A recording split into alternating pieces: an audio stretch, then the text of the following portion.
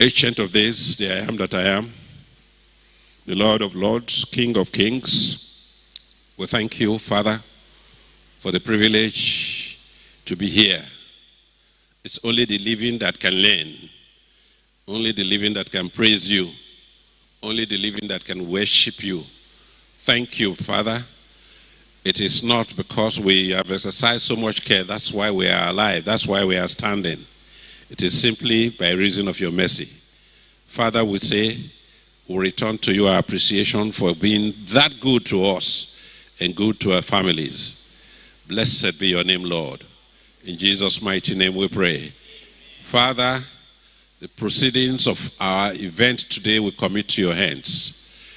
The desire is that we will, through this program, enable people with new skills which can be exploited and become profitable. Father, your word tells us that everything we lay our hands to do, you will bless. And so, Lord, we ask and pray for your children who have made out time to be in here for this program, cause that they will learn, cause that they will be equipped to help themselves using the skills that will be imparted this day in the mighty name of Jesus. Ancient of days, you who knoweth all things, we ask that by the time we are done through today's program, we'll return our thanks to you, and you will have endowed each and every one of us with something additional to make a living or to make a change to what we can do in our current very challenging situations in this country in the mighty name of Jesus. Thank you for your children. Thank you for those that are going to do the teaching. You have equipped them. We ask and pray that every utterance of theirs will profit somebody in the mighty name of Jesus. And at the end of the day, you also bless them for the sacrifice they are making. For in Jesus' most mighty name we are prayed. Good morning. Please sit down for 1 second. And in fact, you can rise and welcome our pastor, our father in the Lord, Pastor Charles Pande, who is going to declare the program open at once. And immediately after that, I will introduce the first presenter, who is standing by. The second is behind you, so we actually have been waiting for you. You're welcome, sir. If you are doing the clapping, clap properly.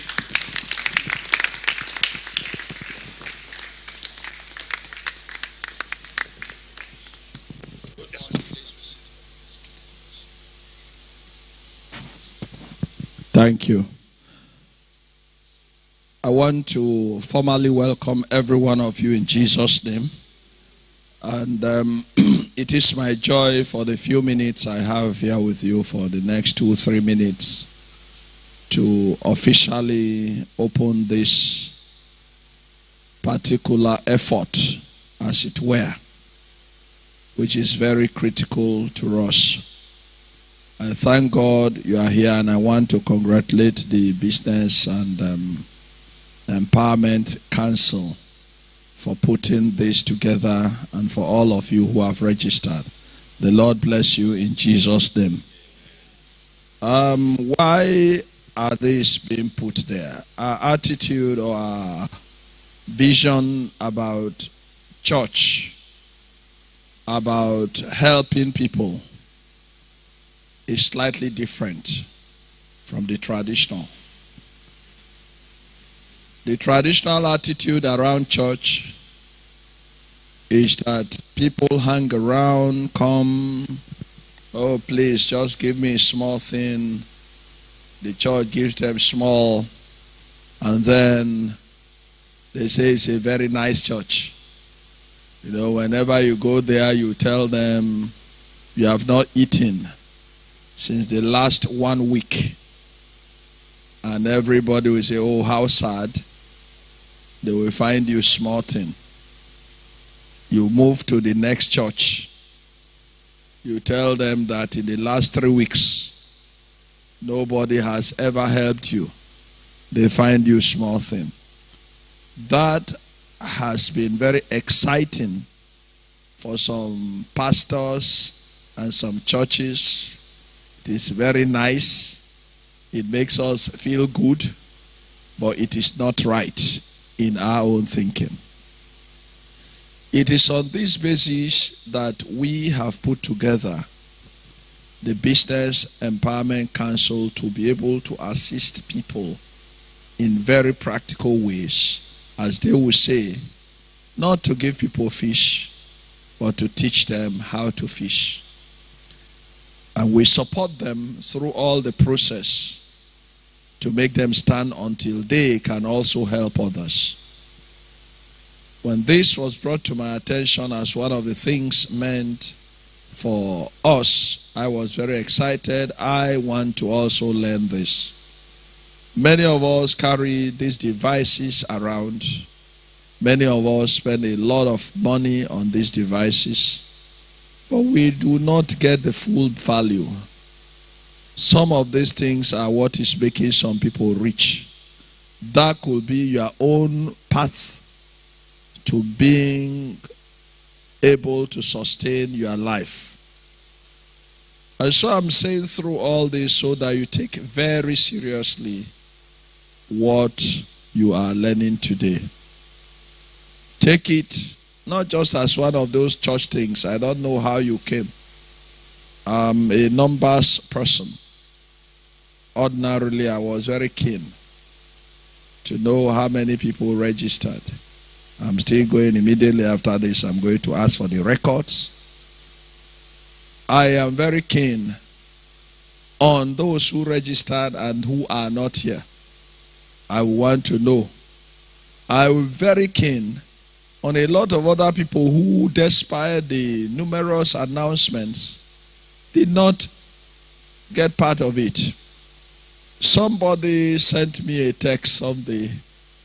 Sometimes as pastors you receive very harsh texts.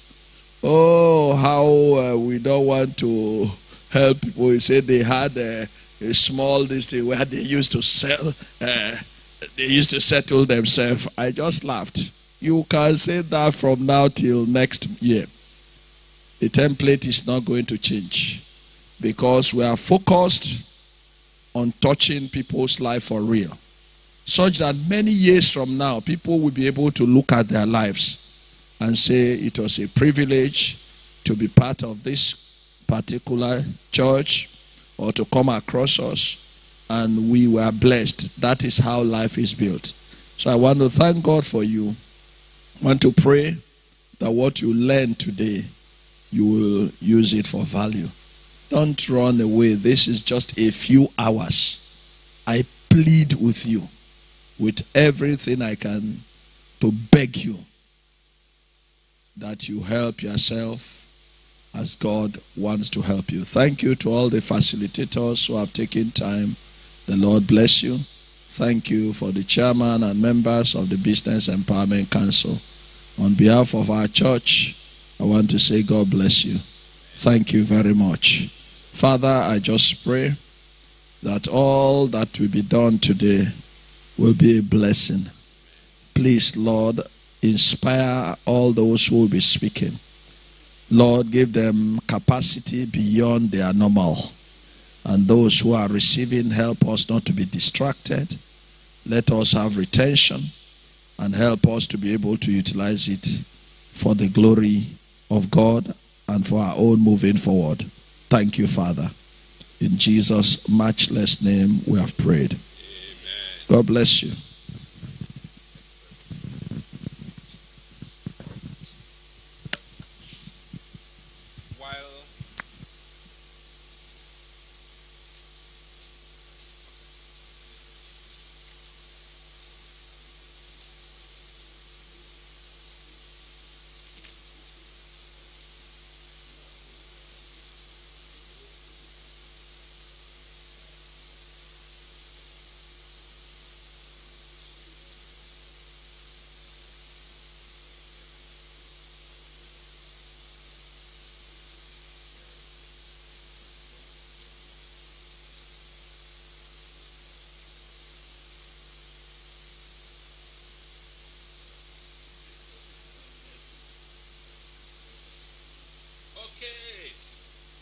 we need to start. Unfortunately, as usual, we always, in our events around this part of the globe, we tend to walk behind schedule.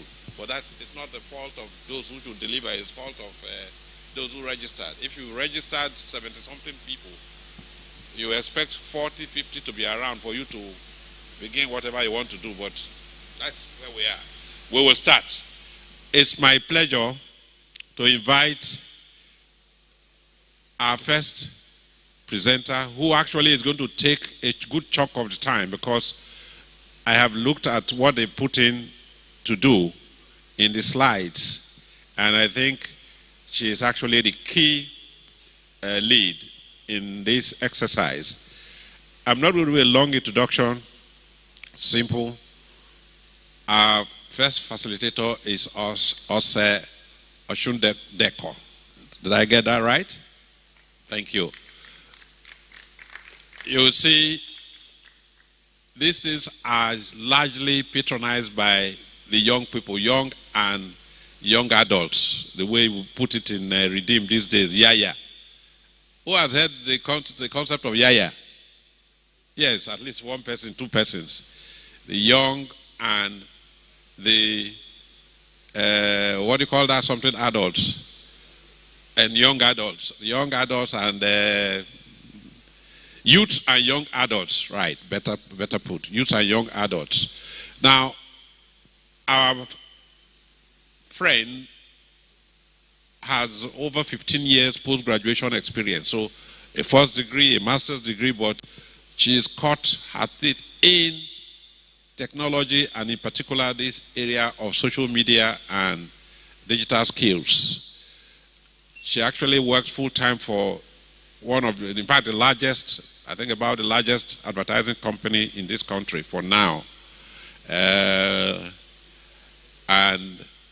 But she's decided to give time to this program, make a sacrifice, and had been introduced to us by Dr. Ken, because she also worked in that bank, Fidelity Bank, for a period of time before moving into full-time advertising. It's our pleasure to welcome you, Ose. Thank you very much for sparing time to do this bit. We ask that you please proceed straight. Where's the IT guys? They should. Can we hear? Can you hear us? Yes, please go ahead. Flash her slides so that she can start speaking to them. But we will be asking that maybe the first 30 minutes of the presentation should be used to run through slides, all do a rat race. But what will benefit people is demonstration, practical work. We are going to set up a LinkedIn account. How do we do it? Touch here. She will do the demo. You will also try your hands from your end. That is where it can make impact. Because if we want to tell the story, there is more than enough stories. Even going to the internet, those of us who are not experts can come and tell that story. But I don't want us to focus on the story, but on hands-on. Touch this, touch that, touch this, touch that. If failing for you, don't be ashamed. Just wave your hand. All of us are learning. She is going to descend from that height and come down and walk around and say, touch here. That's what we are saying you should. And then you can also ask your neighbor. On this note, I would like to say once again, thank you very much, madam. The Lord bless you. Welcome, and please take over the proceedings at this point. There's a mic here. Yes. Hello? Okay. Fantastic. All right. So good morning, everyone. My name is Ose Oshundeko, and I work for Digitas. I don't know, has anyone heard of Insight Communications before? Okay, no. So Insight is the biggest advertising agency in Nigeria. 25% of Insight is owned by Publicis, which is the second biggest advertising group in the world. Insight has about 7 companies. One of them is the company I manage called Digitas, and I'm the Chief Operating Officer there. Okay, I'm waiting for my slides to come up so we can start. But just a little bit about me. I want it to be as interactive as possible. So if I'm speaking above your head, just literally draw me back and I'll come back, all right? I put together slides, but just seeing the people here, we might need to go a bit more granular, so yes. I worked for various industry. In my company, we manage Pepsi, we manage in Lipton Iced Tea, Aquafina, Amstel. So whenever you see their ads online, just know it's me and my team, show love, and just share. But beyond just professionally, I like cycling, I like running, I like reading, and I like writing. And I'll show you how I've written to get a new job and make some money, and I hope you guys can actually do that too. All right? So before I go into the training, I just want a couple of people to just tell me why they're here and what they hope to gain from today's session. Sorry, sir. Okay? Please, can we just pass the mic around? Anyone, just tell me why you're here. Introduce yourself, what you do, what you want to get from this program. Just 2 or 3 people, and then it will just help in channeling the conversations. Good morning. Good morning. My name is Franklin, John Franklin. Nice to meet you. I'm a student, a fresh graduate, and I just saw this program last week when I was in church, so I felt it's time for me to enhance this opportunity that I've been trying to, especially digital skills. Thank you. Okay. Anyone else?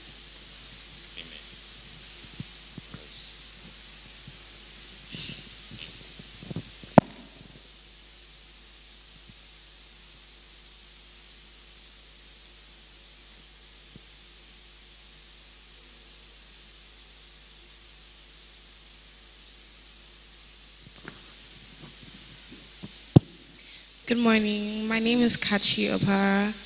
I'm into web designing. I do a lot of things on the computer. I love working on the computer, and I hope to learn more about advertising and like making my own websites and things like that. Okay, great.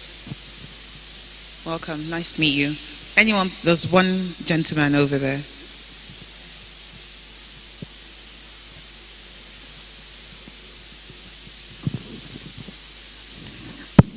Hello. Good morning, everyone. Good morning. My name is Frank Adinebo. I'm a teacher.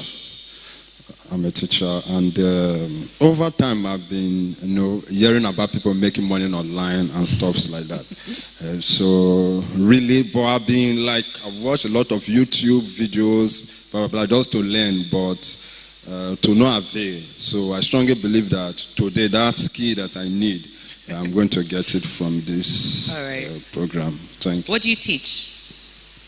I teach mathematics, wow. those science subjects. Awesome. Great. Well done. You can be an online tutor. That's a possibility. When COVID struck, my son used to have his lesson teacher come over.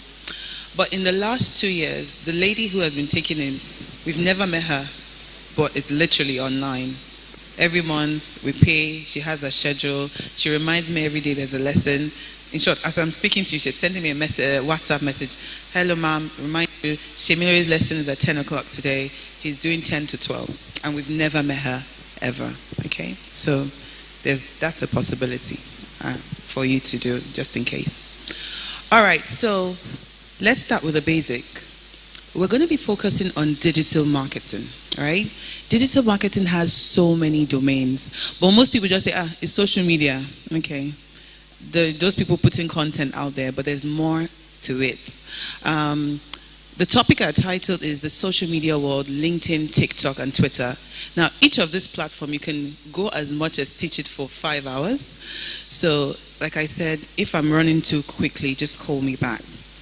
So I'm just going to start by asking, does anyone know what digital marketing is?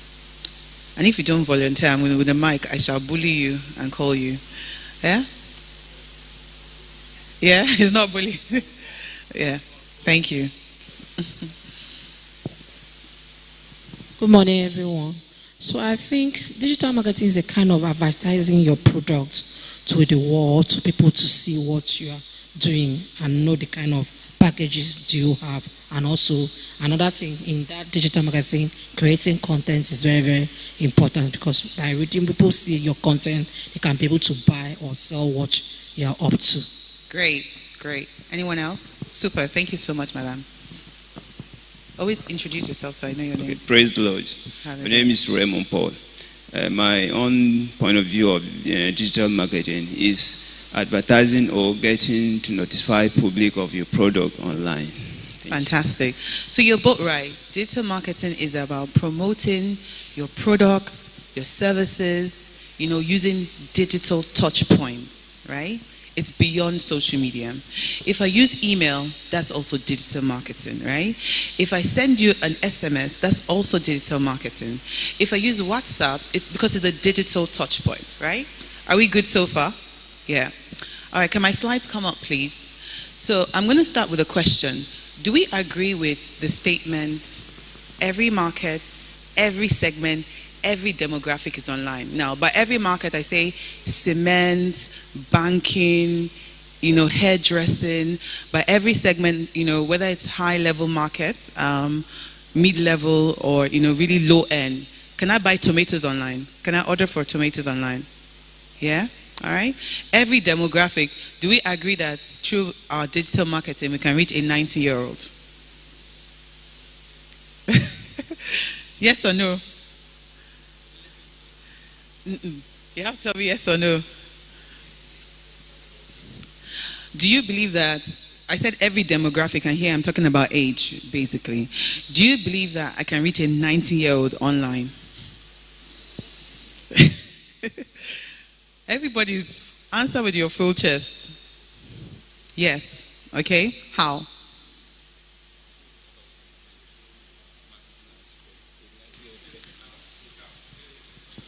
Thank you.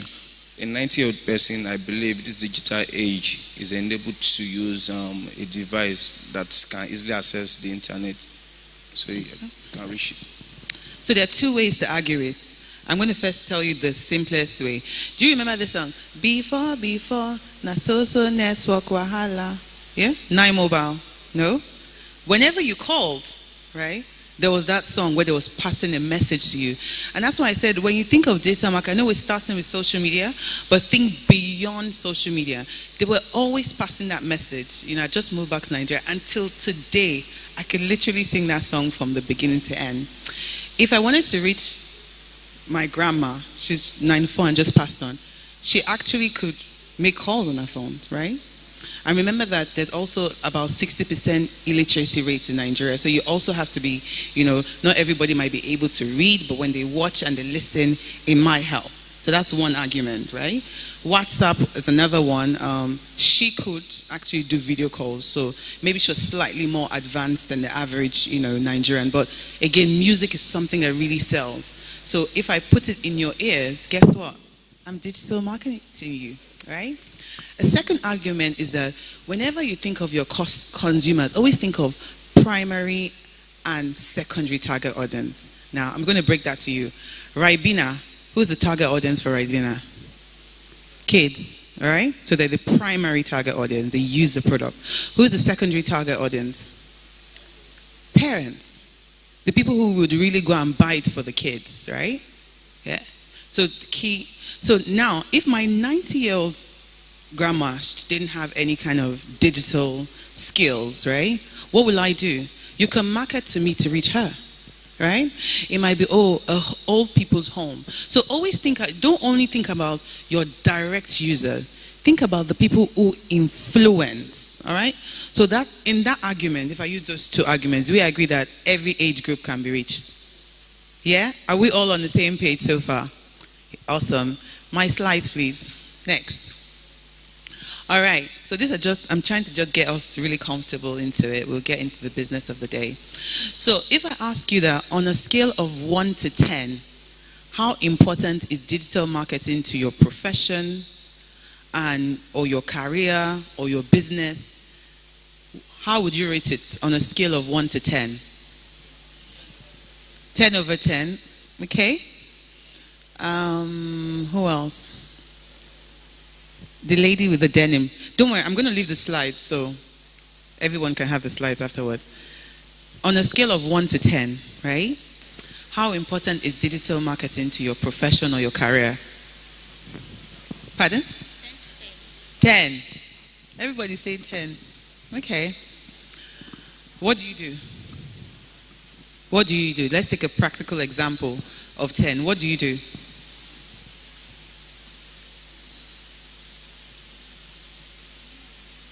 Sorry?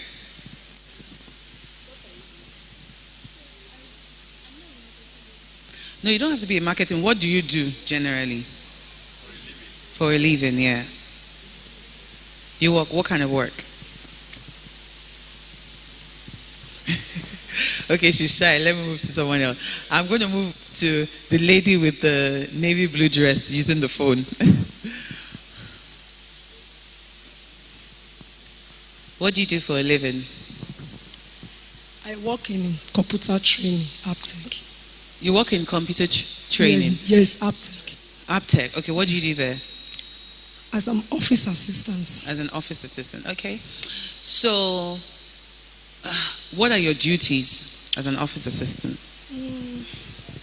I have some work that I'm doing there.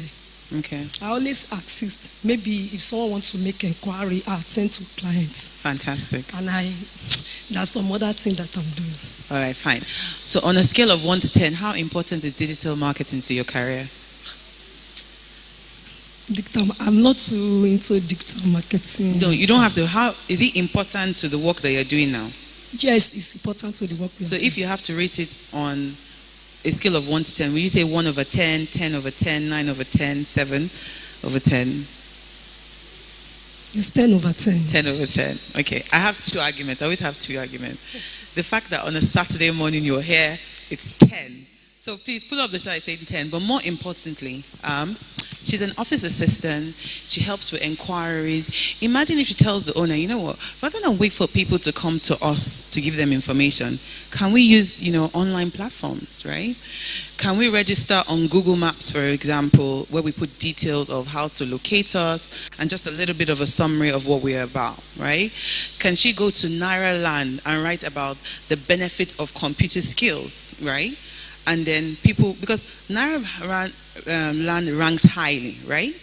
So it means that she can put information on, top, and sometimes you don't have to have a hard sell where come for our course. Sometimes you might just have a write-up of why, computer skills are very important, and if you want to learn more, this is where you can. She can also go to LinkedIn and create a page for AppTech. So I know AppTech, you see them around, they've been around for a long time, but haven't really seen them in the digital space. So that might be a way of them extending their reach to people beyond their physical location, for example. She can also offer that perhaps we can start doing courses online, right? Where they recorded sessions, right? And then people can actually pay online to get to those sessions if they can't make it physically. So rather than if all their offices are in Lagos, someone in Owerri, for example, can start benefiting from the training services, okay? So again, whatever you do, even if you cook, very important. Lagos is very busy.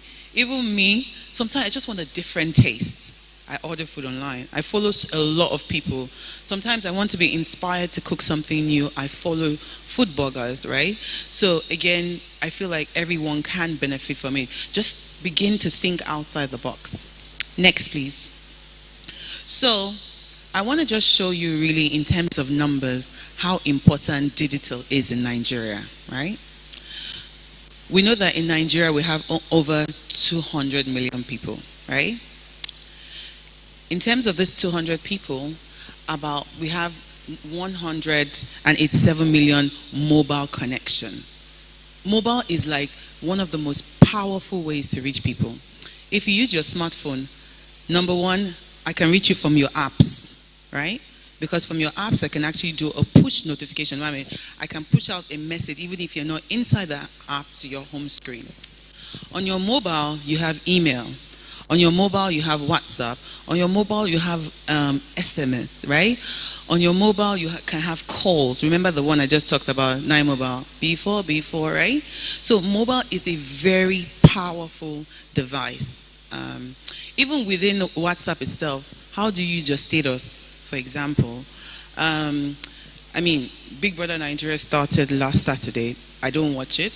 But when I go to people's status, you just see everything on what's going on. I already know what's going on. If I wanted any of my brands to tap into it, even without watching it, I can follow through. So mobile is very powerful. Now, I need to just bring, when you see this number, it doesn't mean that 187 million people out of the 200 has. It means that we have 187 million mobile connections. So I'll give you an example. I have an MTN and I have a Glo. It counts as 2. But I'm still one individual. Does that make sense? Okay? Are we clear on that? Is it getting too technical? No? Okay, great. When you look at internet penetration, same thing. We have about 109 internet penetration, million internet penetration. Again, if we look at an average, Nigerians always have about 2 internet connections. So from unique number, you're probably reaching unique about, say, 155 million people uniquely, but in terms of connection. Now, when you see these numbers, you should get excited, right? Why should you get excited? There's so many ways for you to reach your target audience, right? Are we on the same page? Yeah. Social media has unique people registered, 33 million. Come on, that's a lot of people. And you have the advantage of being in Lagos. Lagos has a huge population, right? There. Abuja has a huge population. Port Harcourt has a new population. But in recent years, we started seeing even tier 2 states, Ogun, Ibadan, Edo, Enugu, Anambra, Kano and Kaduna really coming up and showing up when you run ads. So you have an opportunity to reach people from where you are around the nation, right? Now just look at that number, $4.9 billion in terms of e-commerce. What is the biggest e-commerce platform in Nigeria? E-commerce means where you can go and buy, online. What platform is the biggest? Sorry? Jumia? Okay. Anyone? Instagram. Has anybody not? Have you guys purchased anything from, if you've purchased something from Instagram, put your hands up. What's happening here? Only 1, 2. Oh God. Instagram is actually really a massive e-commerce platform. Wigs, clothes, food, really, really massive. Not everyone has the ability to set up a shop on Jumia. There's so many requirements, right? But now that logistics has been democratized, we have a lot of people saying, okay, you know what? Buy directly from me, I'll send it to you, right? So it's not a problem. Now, when you look at the age of people online, they are mainly 18 to 45. Now, why is that number exciting? They're the most productive segment of our economy, right? At 44, you're still training your kids. So whether you want to spend money or not, you have to spend money, right? And we know people finish school as early as 18. We also know people, even if you're in school, they're doing side business, makeup. So they have strong purchasing power. So you need to, these people that are making money, how are we going to get their money? Legitimately anyway. Yeah, let me just put that. So again, really exciting.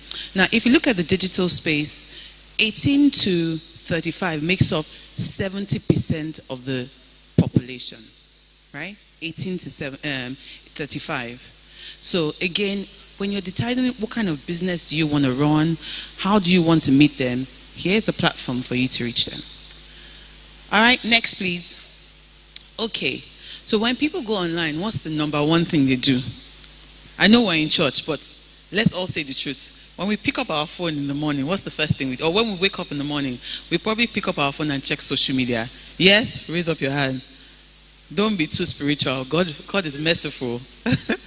I deliberately sometimes have to say, no, let me first say a prayer. But there's the struggle of check social media, say a prayer first. There's always that constant struggle. but maybe because we're in church, everyone wants to be prim and proper in case pastor is looking. But social media, please, back to my slide. Social media is the #1 activity online. After social media is what? Search. Now, when you see this, what does it mean? If you're doing a business online, you want to have a presence on social media because that's the #1 activity, right? Okay? And you can always start small. You don't have to be on all the platforms in one. If it's Facebook you're used to, start with Facebook and scale. I already told you that in terms of if you want people to purchase from you, Instagram is very important. But Instagram also has its peculiarities. Your pictures have to be very great. We don't forgive, terrible looking pictures on Instagram. Okay? The next one is search. So when we go on Google, if you have never going pimples on your face, where do you go? You search Google, how to clear these pimples, right? And then a lot of websites come up. What does that mean? You want to be visible there, right? And there's so many like templated, Wix, for example. With Wix, you can create your own website. You don't need to be technical. Just go wix.com and it'll just tell you, okay, name your website, put this picture. Even if it's a one-page website, you can create it in minutes and over time, so you can have visibility. Okay, next please. Now, just before we go into it, I'd mentioned that when people typically think about digital marketing, what they think about is social media, but digital marketing is a lot more than social media. Now, let's start with some other aspects of digital marketing. There's something called email marketing. We all get email, but there's a professionalism in email marketing. For example, if you want to know how many people your email was delivered to, how many people opened it, how many people clicked the link, you'll use something called an email service provider, right? So email marketing.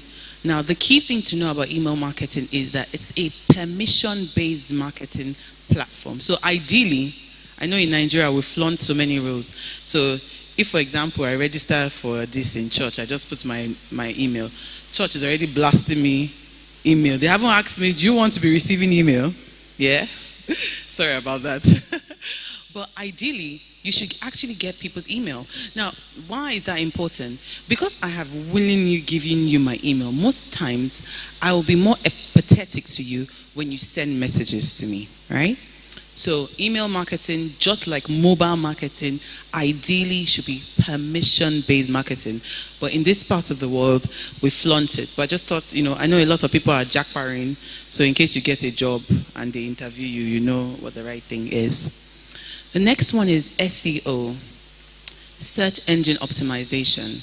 Now, search engine optimization is what you do on your website and away from your website to rank highly. I'll give you some practical examples. Let me give you some practical examples. Let's assume that I'm in a fashion business in this country. There's some keywords that will be important. For example, Ankara. Ankara fashion is a thing, right? So it means that as I'm writing content on my website, keywords like Ankara, I want it African style, I want it to come up. So when people look for, or wedding styles, or, all the things that people would use to search. Now, if my keywords are on my website, for example, right, when people go in and go online and send Ankara, it increases the chances that I would show up. Remember, there's page 1 to page, God knows, endless. But you always want to try and rank high. That's one of the things you can do on your website, right? Another thing you can do on your website is that, for example, Google search always says that there's no one way to communicate with people. So your website cannot be all text. No. Already, you are putting yourself at a disadvantage. Put image, put video, put text. And I'll say, these guys are responsible.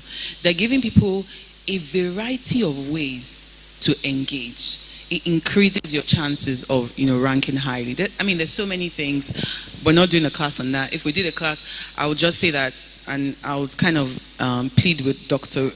Grant that next time we can literally take each of them in like 3 hours and make it very practical. All right. And then the other one is PPC, pay-per-click marketing. Now, when you go on Google and you search something, ads come up first. and then before the title. Do we really click on those ads first? Yes or no? No, why? I mean, I do understand you, because there's something about people feel like with ads, there's a slight distrust somewhat, and I'll explain to you what I mean. So about 4 years ago, when you go to Google and you search, the ads were blue and then the other part was white. But because Google was noticing that, see, only 30% of people click on the ads, the 70% go organic, right? It started to wipe away the blue and make it all white. So it just has the ad in the corner, you know, they're trying to increase people now. Why is that mode of marketing important? See, ranking organically high takes time. If anyone tells you that I will build a website for you today, and all of a sudden, for your keywords, you start showing as number one, they're liars. They're liars. It takes time. It takes working. I already just told you a couple of things. You might want to have a blog, and that's why you see some websites, they have blogs, so that they are forced to push out content regularly on the blog, right? But with pay-per-click marketing, right, I can get immediate visibility on there.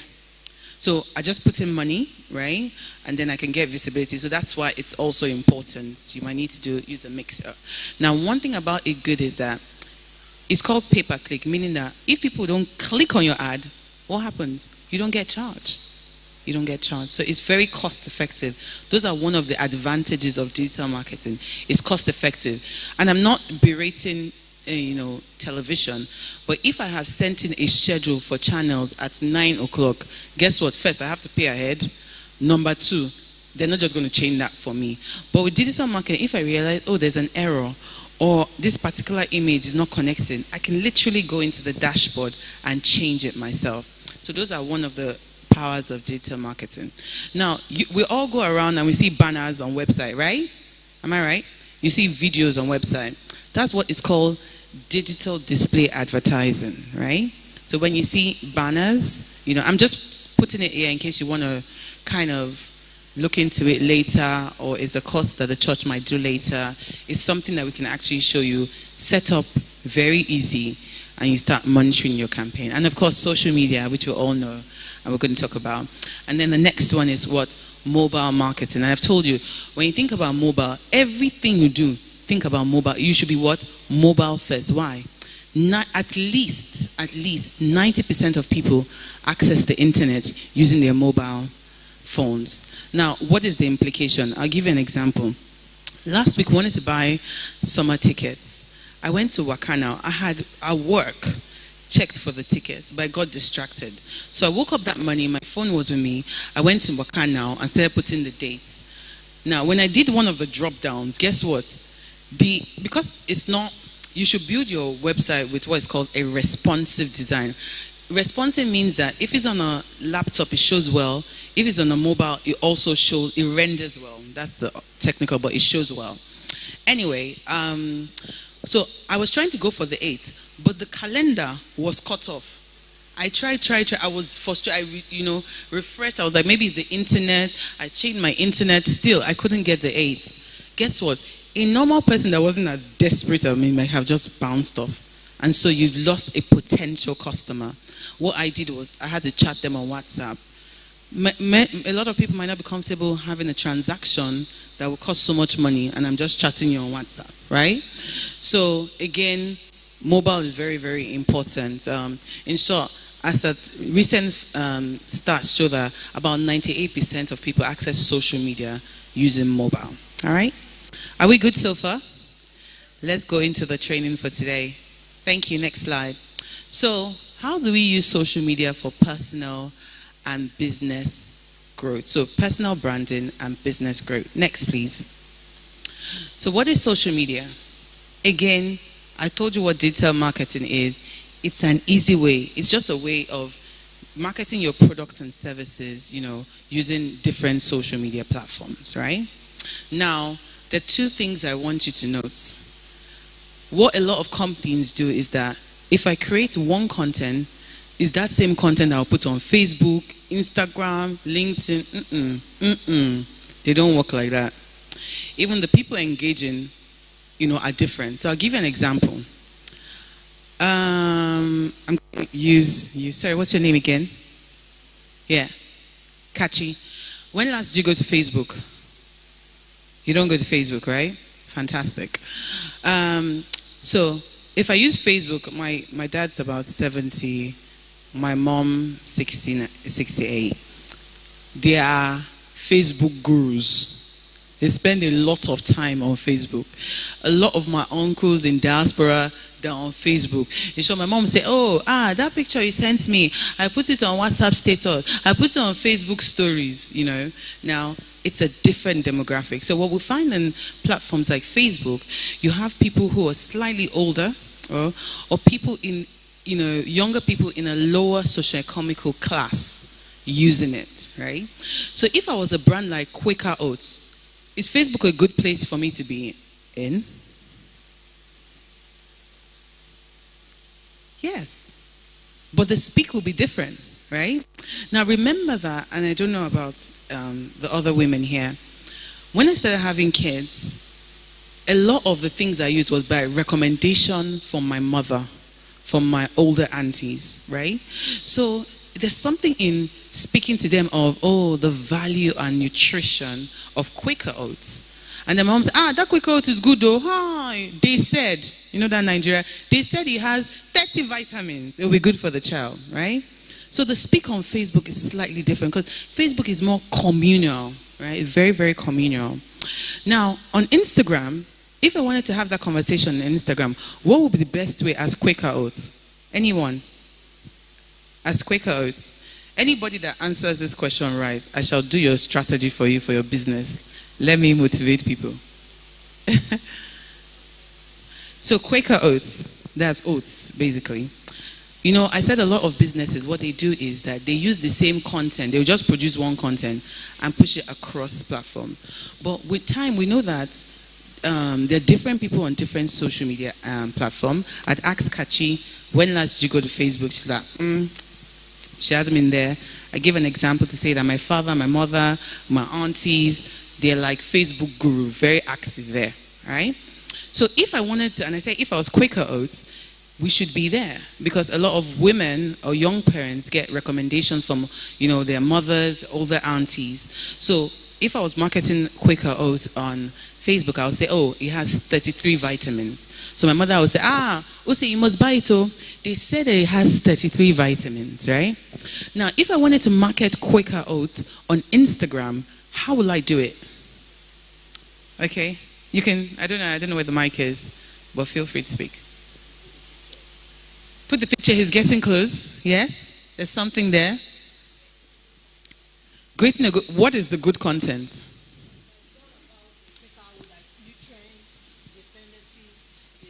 Fantastic. So look at Instagram. Instagram is very good with what? Food blogging, right? Recipes. Shouldn't I go on Instagram and now use, exciting recipes for Quaker Oats? We know women are there, but I'm always looking for, my children just only want sugar. I don't want them to give them sugar. But you can give me an exciting recipe, you know, put a little bit of, use blueberries to make the eye or whatever, you know. So I can actually do a lot of food recipes. Yes or no? We can bake cookies. We can have oatmeal cookies, for example. Yeah? But again, it's just knowing the principle of the platform. Instagram is very visual, very, very visual. So he said pictures, and that's what I'm saying. That's a great way to actually, you can actually do a step-by-step, or you can do a video on how to make it, right? Now, if I wanted to talk about Quaker Oats on LinkedIn, how would I go about it? Wahala has come. LinkedIn is a professional platform. How will I talk about Quaker Oats on LinkedIn? Sorry? Please, can you give her the mic? Sorry about that. You talk about it as a business. Give me an example. Yes, she's on the right track. You're on the right track. Yes, you can package it and how to export, how to make money with it. You know, something like that. Actually, for what she has said, I might use WhatsApp to have a community of distributors, right? WhatsApp will be very fantastic for that. For LinkedIn, see, LinkedIn, I would use it for corporate positioning. I'll talk about our heritage. I'll talk about our business numbers, for example, for that period. oh, sales were really good, the profit we made, any kind of awards that we won, I will also put it on LinkedIn because I'm using it for positioning. Remember that if my investors wanted to check about my business, they go and research you. That's why you see a lot of, bank MDs, even if they're not active online, they'll have a LinkedIn page, they'll have a Wikipedia page, they'll have a Bloomberg page. When they're raising money, investors need to check them. They don't want to have any stain attached to their name. There was a time where one of the oil companies, their CEO had some scandals, to his name. And when they were about to raise some money, the charge to our organization was that, try and pull down that content. So the bloggers that we could contact, we contacted them. The ones we could not contact, what we started doing is just creating great content around him on LinkedIn, on Wikipedia, on Nairaland, forums that ranked highly, right? So when they check him, they don't see the scandal. They see he's a saint, good businessman. Let's raise money, for him. All right. So again, just know it. Now, if I wanted to have a conversation on Twitter, how will I have the conversation on Twitter? So I owe both of you and you, I owe you guys like a strategy. So when you guys are ready for your business, you can call me. How will we do Twitter? Yeah? No. Thank you. No. I will give everybody my number, but definitely special attention to those guys. Twitter, how will we have the conversation?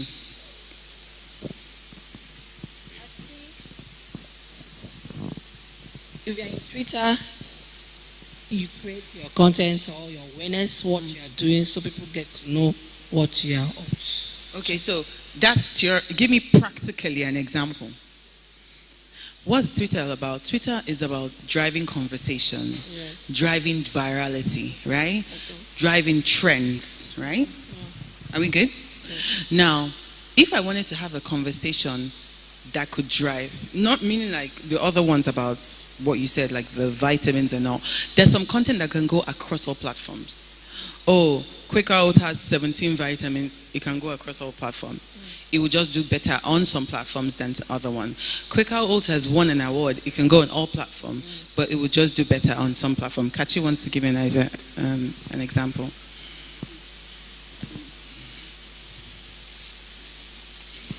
Because Twitter is all about trending, you could start saying hashtag Quaker Oats is, you could just start like a hashtag that has something with Quaker Oats, and people could make videos and like use the hashtag, and that's what will make it viral.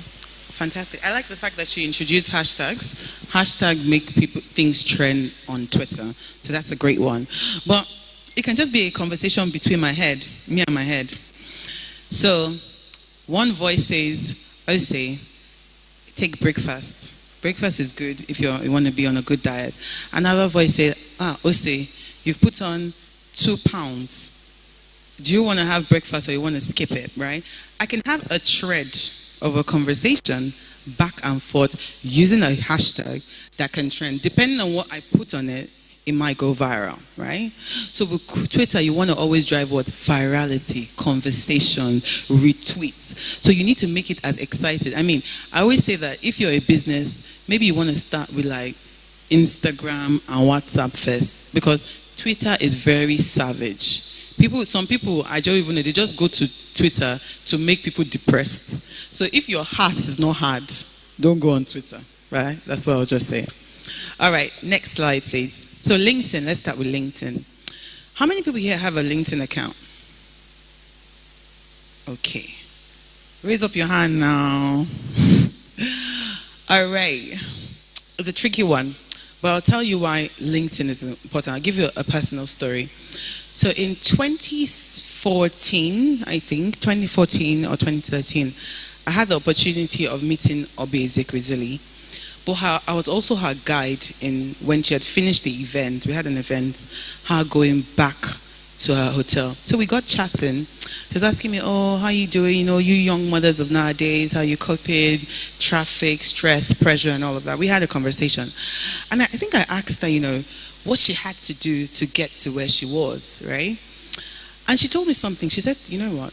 I do my best with my work, but since my graduate job that I applied for, she had never had to apply for a job again. I was like, wait, this woman doesn't have 10 heads now. Like, I want to be headhunted. And you know, I don't know about now, but when I was growing up, I remember one time that BAT was coming to Nigeria and they had headhunted my dad. I was like, there's something, my dad came home and he had bragged about it. But and that was one, but this woman from after her graduate job that she applied for. So I said a little prayer and I said, you know, God, I never want to have to apply for a job again. Okay? I've been on LinkedIn. When I finished school, LinkedIn was still very relatively new. That was about 15 years ago. First and foremost, I thought I finished a good grade. Automatic. Companies want me. Not lie. I was flaunting. My father was telling everybody, hey, my daughter finished with first class. I applied for a job month one. Job wasn't coming. Shy. Second month. And you know, when you finish uni, you have that summer break of 3 months to really get into a good graduate program. So practically, I went to go meet a recruiter. The guy looked at my CV, checked my CV, edited my CV, and sometimes, guys, these are just the little changes you need to do to make a difference, right? If you can't afford a recruiter, you can just go online and just look for key people at your level and just start mimicking, you know, what they're doing. So this recruiter, anyway, did my CV. But he asked me a question. Do you have a LinkedIn profile? I was like, yeah, I opened an account for LinkedIn. I just had some random picture. It wasn't filled. No. So he told me, go and fill your LinkedIn page, right? So I filled my LinkedIn page. One thing he now asked me to do was to get a custom LinkedIn URL, right? I'll show you how to do that. So basically what that means is that rather than going to, if I wanted to share my LinkedIn, LinkedIn can have some very long link like this, .x number. So what he did is that he just showed me my LinkedIn URL is simple. It's linkedin.com/osio-sundaka/8714. That's it. It's easy for me to share. It's not some 10-line link, for example. So that was LinkedIn. Anyway, so I applied for a job that when I got it. Now, I met Obi, I said 2013. I started to get job offers as a result, but I was applying for jobs actively. So when I met her in 2013, 2014, I said that prayer to say that after that job, I would never, ever get a job. I've had 3 jobs since then. And I was headhunted for all of those jobs on LinkedIn. I never applied for it, right? And it just happens that when I get one to the next one, they were always better. So LinkedIn is a professional network. If you're a professional, right, actively working in the corporate world, you definitely want to have a LinkedIn account, right? Now, in 2019, early 2019, I just needed a new job. I'd worked, millennials, I'd worked in one place for almost 4 years. By year 3, I started to say, okay, I need to leave this place, right? Now, I always give myself a 6-month period to look for a new job. Why? Because I want the job to be better than the one I have. So I take my time, I build it. Now, when I made that decision, I did what is called LinkedIn Premium. LinkedIn Premium will just allow that if they are looking for digital marketers, for example, I will be ranking highly as a result. I did that for the first 3 months, nothing came. Remember that I told God that I don't want to apply for a job. I've gotten 2 jobs. No, okay, it was 1 at the time where I didn't apply. So I was like, Abi, is it fluke? All these things I was saying, I told God, how am I sure? Me and Obi Ezekwesili, our destinies might not be the same, right? So after I did that 3 months, no job. The second thing I started doing is I just started publishing articles showing myself as a thought leader on LinkedIn. Within 3 months, KPMG came and headhunted me for Fidelity. When I went to the room, my chest stuff was heavy, honestly. When they asked me, what do you want to do? There was a confidence, right, to negotiate. Because one, they came looking for you, right? Okay? But what was the hard work I had to do? I had a full LinkedIn. It was on LinkedIn they contacted me, by the way. I started to put out articles. Within 3 months, I think I only put out like 6 articles. I got hired, right? So, again, everything is not, yes, we pray, but there's the practicality of what you need to do.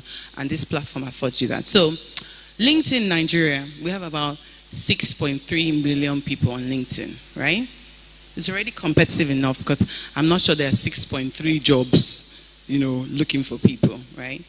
Now, LinkedIn, you have to be 18 years old. Unlike Facebook, where you have to be 13 to use the platform, you have to be 18. I always try and tell people, when you're creating your LinkedIn platform, don't lie. Like, people can know you. There's some people I'll just see, maybe someone in my team, an exec, just put account director. Guy, this one is not even fit. If they give you that job, you don't even have 2 years experience. How do you want to, people know you. So, yes, you can amplify yourself better, but don't lie, is what I would say. Like any other platform, you have more guys than ladies on it. But there's a huge gap. Normally you see maybe guys about 56, women 44 on the different social platform. But LinkedIn is quite huge. We only have 33% of women. So how many women are on LinkedIn here? Let's do a test. Raise up your hand. 3. No, you're doing like this, Auntie. Are you on it or not? Yeah? But what I will do is, I don't know, the gentleman, the IT guy, because a lot of people are not on LinkedIn, let's just try and set it up, right? Do we all have good pictures? Good pictures we can set it up ourselves? No? Anyway, you can do it in your own time, but I'll just give an example. So, I don't know his name, sir. IT, please, can you go to linkedin.com? Just make sure you're not signed in. It's really easy. All you need is an email address and create your password and you're in. That's all. So let's see if we can do that. So I'll just show you the link just to emphasize how easy it is. And then we'll move on. I'll tell you some things you can do on LinkedIn to actually have a good visibility. At least next time when I'm coming, I know kind of the crowd and the kind of content that we should be talking about. All right. So whilst that's coming on, let me just tell you a few things, right? Sometimes I'll go on LinkedIn and I see people with agbada or native. And I'm thinking, you're a banker, come on. Why? It doesn't just look right. Or a picture where you're posing like this. Let it be a profile picture. Let it be front-facing. Let it show you in a kind of a power, authoritative, respective position. All right. So when you're setting up your LinkedIn, don't do the one you're on flick. You're flicking here. Let it be professional. Right. You never know where we get to. Okay. This is signing. So if you go one step back, yeah. Can you see where it says join now? Join now. So if you're not on LinkedIn, just go to join now. Click on it, please. So linkedin.com, and then you get that. If you're not on it, join now. If you're already on it, sign in now. Okay? All you have to do, can you see, is email address, choose a password, agree, and join. Remember when I talked about email marketing? I said permission. Are you giving permission here? Yes, you're saying agree. There are terms and conditions, but we never read it. Okay? So, just so when you guys are creating your own app, just take that into consideration. Another thing that they've done is that, can you see Google sign-in? If you have a Google account, they've just made it easy. Once you sign in with your Google account, you already have a LinkedIn account. Now, if you're doing an app, always think, how can I make it easy for people to use my platform? They've made it easy. You already have a Google account. Don't even stress yourself trying to choose a password. They say the password is not strong and stuff like that. Always make life easy for the people who are going to consume your products. All right? So basically, once you put in your email address or your phone number, whichever you want to be your unique identifier, password, you agree and join. I don't know if you're able to do that. If not, I'm going to use my profile. If not, just go to LinkedIn if you're a LinkedIn user, and I'll show you all the things you need to do using my profile. Gentlemen, please, can you go to LinkedIn if you have a LinkedIn account? And then just look for sign in with your one. Sign in with your own, and then look for Ose or Shundeko. And then I can just tell people what it should be. For example, you need to have a bio. Don't just say, where you put your image, right? There will always be a little description. Your key skills, put it there. I put digital marketing, digital transformation trainer. I train for Google and DMI, so I put that. Customer experience. My key skills are at the top. So when you go and you search for OSE, even on Google, you check LinkedIn, you already see my name and my key skills, right? Then you should have a bio. Oh, you have over a decade experience. Tell them what you've done. Put all the jobs you've won and what your key wins were. Any key project you worked on. And then what LinkedIn does is that you can get people to endorse you. So either your line manager, people who have worked with you, you want them to endorse you. Because if I go to Kachi's profile, for example, and I see that she's a graphic designer and she has 3 years experience, but she only has 2 people endorsing her. But I go to Frank, and Frank is a graphic designer. He has 3 years, but he has 100 people endorsing him. Who will I be more confident about? Frank, right? So always give yourself, because when recruiters are checking, they just check the keyword. I'm looking for graphic designer, and then it comes up. All right? Are we on LinkedIn yet? Okay, super. OSUN. No, you're right with, no. OSE, then space, OSUN, DEKO. Okay. So, it's not really showing, but you can see, I don't know, the screen is flickering. First, it tells you my current job and my title. Can you see transformation leader, customer experience, your key skills, right? So let's use a practical example here. Our teacher, please, what's your name? Frank. We have many Franks here. Frank, okay, you teach mathematics and sciences, right? So for him, when you think about mathematics and sciences in this times, what comes to your mind?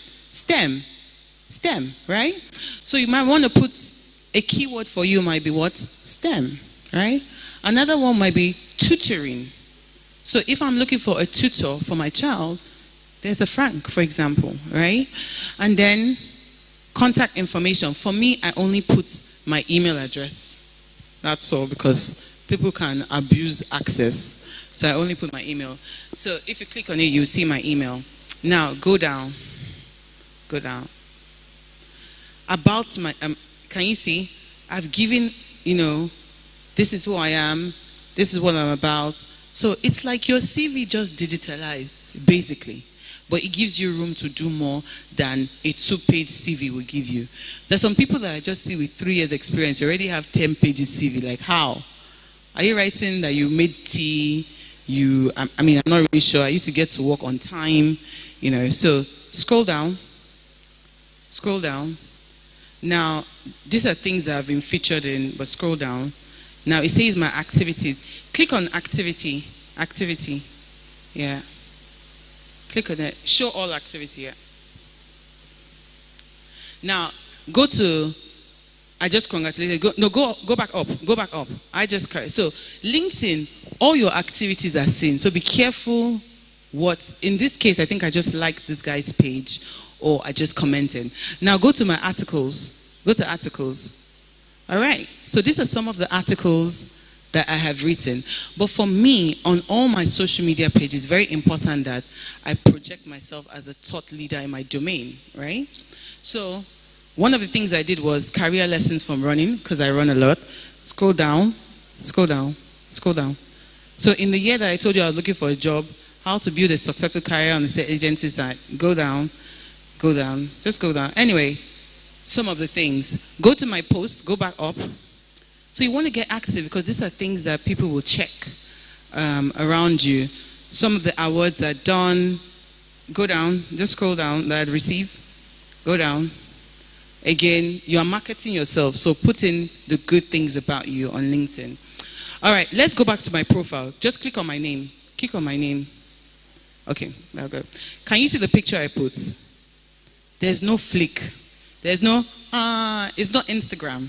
You're showing yourself as a leader. So, sorry, can you go back and just zoom out of this? I want to just show you something.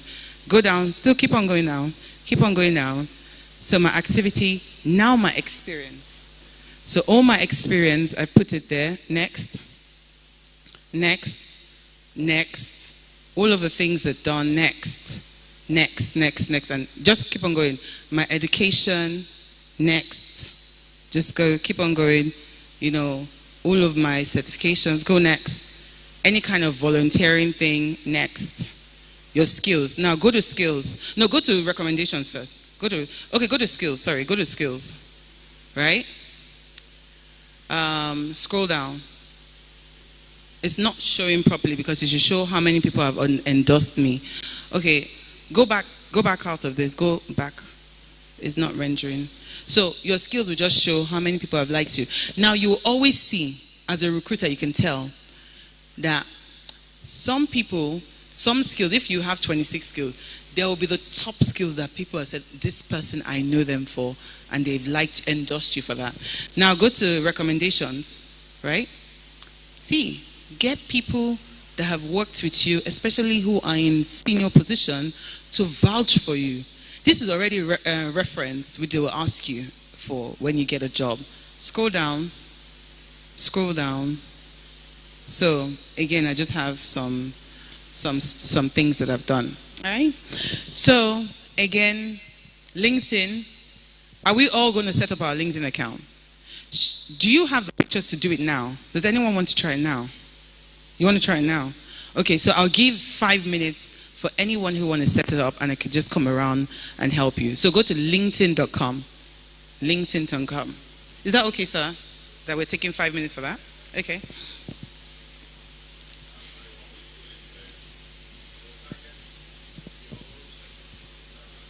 Okay, I'll skip through after this.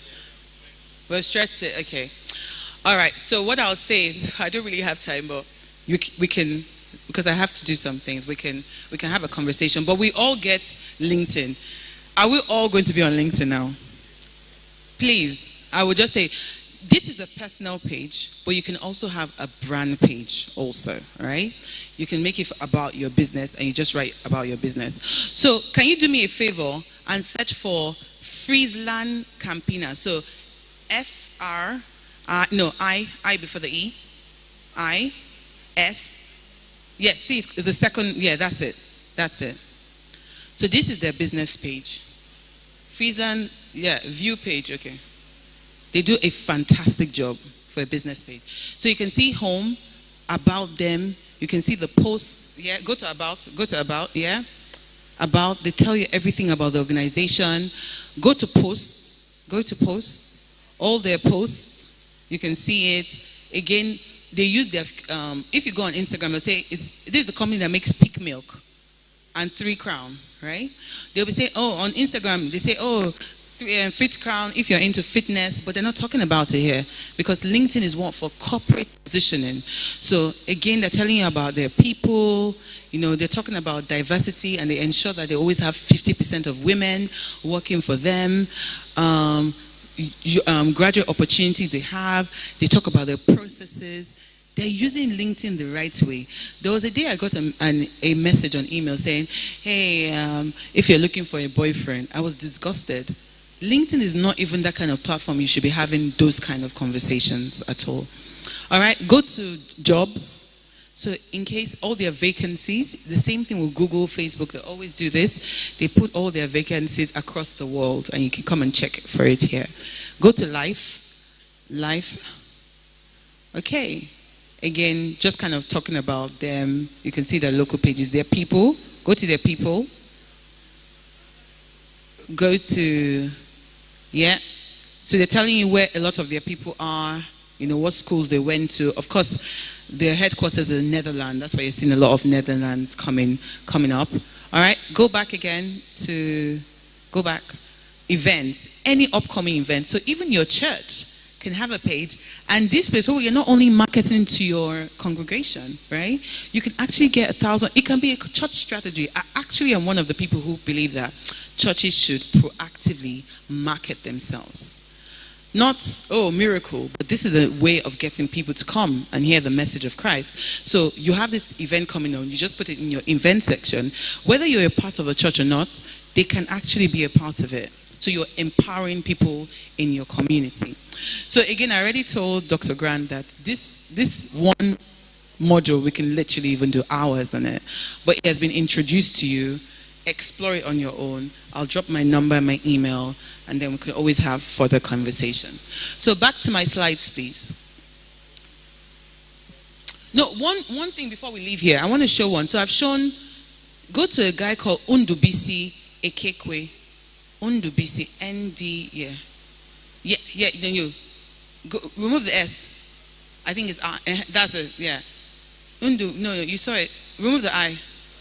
The second guy, yeah. This guy is a great person to, view his profile. Fantastic. Number one, he has about 141. He owns a company called Techkedia,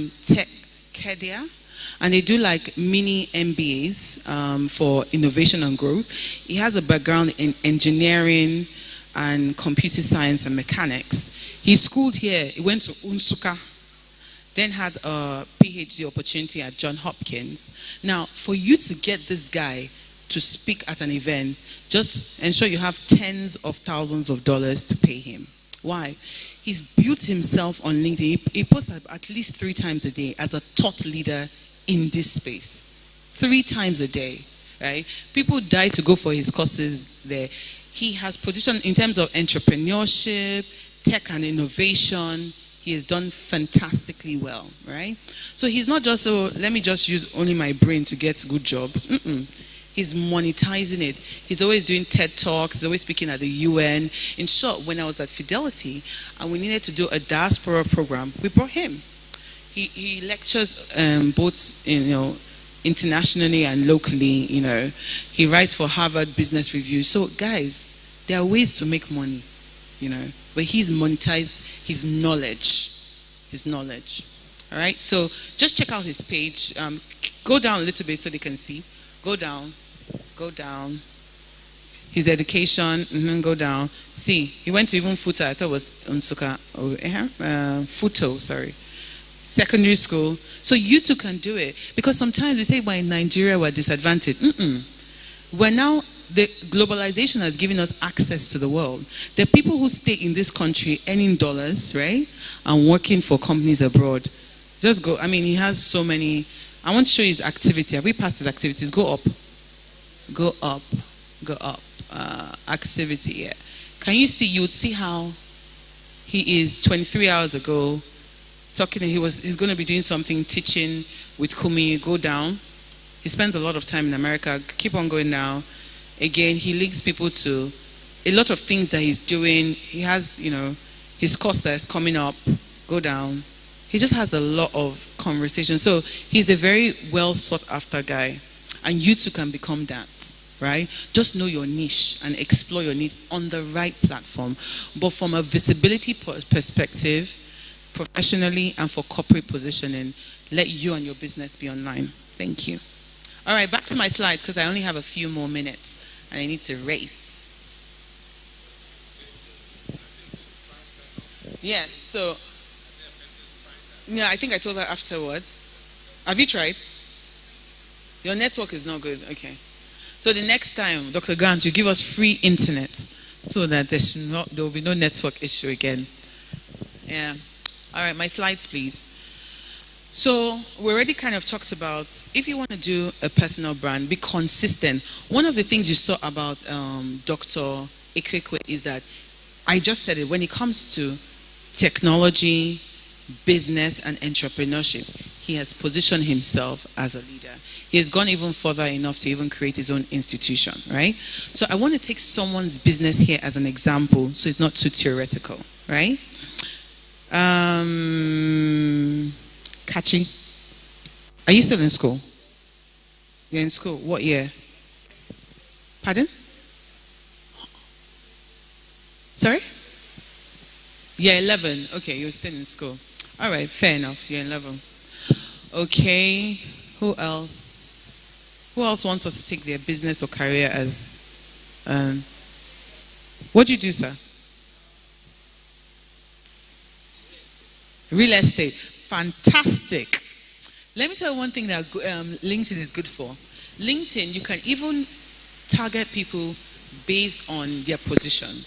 So for example, you can say, I'm looking for people in all companies that are CEOs. They probably have, I don't know where your real estate is. Let's assume that it's Banana Island. There's no point coming to make me, I can't afford a house in Banana Island yet.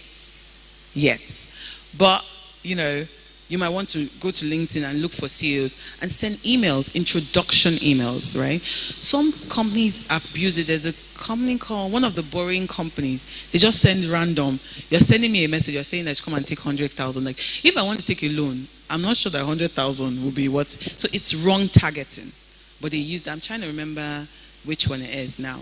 But they use it. So you can actually use yourself, present yourself. Your profile has to be very good, solid, because when people send me those kind of offers, I go and check the person and say, are you credible enough to even send it to me? So you could send them a message and say, oh, okay, real estate company, if you want real estate in Magojo, Ikoyi, wherever you do, you just give them a suit and give them a number to contact you.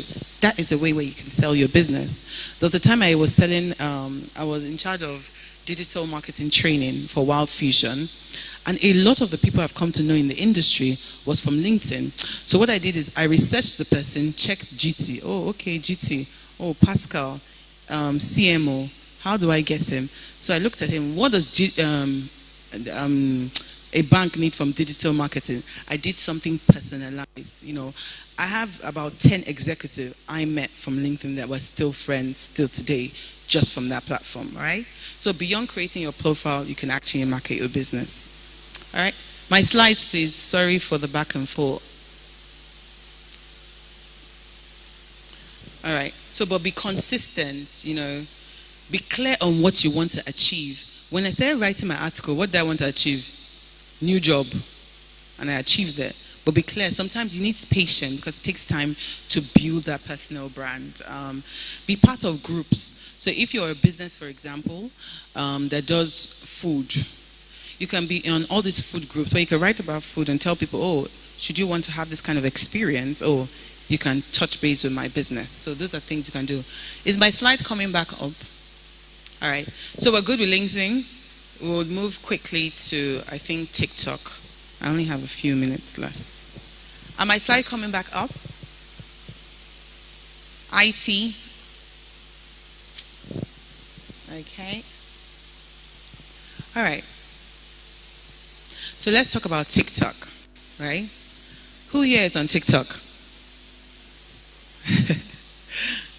I can see all the young people on TikTok. Who here is on TikTok? Okay, the young guys, all right? Who here is not on TikTok, but you've engaged with a TikTok video? So that's one thing about TikTok. With TikTok, you don't necessarily have to sign in to have the full experience. So on other platforms, they might just give you a teaser and you have to. And if you work for a big brand, it might be an issue. So I'll give you an example. Because you cannot gate TikTok, Nigerian bureaus, if I'm marketing Gulda, I wouldn't want to have a direct page there because really we shouldn't market with people who are younger than 18, right? If I want to have a visibility as Gulda, what platform would I use? How would I go on TikTok? And I can't, because it can't be gated, people can enjoy the fullness of the experience without signing in. And I cannot guarantee the brand that a 13-year-old will not engage. How do you think I can have visibility on TikTok? All the TikTokers. How else? If I'm Gulda and I can't have a page on TikTok, how else can I have visibility on TikTok? I can use influencers, right? Guys, they're TikTok influencers. Are we good? So one of the things that drives TikTok is entertainment. When you look at, I was going to show you a graph, entertainment and dance, right? Where do all the challenges start from? Booga? What platform? TikTok, right? So you can actually have visibility without even owning a brand on TikTok. One thing that TikTok is good for, it integrates very well with Instagram because it's very similar to your Reels. But also you can share directly from TikTok to where? WhatsApp, right? Can my slides come up, please? Okay. I don't know if they're having technical issues. But yeah. So I wanted to just give you kind of examples of, platforms that are or influencers and brand pages that are doing very well. Does everyone know CCME? CCME, yeah. The old, you can tell our age. You're not Gen Z. CCME, no. Let me see who else I can use. Is there anyone here who knows Roblox? No? No? If you have kids between, okay. Anyway, I'll tell you the difference between TikTok and Twitter, or TikTok and Instagram. Instagram is not forgiving if your images are not standout, excellent, bright. But TikTok, we want to see the authenticity of you. Authenticity. So just be very authentic. Even if your video is not the clearest. I'm not advocating that you don't use clear pictures, but TikTok is very good for that. Now, unlike Instagram is very hard to build following. With TikTok, because of how viral it can go, because of how I don't have to log in to share, because it can share easily, just click a button, you're on WhatsApp, people get a lot of followers. So I'll give you an example. An older friend of mine, she has a daughter who's 23. So she studies political science, and when they had all this Black Lives Matters, in the UK, she just started tweeting a lot about Black Lives Matters, all the things that are happening to black people in the UK and stuff like that. Now, the first thing that happened is that when BBC wanted to speak to younger people, she got called on BBC. Now, for that session in BBC, she got paid about £15,000 to just be on a round table, right? Then, after that, she's had a lot of, if the council want to promote anything, they use her. But within a period of, I think the period of 3 months, she got 100,000 followers on TikTok. Instagram, na lie, it can't happen. You can't have that kind of reach so easily. It takes time and effort, all right? So, again, thank you very much. So, skip. Let's move on from LinkedIn. Skip. Okay, skip. These are just examples. I don't know why it's showing that way. All right, so that's TikTok. So go next. Fantastic. How many people on TikTok in Nigeria? 15.7. How many people on Instagram? 9 million. How many people on Twitter? 6 million.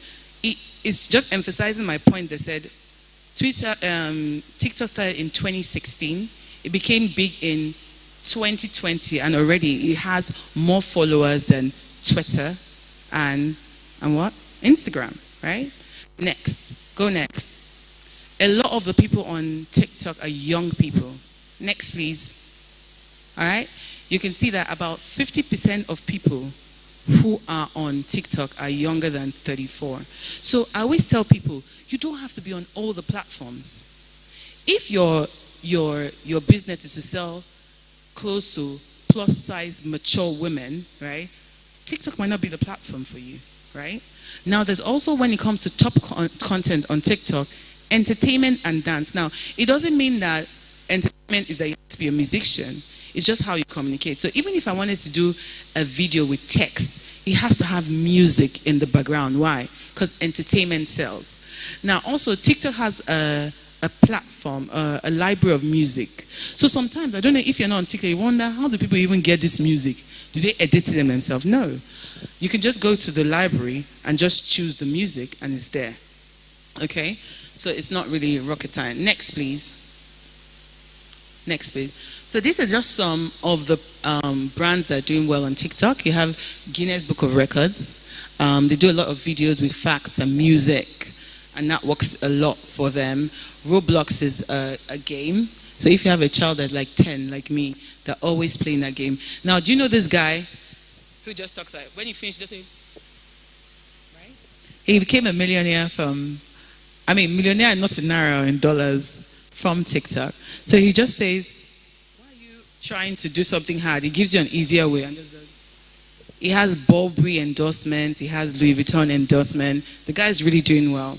So again, look at your passion. Some people take it for granted. If it's hair making, you might realize that you are the hairdresser who can pick the tiniest of strand, and you can show it forth. You never know what can get you viral, but just be consistent in your craft. Not today you're a hairdresser, tomorrow you're a cook, next tomorrow you're a tailor. You need consistency. It won't work. Next, please. So that guy, everybody has been saying, I want you to speak, but he's not speaking. That's his unique style. And he has millions and millions of followers. Top platform. Next. Now, Fidelity one go back, is interesting. Now, TikTok is a completely different world. When we're in Fidelity, we had to get someone who was 21 and just dedicated her to creating content for TikTok. She had to know all the trends. She had to know how to gather the right people. I wouldn't say that everybody should dip into TikTok, right? I don't have an active page on TikTok. I follow it, but I'm not sure I'm ready to be creating content yet. It doesn't fit my personality. We'll work at it, but yeah. So again, just kind of what people are doing. Next, please. Now, I already talked about it before. You don't have to have a page to have visibility on TikTok. You can use influencers. A lot of brands are doing that. You can also run ads on TikTok, for example. TikTok is very good for challenges. So if your business wants to do a challenge, you want to start from TikTok and get it viral. Once it starts on TikTok, it can go anywhere. So Buga, all that we did, we always dance, started from TikTok. Videos work excellently well. Videos, skits, humor, showing your personality works a lot for TikTok.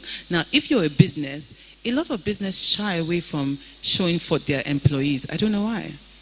You should show your employees. A company is more than one person. It shows me that if I come to that organization and the CEO is not there, guess what? There are other people. So a lot of people, for Fidelity, we show forth our employees. Of course, my MD is not going to be dancing, or their MD will not be dancing on TikTok, because they have a lot of staff, doing that. There's something called stickers. So a lot of people don't know that I can actually just create a sticker unique to my business on TikTok. I can show you after this because of time. So next, those are some ways you can, and these are just some case studies on companies you want to check out on TikTok to see how Carrywise is a fintech, but they do very well on that platform. Next, please. MTN, when they had the MTN Yellow Stars, they cut out a lot of videos and did very well on TikTok. Next. And then Leadway, they don't have a page on TikTok, but they're very active influencers. Next, please. Those are videos, but I'm not sure why it's not coming out. So this is how you can build a personal brand. Jump on trends. There's always one trend on the other on TikTok. So you want to jump on trends. And you might also want to do giveaways to get people to engage with your post. Next, please. I'm rushing time. Sissy Yemi. I'm not sure why the thing's not showing properly. But Sissy Yemi, she cooks. She first started with hair blogging maybe about 10 years ago, doing the natural health thing. She became a mother. She started talking about cooking. I know she started to have some endorsement from like ShopRite. She's also a YouTube creator. So she actually earns money from putting out food recipes on YouTube. So when you're on a page on YouTube and you see an ad, the owner of that page is making money from the ad, right? But again, consistency, very important. Next, please, and let's do Twitter. So to finalize, we're going to do Twitter. What makes Twitter tweet? Next, please. Yeah, just go next. I'll leave the slides behind. I've already sent it to the church. So I can always also email it to everyone. There are 6.8 million people on Twitter. Now, for the amount of nuisance that Twitter causes, there are only 6.8 people on Twitter, right? It shows you the power of virality, right? Last weekend, last Sunday, everybody was on lockdown. What was trending last Sunday on Twitter? Big Brother Niger. Everybody was tweeting, oh, who is going to be the fighter? Who is going to bring out the scandals? Next is on Twitter. So, next please. All right. So what makes Twitter tweet? What makes Twitter exciting? It's about what's happening on Twitter. right? Follow the hashtags. She already talked about it. What are the what are the hashtags that are trending? Leverage it. Remember the time there was, it's now become a social media slang, but that 2K, just like your last 2K. As a bank, we did a lot of, Fidelity did a lot of it at the time, where they're like, okay, if you save 2K, you can actually come into our savings program and earn million. So we literally changed our savings product dynamics because of that. And when I heard from last year to this year, the saving portfolio had grown by almost 60%. Now, it might not sound a lot, but in a time of hardship, people don't save. You are in survival mode. So to still grow your savings portfolio by 50% is quite huge. Again, conversations between consumers and bank, what influencers and Twitter Spaces. Who knows about Twitter Spaces here? That's basically live video on Twitter. The way you can do live video on Facebook and Instagram, you can do. A lot of people don't do it, but you can actually just easily set that up. If there was time, I would have shown you how to set that up, but I'll be at the back to answer any questions. Next, please. Next. All right. So this is an example of brands that are doing very well. So Zappos is a retail online store similar to Instagram. But let me just read the first one. On Twitter, you need to have a bit more of a safe a personality. You cannot be safe. So someone has said to them that, okay, been a while since I've dealt with Zappos customer service. They're clearly not what they used to be. Had a pair of defective shoes and they offered to exchange it, but since they raised the price, they insist I pay the difference. Normally, Nigerian brands will just keep quiet. Well, just pay it. But the brand came and said, I'm sorry that your experience for exchange was less than stellar. Adam, send us a DM and we'll be happy to see what we can do. Now, what really worked in that situation? First, he said, Adam, when you guys talk to banks in Nigeria, what they say, thank you for your comments, go to my DM. It's so mechanical. But this one, you can actually tell someone took time to talk about, know what your problem is, and address you personally, right? So that's great. Next, please. I want to give an example. Next, go to the next one. Charming. Charming are like a tissue paper brand in the UK. So when they're in the UK and the US, when they had the Super Bowl, that's the American football big game, right? See what they said. This is our Super Bowl, and they put a toilet seat, right? Just playing around with what was trending at the time, right? Super Bowl.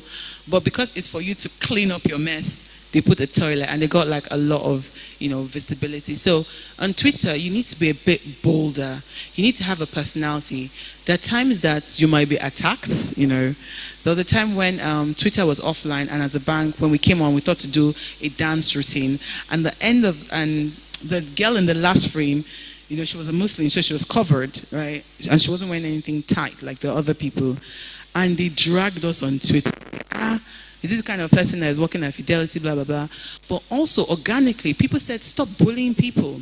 If that's how she wants to dress, that's how she wants to dress. So I was head of data marketing. I was like, oh, I'm happy for you to stay, but MD can cut off my hair. I don't like any scandal, you guys. But a lot of people just came organically and, were able to kind of kill that conversation. So for you to be on Twitter, you need to be bolder. You need to have a tough skin.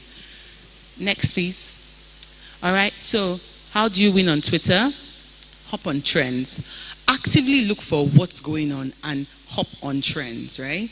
So if, for example, you're into making hair now, or you're into making clothes, BBN is there. How can you leverage the happenings? Oh, did you see her outfit? If I were to make that outfit, I would have made it this way. So you're leveraging on something that is trending. Another thing is use the various formats. They have Twitter Spaces, they have polls, they have threads. You don't just put copy as if it's Facebook and Instagram. Use the different formats of posting that's available to you. And then use influencers in your domain, right? If we launch a product, when you see brands are trending, I lie, they've paid people to make it trend. So you pay an army of influencers, and we're number one, and we're telling our clients, we made your brand number one, but there was a paid activity, Even these obedient people, do you know they're paid influencers? It started from paid influencers. They paid a lot of people to start shouting, oh, I'm obedient, I'm obedient. Now it will be hard for any other presidential candidates to go and use the young people. Why? Because all the young people have said they're obedient. I'm part of an army. So if one young person now starts saying on Twitter, I'm for Bola Ahmed Tinubu, what will happen? What will happen? Yeah. What will happen, guys? They will drag you. Like, seriously, they will drag you. Honestly, they will really drag you. So again, they've come into that space and they've owned it. Trust me, the other players, they're cracking their head on how else I can actually win the youth, because the obedient guys are. I'm not supporting anybody by anyway, it's just an example. Yeah, vote whoever you want to vote. I just want Nigeria to be better and dollars not to be 710. Next. All right. So I want to leave you with two things. See, you're going to have email marketing. You're going to talk about LinkedIn in a much more detail, right? But there are three principles I want to leave you with when it comes to digital marketing. Next. It's from the Digital Marketing Institute, and it's called the 3I principle, right? Don't just wake up today and say, this is what I want to do for my business. Always start with initiate. So the 3I principle are initiate, integrate, and iterate. I'll explain them. Initiate, what does it mean? Always start with the consumer. These consumers I want to serve, what do they really want? And how can my business be of help to them? What platforms are they on? I already said you don't have to be on all the platforms. Be where your consumers are. And have put out the kind of content that you know that will engage with them. So always, we've always had this thing, customer is king. Customer truly is king, because they are the ones who purchase your business, right? Second one is integrate, right? Don't be doing one thing, on one platform that cannot be connected to another platform. Always make sure your activities are integrated together. So I gave an example of Quaker Oats on how you can have different conversations, but they're all integrated. And so when they're integrated, what are they? They're walking to the different organ, but there's still a central message of it being a food brand, healthy, really good for breakfast. Then the last one is iterate, right? When you put out posts on Instagram, LinkedIn, wherever, go beyond likes and comments. One of the key metrics is how many people have seen. There are a lot of times I've seen a post, and I'm sure it happened to a lot of you. I've read the post, but I didn't like it. Sometimes I just don't want people to know what I'm liking or what I'm not liking. Or I'm just not in the mood. I'm scrolling through, I engage with it, and I keep on scrolling. So you always want to go to your insights, right? The power of digital marketing is that, you can see immediately what's working and what's not working, and you can make the immediate tweaks, right? What worked last week might not work this week. So you have a dynamic platform, right? So always use it. So again, 3I principle, initiate. Always start with your customers, the people you want to serve. Why do you want to serve them? Where are they? What kind of content do they like to, engage with? Now, integrate your platform from social media, from email, from WhatsApp. Let it all work together to achieve the objective. If it's in this situation, it's a sale, let all of them work to achieve the sale of your product or your service. And then what? Iterate. Iteration means continuously see what's working and why, and change it. Next, this one, I will actually tell Dr. Grant that it's something that you need to do. Yes, you might know at the end of today how to use different social media networks, or you have been using it, but it's very important you know how to put together a strategy. I think there should be a session where once you've learned a different platform, people come, we break you guys in groups, you do your strategy, you present, so that when you leave here, you can also create a strategy for your business that works. So I think it's something that should be looked into for this course. If not, they have a lot of technical skills, but they don't know how to bring it together to achieve an objective. So that's something. But again, this is just the steps. As a business, you define, what do I want to achieve, right? I want to grow awareness for my business. No one knows my business, right? I want to make sales. I want to have a community of people who speak on my behalf to grow brand love. Then you do a situational analysis, which is, who are the competitors in this market? What are they offering? How can I create a differentiated and distinctive position for me? Very important. Always keep an eye on your competitors. Always keep an eye on the trends that are happening in the market, right? Then your target audience. Remember, I always now say, start with the what? The customer. That's what principle is that? Start with your customers. What principle is that? Initiate. Thank you. So look at your customer, and when you look at your customer, don't just say, oh, they're 18 to 25. Where are they? What kind of conversation? When best do they like to engage with your post? Is it over the weekend? Then you post only on weekend. You don't necessarily have to post every day. So again, a strategy is very important because, it makes sure that you're not what we call spray and pray. You just put out money, put out effort, put out time. You now start praying that, oh, Father Lord, let it bring. You are calculated, right? And then you now look at what channels would be best to serve your market, your customers, and then you have an action plan. Oh, once in a month, I'll put out a blog post. Every week, I'll put out a post on Instagram, right? And then if you want to promote, you can put a budget. If not, all those platforms have free measurement platforms, all right? So that's it for me. Sorry we couldn't go as granular. Time didn't permit, but it's been an absolute pleasure. Thank you all. Thank you so much.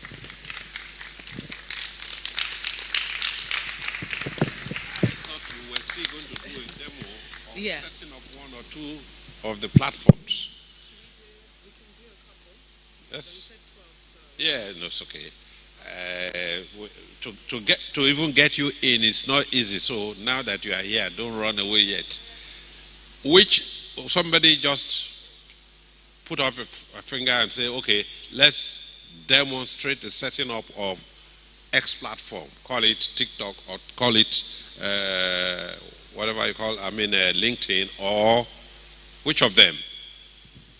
Do we all have a platform we work with, we relate with currently? Okay. My friend, what platform do you operate on? Yes. You don't operate on any platform. You don't have any device you can work with. What do you have here? Where's your smartphone? Okay, suggest to us what platform we should set up quickly. People can delete it after if they don't use that platform. Those who don't use that platform. You don't understand. You don't know. Who wants to suggest something quickly? Because you have been listening to story. Let's demonstrate. That's what we are saying. What's the issue? Hello, my brother. You have a business that you're running? Hello? Do you have a business? Who was the person you were talking to? Him? Okay, all right. Doesn't have anything. I wanted to ask what his product was. What do you do? You're a graphic designer. Are you self-employed? Are you on? What platforms are you on? Instagram. You use LinkedIn and Instagram. Yes, LinkedIn and Instagram. You want to try to experiment setting up a third platform, and what will it be after all of these stories? I already have a LinkedIn profile and Instagram account. That's all. You don't want to go beyond that. Of course I want to. Well, okay, so of all the many platforms that I have spoken about, just suggest one that you want us to teach you. Yes. Okay. I think I would like more expansion on LinkedIn. On LinkedIn? Yes. No. Expansion on LinkedIn, that's the next stage of the program. Okay. What we want is somebody in this class to be able to say, when I went into that class, I came out with being able to set up my Facebook platform or my LinkedIn platform. I'm sorry, sir. Even I was thinking to myself that I've never heard about Twitter Spaces. I never knew. Aren't you interested in thinking, can I make use of Twitter Space for my business?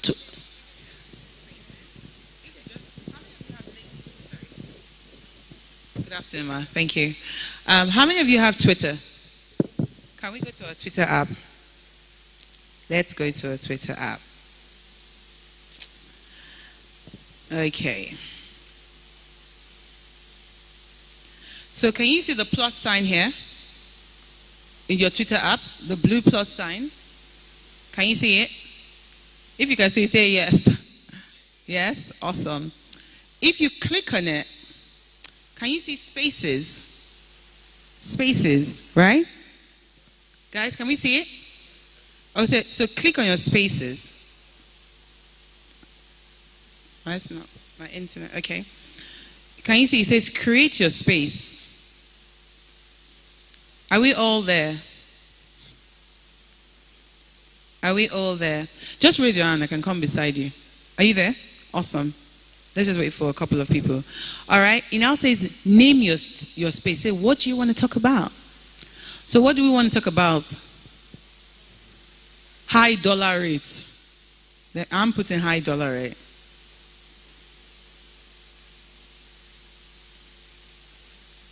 Okay? If you want it recorded, just slide. So it means that after you have the live session, it will be recorded, right? Is anybody still with me? You're with me? Okay, great. Then it now says what? You can decide to schedule it. Can you see the calendar? Or you can decide to start it. I don't want to start anyone. But if you want to start it, you can literally click start and you go. You could add up to 10 people live and just have a discussion. So a lot of people come in on Saturday morning and you just go on Twitter and there's so many Twitter spaces. Yeah. Yeah. All right. Did you try that? Yeah. Any other person try that? Twitter spaces. All right. Sorry? TikTok. So TikTok, you already have okay, for TikTok, I'll show you how to create a sticker, right? If you have a Facebook or a Gmail, you can just log in. So let's go to TikTok. TikTok. Someone said TikTok. I'm already in. So one thing you'll notice is that cancel. One thing you notice is that if you can use one platform, most times you can figure a way how to use this next platform. Can you remember when we went on Twitter, we had to click on the plus sign, right? On TikTok, can you see the plus sign? Yeah. So click on it. I can now decide, let me see, I want to record me. Hey, I'm recording. Hey, hi. I'm at RCCG Resurrection Chapel. I hope I got that right. Okay. So there's that. Now at the top, hold on. I okayed it. So I've recorded it. I've okayed it. Can you see stickers at the top? Who did the recording? Did anybody try and post? No. Okay. Hopefully you can see. Now look at stickers. I click on stickers. Let me look for an image. Where you see plus always means you upload. So I want to upload an image from my phone and I'll make it a sticker. Let's do this. Click. Now, so it says upload and remove background. Okay. So now, just see how it is. I can make it a sticker, if I wanted to, right? And when you want to post, you can use effects. I can do different kind of effects if I wanted to, let me do zoomed in effects. All right. So, and then I save. And then when I press next, I'm posting. All right. I don't want to post, definitely. So the platforms they're almost intuitive. So what I'll tell you to do is, and I think that's how you should approach digital. They can only teach you the basics because these platforms are constantly updating themselves, right? When you were on Instagram, what happened? Stories just came up, right? Another thing that just came up was Reels, for example, right? Now you can now pin your content to the top. That just came out a couple of weeks ago. So you need to be adventurous and bold in using them.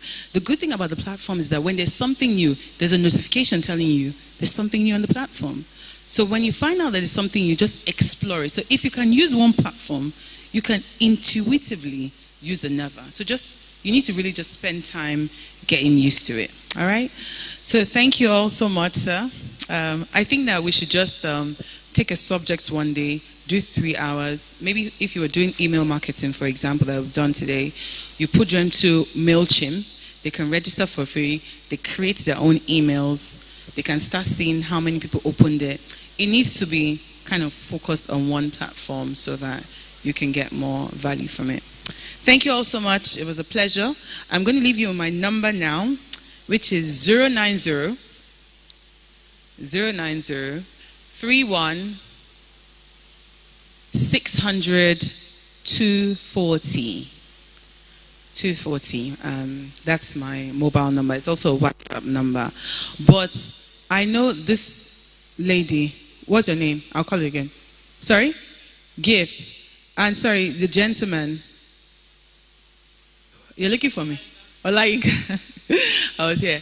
Okay, I did promise you guys something, so I will fulfill that. But it's 090 31 600 240. 240.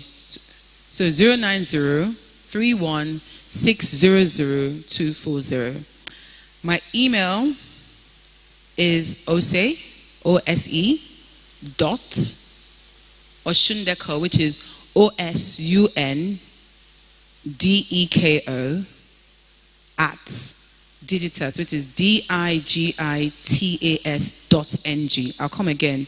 OSE, which is OSE dot Oshundeko, which is OSUNDEKO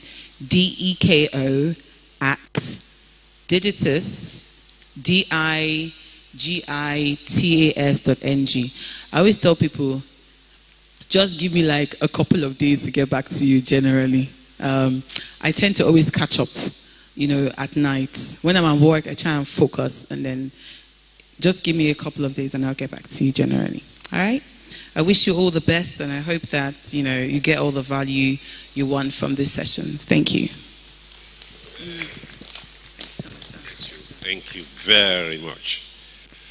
Can we give a clap? Let's be hospitable with that clap. I'd like to say thank you very much, Ose. It's a lot of sacrifice that you have made. And rather than make a long speech about it, what I think I need to say is that I need to pray for you, and that God Almighty, in whose vineyard you are offering service, because what you've done here is service to its people. He will reward you. It will reward your family.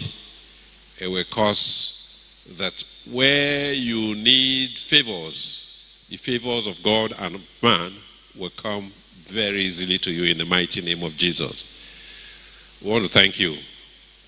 I know that your hands are full this period, and we wish you all the safe rides through your various assignments. We'll keep in touch, because certainly we narrow down to a very small number of persons who are actually keen. And at the end of the day, we are not expecting to train a crowd.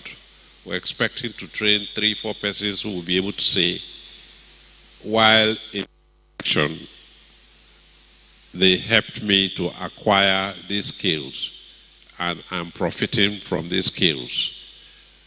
That's what for us will be the testimony that we would like to have.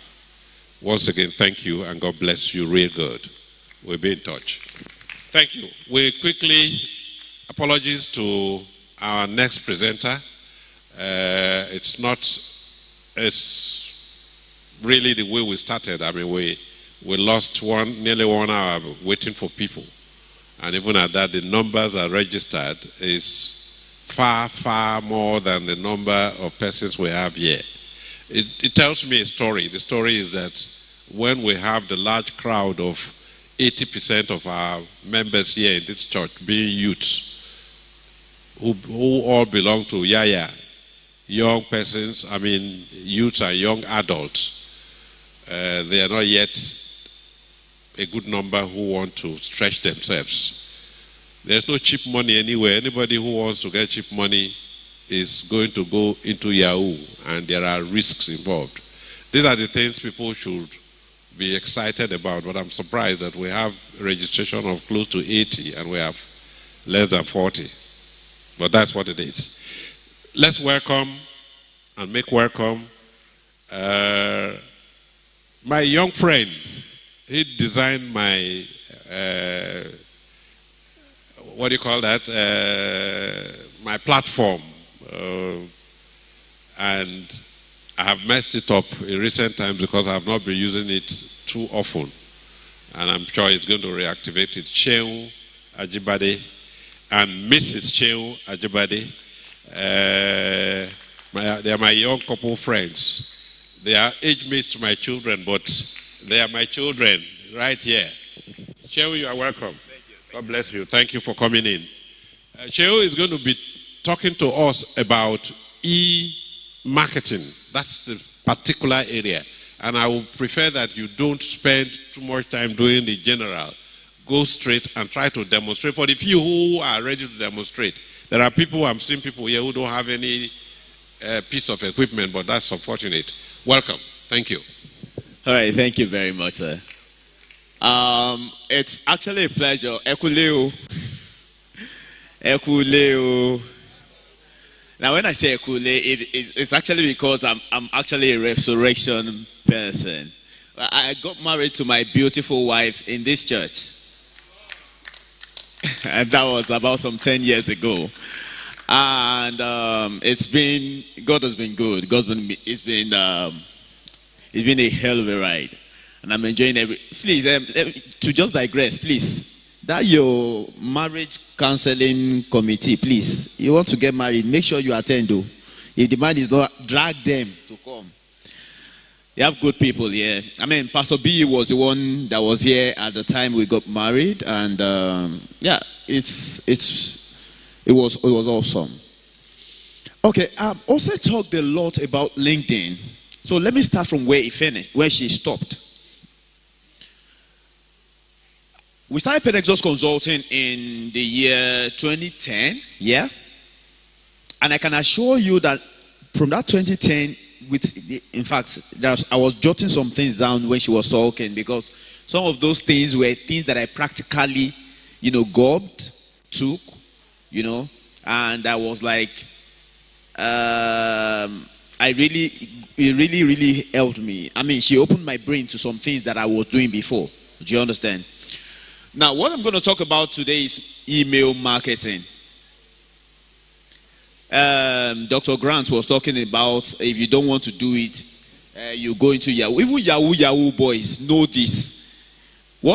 Email marketing is what they call in Yahoo, they call it bombing. Do you understand? That means that when you see some spam emails. Do you understand? Now, scriptures talk about the children of this world are more subtle and wise in their ways than the children of light.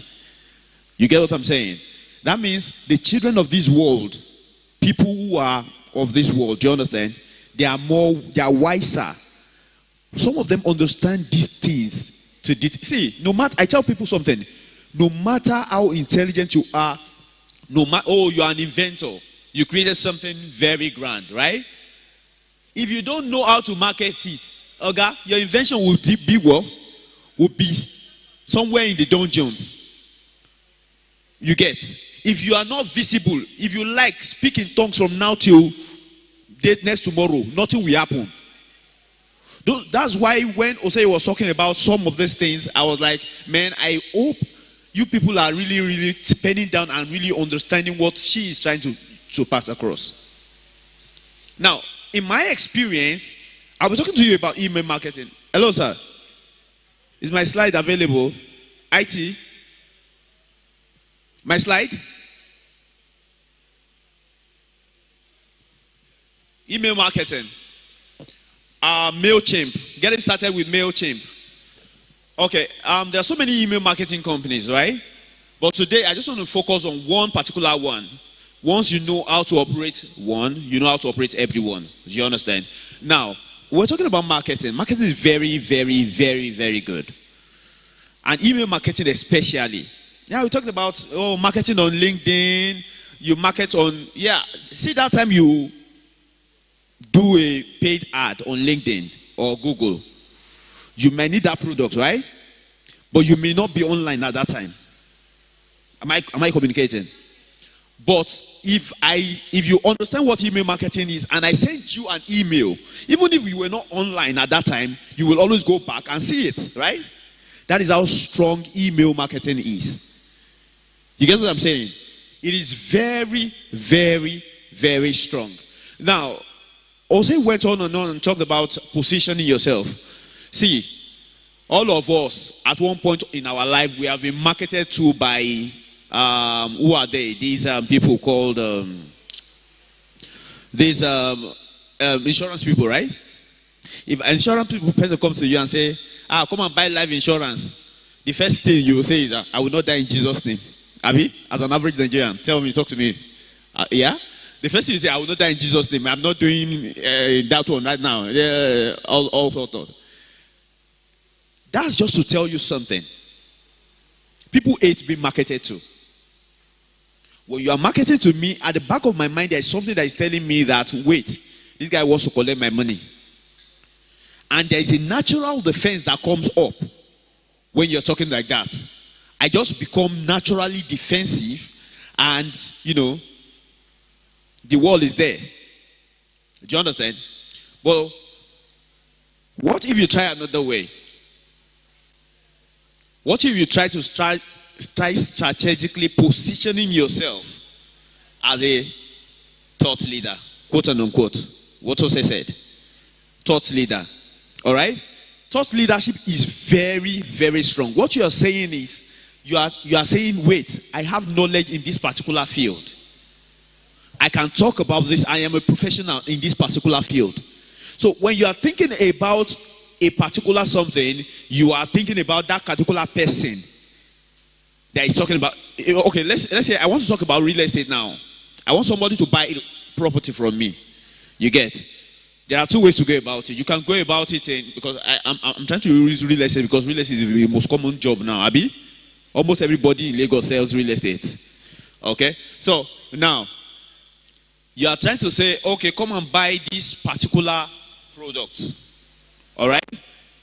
Oh, come and buy it. It's 5 million. This particular land is 5 million. It has C of O, it has this, it has that. At it go. The first thing the person does is they just lock up. If the person does not know you, my brother, my sister, there are millions of people in Lagos who don't know you. Millions. I mean, as a count, Lagos had like 18 million population, right? Understand? So don't stay in your cocoon and say, everybody will. See, the people that know you are not even one over 1,000 of people who don't know you. You get? People who don't know you are many. Now, if you are positioning yourself towards people who do not know you, all right, you need to do what's called thought leadership. What's thought leadership? You pick a subject.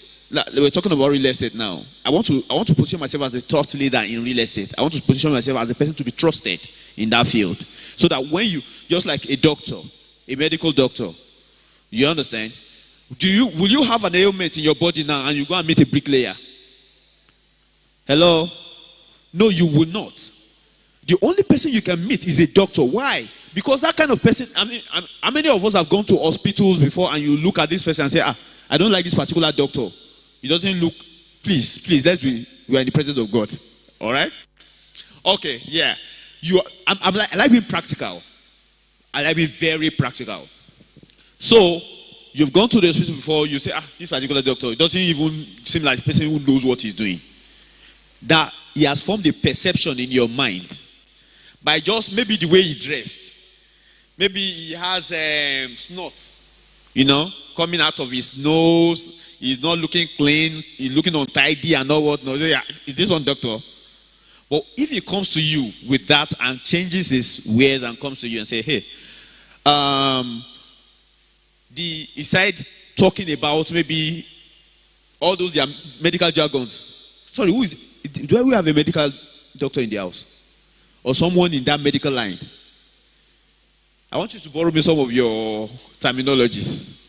So if you start using all those your big grammar, you'll be like, oh man, this guy is good though. And I lie. You get? It's because you don't even know what he's talking about.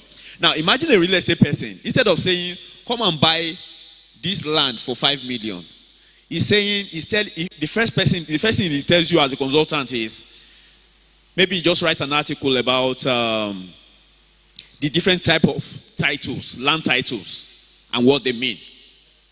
Do you understand? C of O. What's a C of O? Do you understand? All right. What does excision mean? What does this one mean? What does that one mean? He puts that article. All right.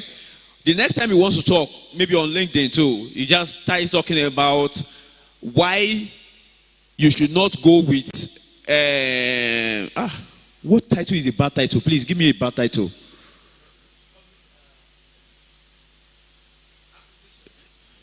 God bless you. If you see anything called acquisition, please run. Why you should run? Maybe the title of the post is why you should run when you see acquisition, or maybe why when you see government committed or something. You say? Or file number. Do you understand? When that kind of person has written 2, 3, 4 articles that are related to the field he's working about, you'll be like, man, this guy is sound. And he's trying to guide you. He's not coming to you that, please, I'm selling land though. Do you understand? That way, he's buying what? Your trust. Hello? He's buying what? Your trust. Now, consistency. Social media is all about consistency. If you are not consistent, if you are not going to be committed,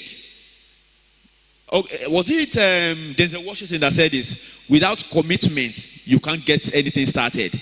Without consistency, you cannot achieve anything. All right? That's the saying. Without commitment, you won't get started. Without consistency, you won't achieve anything. Do you understand? Today, maybe on Facebook, you are selling property. Tomorrow, you are selling cars. Next tomorrow, you are selling, people will just be like, this guy is just all over the place. He's not even, you can do all sorts online, really. But what people do now is, that's why it's better to just position a company to handle all those ones. All right? All right? So, I was talking about Pedagogics Consulting. When we started 10 years ago, we started online. I'll just give you a testimonial. You understand? And in fact, some of those things, I'm going back to them. And the first time, see, one of the things that is killing us in Christendom is this. We think that by not projecting yourself, you are humble. Okay, you are not humble. You think, and some people will think, oh, by projecting yourself, you are proud and arrogant. It's a lie from the pit of hell. Hello? Let me give you a short story. When I was in service, during my service year, where I met my wife, I started writing business plans for people and all that. And I served in Gombe. And if you know the North very well, you know there are a lot of NGOs, right? A lot of NGOs all over Gombe. So I started marketing myself to my colleagues. I'm a management consultant. This is what I do. I do business plan. I do websites. I do this. I do that. I started telling people what I do. I stayed in family house. Hello? You know what family house is, Abi? Okay. Typically, family house is where young Christians stay. All right? You can be NCCF or whichever one. That's where young Christians stay. So when I started marketing myself, what happened? Some brothers came together and said, Shehu, you are too proud. You are too arrogant. See, religion will kill people. Though. You are too proud. You are too, even if you are all that, if you are a consultant, if you are this, you don't talk about yourself. And I ask them, please, just empty and wait for Etisalat. To say, Etisalat, will say, Etisalat, please let me tell you the word that we are the best. Abi? You need to start seeing yourself as a what? Brand. Until you start seeing yourself as a personal brand, you are going nowhere. Hello? So you need to start, the first thing you need to see yourself that you are a brand. You are a brand. That is why when you are going out, you don't dress anyhow. when I'm still working on that part because my wife is still always battling with me concerning something. I mean, we still fought on this when I was coming today. Am I not looking good? All right. So you're a personal brand. So when I started branding myself and telling people, they started telling me, oh, you are a proud person. Even if you wait, it's God that will lift you up. God will pump you up. Say Jesus. So I stopped talking to them because they don't matter. I still continue saying what? Everything I need to say about me. Guess what happened? They were there. All of them were there. Because I've been saying it about myself. An NGO, I was just there in family house doing nothing. I have gone to my place of primary assignment and came back. You get all those kind of. So I was just tired that day. I was lying down. I just received a call. Hello. I said, hello, ma. Sorry, am I talking to Shion Ajibade? I said, yes, you are speaking. He said, okay. Please, can you come over? We need to do a couple of this, and that. I said, oh, fantastic. Can you be here in 30 minutes? What did I do? I just jumped. And that time now, as a couple person, I jumped. Before you know it, like a jiffy, in a jiffy, I'm already there. That, long story short, that landed me a United Nations project. Now, imagine if I had kept quiet about myself. Marketing. We're still talking what? Marketing. It is very, very important. Imagine if the way they were terrorizing me. Now, all of them were still there in family house. I went, all expenses paid. Flight ticket. In fact, they will still pay you for all the kilometers I covered, traveling from Gombe to Port Harcourt that time. Do you understand? They paid for everything, lodged me in 5-star hotel. Oh, Jesus. See, it's when you are suffering that you pray and Jesus will not answer. You'll be like saying you are struggling. When you are inside one AC tight 5-star hotel, the moment you kneel down like this, Holy Spirit will come. You don't care what I'm saying. As in, the goosebumps, because you are so grateful. You get what I'm saying? I learned from that singular experience. Other people's opinion of you do not matter.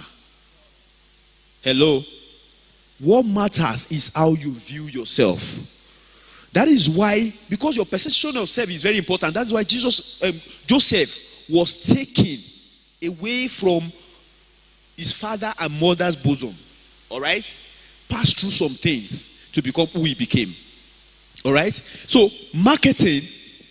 Your time, you're going to stop at exactly 1 hour from now. No problem, so you need to zero down. All right, sir. So, marketing is very, very key. So, after doing all those ones, and sincerely, I mean, by God's grace, we thank God we've done greatly. With the same kind of marketing, positioning and all that, we've been able to, I've trained NMPC staffs. We've done a lot. Do you understand? You get? So it is very key to understand yourself. So if we're talking about marketing, this form of marketing we're talking about now is called email marketing. This is a major thing I want to talk to you about. So understanding what is email marketing. Email marketing is a marketing strategy that uses email as a tool to deliver commercial messages and generate sales. Now, I said commercial messages, fine. All right? But we have talked about positioning. So I will not just send a mail to you and say, oh, come and buy XYZ. A lot of people will not even click it. They won't even open it. Do you understand? For instance, now we have like 11,000 emails, 11,000 plus. Do you understand? Emails that we market to on a regular basis. If we do that, but give them something that they need, which is knowledge. All right? Give them something that you need. Maybe, for instance, how to taking your business, getting up after the COVID break, for instance. Do you understand? How to scale your business in recession. If you write an article like that, my website is shionwajibayi.com. I'm going to put this slide there. We may not be, because it's very, very detailed. You get, I really worked on it. It's about 160 something slides. You get, but I'll blitz through it in a minute. So that's what email marketing is about. It's a strategy you use to what? You attract and capture people's attention. And many of us get these emails from our banks, right? Yeah, a lot of the time, some of those emails are very important because they're giving you value. They are telling you the value they have to offer. All right? If you notice, there was one guy, maybe before he moved ahead, he was working with, was it GTB? His style of writing was unique. All right? Or was it a lot? You know, it's very engaging. Like, he'll tell you, make it maybe jovial. Something you are eager, looking forward to. So that most of the time I look forward to their emails. Do you understand? And the fact that you marketed to maybe 1,000 people, and maybe just 43 are the ones that respond, doesn't mean the remaining 900 and something people will not respond tomorrow. That's why I said what? Consistency and commitment. They go hand in hand when you are doing digital marketing. Consistency and what? Commitment. You must first be committed, then consistent. All right? Those are the two pillars of getting these things to function properly. Please, next slide, please. So it was from Wiki that we got that. So there are so many email marketing companies. All right? So many email marketing companies. Slide. We have Aweber, we have all right, Infusionsoft, Campaigner, MailChimp, Aweber, iContact, Constant Contact. See, this Constant Contact is very beautiful. In fact, Constant Contact will give you 30 days free. All right? To advertise free to your customers. After that, maybe you pay $200 or $100 and something. All right? It's quite expensive. That's the difference. But MailChimp is free, I think, for 2,000 subscribers. All right? It's free forever. If you have less than 2,000 subscribers, maybe you are just coming up and getting, harvesting emails from you have like free. All right? That's why I want to focus on MailChimp. So if you have a phone, you will help me because I want us to do this together. You go to MailChimp.com. Open your browser. If you have an Android phone or iPhone, I think iPhone is the reigning thing now. So we just do it together. If you don't have an account with MailChimp before, if you have an account with MailChimp, just sign in. All right? But just go to MailChimp.com. Next slide, please. So we're using how to use MailChimp is what we want to focus on. I digressed a little bit because I wanted to show you the importance of understanding what marketing does to you as a person and to your business. All right? Praise the Lord. Okay. So how do we use MailChimp to power our business? How do we use MailChimp to power our business? Basically, I'm reiterating what I have said before, which is you will make sure you will do well to not just advertise to people. Do you understand? But position yourself to them as a professional in your field. That means if you are sending emails to people, you will do well to do what? Position yourself as a professional.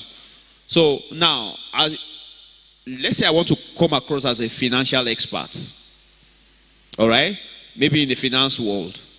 I could just talk about why you should. Okay, at the beginning of this year on LinkedIn, I wrote an article that was really, really impactful. I got a lot of calls and likes and all that. It was why don't. I think I wrote that article in December.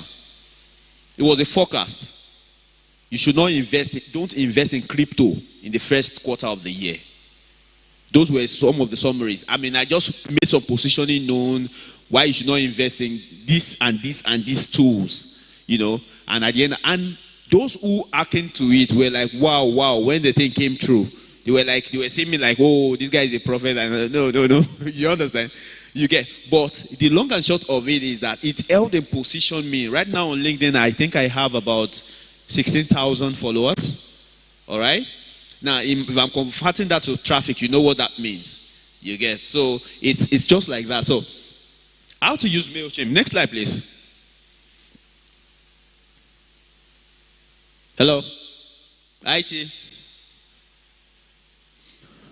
So, we'll be using, how do we use MailChimp to, the first thing we need to do is to sign up, please. Are we there now? Are you on MailChimp.com? All right. So what's MailChimp? MailChimp is, next slide, previous slide. MailChimp is a web-based email marketing service provider, the same with the other ones we've listed. All right. It's going to be on this particular, don't worry, this slide, I will put it on my website. Just, you go to shewajibade.com/resurrection. I was trying to upload it while I was seated there. All right.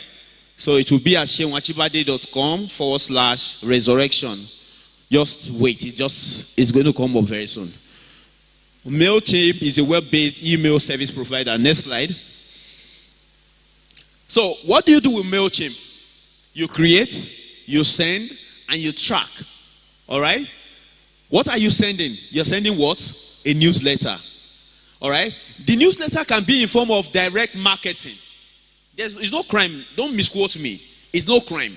But I feel the one that I've tried that has succeeded the most is indirect marketing, which is telling people, positioning. All right? Positioning yourself. That's why I'm emphasizing on that.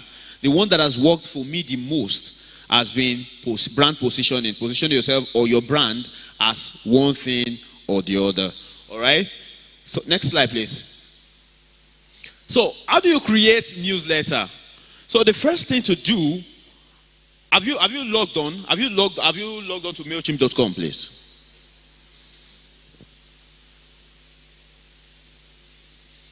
So click sign up, please. Look for sign up.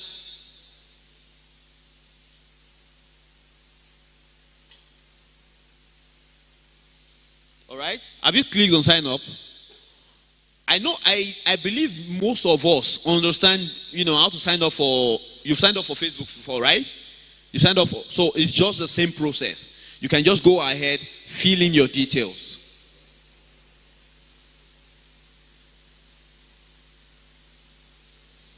Fill in your details and let's get started with that.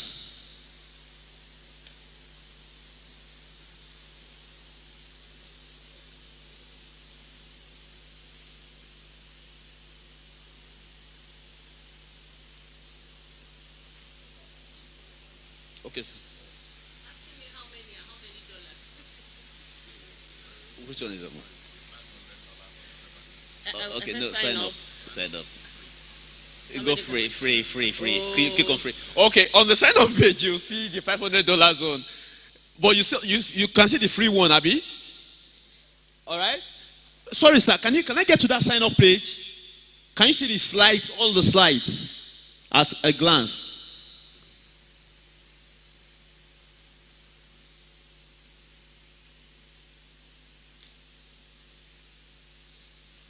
Create sign-up forms that match your brand look and feel. Those are the things. There are so many things we can use MailChimp to do. All right? This is part of it. All right? After you click the free, okay, let me go around. Okay. Okay. Yeah. Your email. Then you put your password. Put any password of your choice. Put any password of your choice. You've put it, right? Okay, let me go up. Let me see it. Let me see this now. So I'm trying to make this as practical as possible.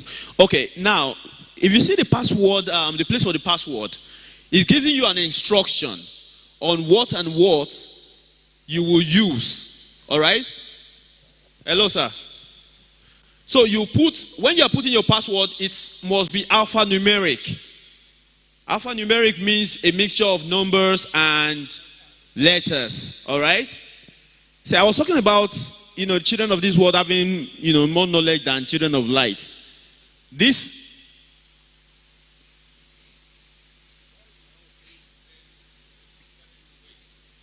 Let me see. Maybe it's your network, sir.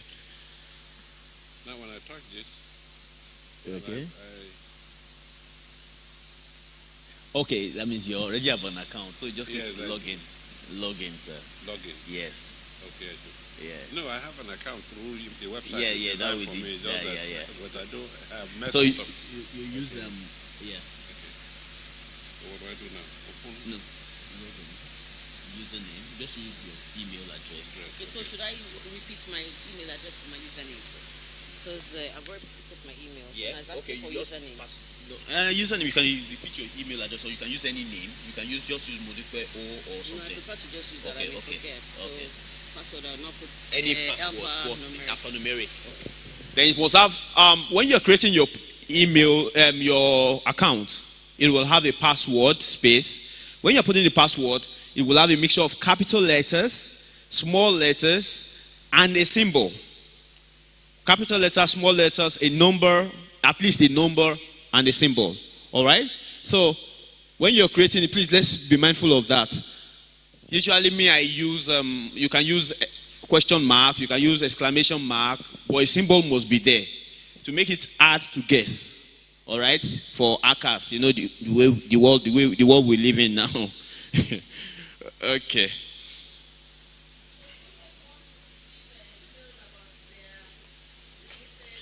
Exactly.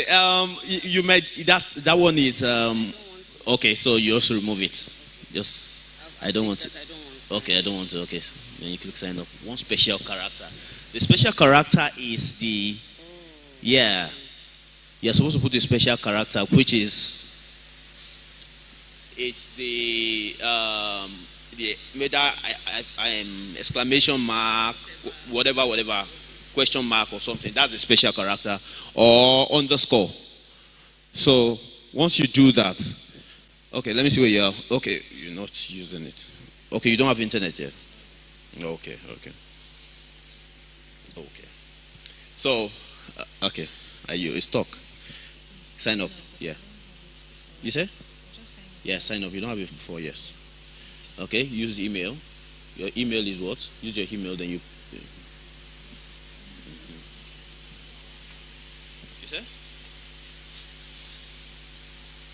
If you want to use your phone number, okay, you've gotten that. You're over service student. Okay, so there are so many things you can do. If part of it is create sign up forms. I talked about the number of subscribers that we have right now. All right, and to get those subscribers, you'll have to create opt-in form on your website. People who visit your website from time to time, some of them will drop their email address. If your website is well created, all right, you get, and the world is very, very special place now. You get, we created a website for one girl that was selling from Ado Road, and she sold millions of dollars for. She was selling Ashoki, I mean what they call it, this Ofi, all right, and she sold from just Ado Road. One of our clients came from Germany, and she said, "Let me even come and see this person that had been selling for me for how many years?" And she was shocked that. It's just a room in her father's house she's using. Do you understand? They've transacted in millions of naira. All right? So you need to. So one of the things you do, the next thing, you send your subscribers product update, event invitation, announcement, or editorial content. This editorial content is what I talked about when we were talking about positioning. All right? Editorial content. Now, for instance, if we're having a program later this year now. All right? If we want to send to people to notify them about the event that is coming up. Oh, we're having this corporate event that is coming up. Do you understand? You push it out. And what is good is just one button you click. The moment you finish signing up, what you will do is you add everybody to your subscriber list and it just sends it to once. All right? You get. So it makes you look professional. And there are a lot of other things to that. You get, there are a lot of other intricacies that goes into that. Okay, next, please. So now after you've sent the mail, you can do what? You can track. By tracking, we mean you'll be able to see on your dashboard, this account you are creating now, you'll be able to see how many people, all right, how many people have opened the email you sent. All right? You are tracking. All right? How many people have opened? If you have a link within your email, how many people have clicked that particular link?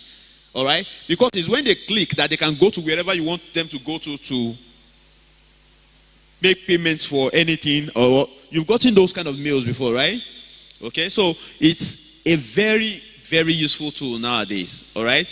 So that's that. You can track the newsletter. Okay, next, please. You use the report. This report that you are going to be seeing to use to track. You use the report to improve your campaign and learn more about your readers. All right? You learn more about who? Your readers, how they behave. What time do they have access the most? Some people are early morning risers. And you know morning is not is universally. Especially if your emails or your subscriber list is, global. If you have a global subscriber list, some people will open in morning Nigerian time, some will open midnight Nigerian time because they are our own midnight, it's their own morning, all right? I mean, we are 6 hours ahead of the US, for instance, you get. So those kind of things. So you use this report to improve how you send out your campaigns. Now, on a normal, I prefer sending campaign at least twice. You shouldn't bombard your, what's it called? Your subscribers, because that is known as what? Spamming. When you bombard them with so many information and always send them morning, on Monday, Tuesday, Wednesday, kilo day, before you know it, people will stop opening your emails, all right? And increase your bounce rate. Some people will unsubscribe from your emails and all whatnot. Do you understand? So we must be sensitive. Some people pick which day of the week. You pick a day in a week or two. All right? At most, two. You say, okay, maybe I'm sending on Monday and Friday. Friday to prepare them for the weekend, and Mondays maybe is the start of the week. Some people send on only Mondays. So that when it's only Mondays, the customer look forward to another information on every Monday. All right? By 9 a.m., the emails must be out. All right? If you are disciplined enough to say that, to do that on a consistent basis, you see a lot of, you gain a lot of traction from that. All right, so on MailChimp, the beautiful thing about MailChimp, just as I said, is that it is free. If you have up to 2,000 subscribers, all right, it is free. You are not paying a dime. But if you have like 11,000 subscribers, that's when you start talking about maybe $37, because it's quite cheap. All right? Let me even check. So please, help us check. If you have 500 subscribers or more. Now, the discrepancy is that it gets confusing at times when you see these things. MailChimp.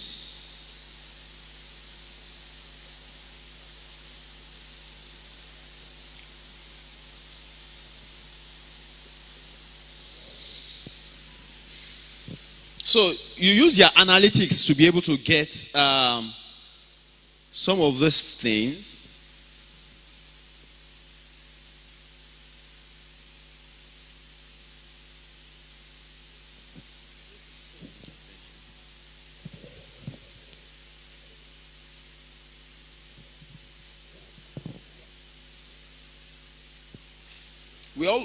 All of us want to grow, right?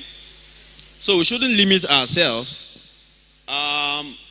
Okay, so there is the free version, which is, he said you send monthly emails to up to 10,000. As in, let's say you have 2,000 subscribers now, and you have up to 10,000 sends. That means you can send to 2,000 subscribers how many times? 5 times. All right, 5 times 2,000 is 10,000. In a month, that means you can send 5 times to 2,000 subscribers free. All right? But if it's getting more than that, okay, this one says $11 per month. That's, so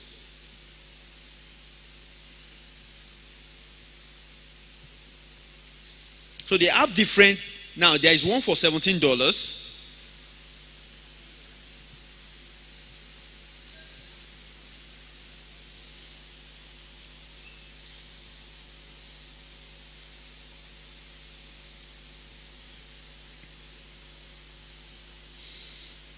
You can't send more than 2,000 for 2,000 subscribers a day, even for the one with $11 that starts at $11.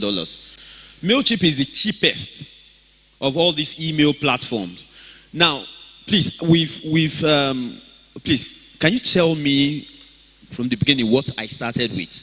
I mean, what did we understand about marketing? And okay, thank you. what we have had what I've had this morning is that marketing is out of the means of selling a particular product to a particular audience for me. So we are learning about email marketing, which is a process whereby you send email, like you send product through email or information through email to your customer or the prospective customer you're expecting. Thank you very much. Thank you very much. From time to time, I'll be giving us microphones so that I'll know that we are on the same page. All right. So, okay, next slide, please. So it's free for 2,000 subscribers. It provides great features that will work for you. Next slide. So, okay, next, subscriber profiles. The subscriber profile helps you to get an insight about your subscriber. Now, if you have, we talk about, what do we mean by insight, please, madam? What do we mean by insights? Okay. Now let me break it down. To get insight into something is simple. After you have, let me break normal, practical. After we finish signing up now, all right, you will be able to send emails. Abi, let's assume you have 2,000 emails already that you just upload into the back end, which we are going to see by God's grace. I'm trying to, see how I can speed up to make sure we get there because it's quite cumbersome. So once we get to that particular, place where you can upload contacts. All right, you've uploaded. The moment you upload all your contacts in one particular place, the next thing you will see, you'll be able to do is send the emails. And after you finish sending the emails, the insights are the reports that you will get at the back end of who is opening the emails, who is clicking on the link that is within the email. All right. Oh Jesus. Let me try and see if I can. You can connect my phone to the grid. I would have shown you some emails I've sent. All right, in recent times, so that you'll see how it goes. Some emails, for instance,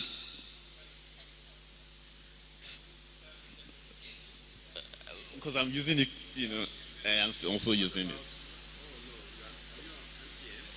it. Yes. No, I'm not on Glow. Okay. I'm not on Glow. I'm MTN, yes. Okay, so technically, after you send email, do you have any email like that in your phone? Like somebody sent you, something like email marketing, your bank or something.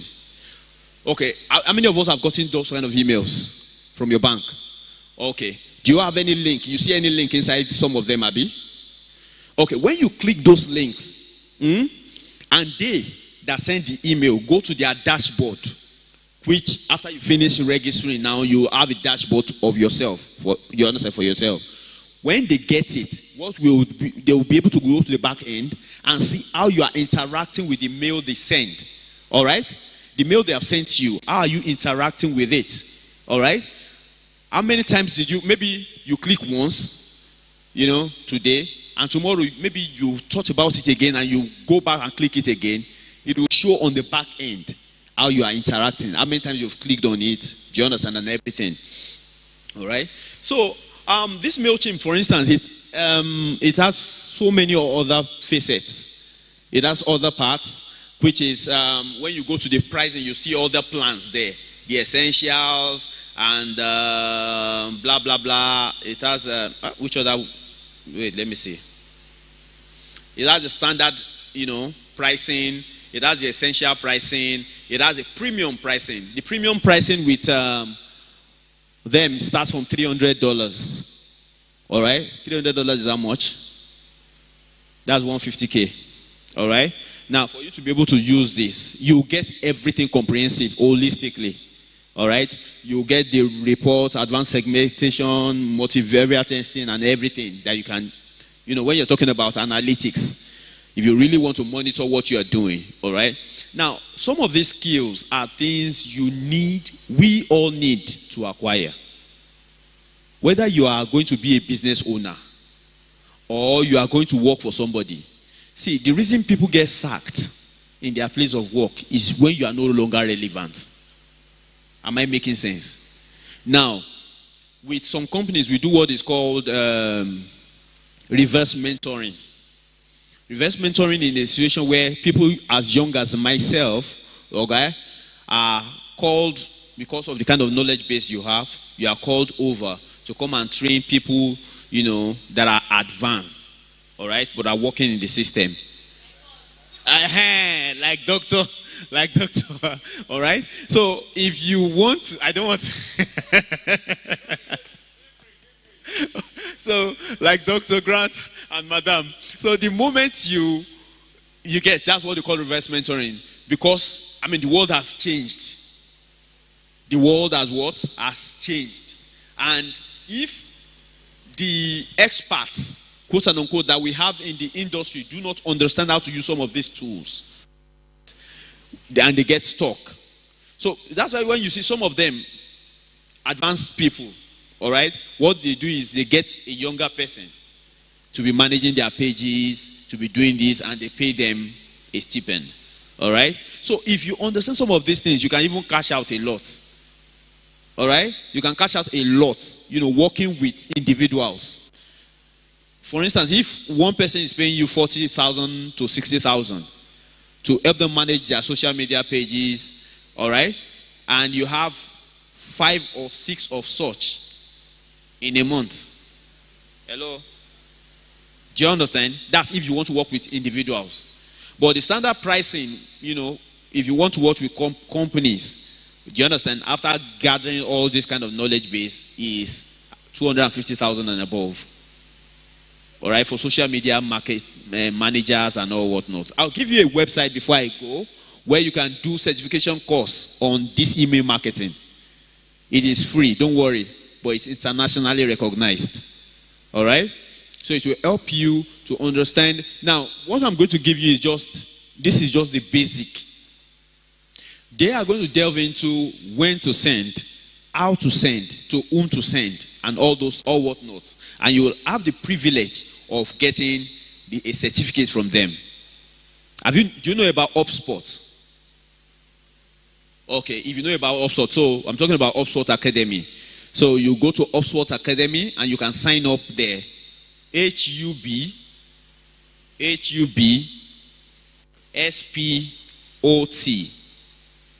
HubSpot Academy.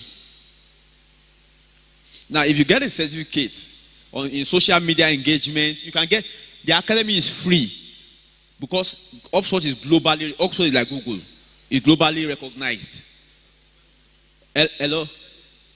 HubSpot. See, data right now is the biggest investment you will do in yourself. All right? Don't ever miss. If you don't have, in fact, if you don't even have data now, it's as if you're not living. All right? You know you are broke when you don't have data. That's when you start seeing some people, stop for me. All right? So it's very important. And don't see, the data is becoming cheaper. All right? So if you invest money into data to advance, let me tell you one simple secret. I learned website on my own. No. Hello? Even though I studied electronics and electrical engineering, I learned website design on my own. Nobody sat me down to teach me. I was working with Airtel. All right? So when others are doing, they are going to work. Have you watched Samuel Alapata? Do you understand? I will go there and be looking for who to teach me something on YouTube. All right? YouTube.com is a very great place to start learning too. YouTube.com. Don't go there and be watching Samuel Alapata. All right? It's good to entertain oneself once in a while. All right? But don't make it like you get. There are fields that I imagine every day. There are free courses on Google. Google is giving free courses in data analytics, data management, and all whatnot. So, and keep your contact in one place. Next slide, please. Clicking someone's name. Next slide. Now, these are things you can do at the back end. It helps you to determine engagement, website activity, and more. Those are the work of the analytics that will happen at the back end after you finished the sign up and you start sending emails. Please, how can I know how many contacts I have? I don't know how many there are. Okay, presently, when you're starting out, most of us use our email contacts that we have personally before. Maybe your friends, all right? Your friends, your colleagues, and yes, in most of the cases, if you use a Gmail, Yahoo Mail. Okay, there is a place for contacts. It's better on laptop. So there's a place for contact. You'll see it, and once you click on it, it will show you all your contacts. Exactly, you will list all the mails, but typically, there's a way you go there, you can export it. You export it to what we call an Excel file. You get CSV, they designate it as CSV file. So it's a CSV file that you now export from that Yahoo that you upload into this MailChimp that you've signed up to now. So once you upload it, it will show you how many contacts you now have. Now totally, you can be sending them emails. You can start by that, or you can start harvesting emails by maybe doing a Facebook ad, for instance. Mails, you can get mails from that. When people want to opt into what you are doing, they will do what if they click sign up, for instance, they will have to put their name, their phone numbers, and their email address. So once they do that, there is a place at the back end of every email marketing of every Facebook ad or LinkedIn ad or any ad that you can export the CSV file. So those are ways we can do what? We can harvest email addresses. Thank you, Ma, for that very, very important question. So you can harvest email addresses through that. Number one, through your contacts that you have presently. All right? You go to your email. If you are using a Gmail account, it's better if I use a laptop or a desktop or something. All right? So you go to where there's a place you'll see your contacts. Most of us have seen that before now. Inside your email address. In fact, all these phone contacts, if you're using a Gmail, all these phone contacts that you are storing, you'll be shocked that everything is inside your email. Have you seen it before? Okay, so from there you can export it and start marketing to them. If you want to market with WhatsApp, WhatsApp is limited to 250 contacts, Abi? Yeah? They have extended it now. They have increased it. Okay. So I didn't even, because of the competition of Telegram. Okay, so like that. Okay, so next. Can we skip to the sign up place, please? It helps you send email. Next. At the right time, to the right people. Send time optimization. Now, the time optimization. Okay, send time optimization. Now, this is just a general knowledge. This is just general knowledge. If you are meeting a person for the first time, all right, and maybe you talk about business, before the next 24 hours, you must send a follow-up mail or text. All right? Am I communicating? If you have a lead of somebody, maybe you are selling real estate, sir. Okay, if you are into real estate, for instance, and maybe you've marketed to people and somebody said you should come and so and so. Okay, you've discussed and do you understand? It's not the same day that is likely to close the deal. All right? So you do follow up 24 hours. At most, 24 hours after that. All right? So that's what we're talking about, this best send time. Okay. All right? Next. Of you selected delivery day. Next. Are we reading through? Are we reading through? Okay, it's determined by your specific list engagement data. Now, I said that we have 11,000, people that we engage with on a regular basis, for instance. All right? So if I send a mail, now, it will show me the kind of people, the number of people that engaged with it, that opened it. See those kind of people that opened the email, for instance. I can segment them as, okay, these ones are getting sold to, right? Once I segment them, the next thing to do is I follow up with the next email.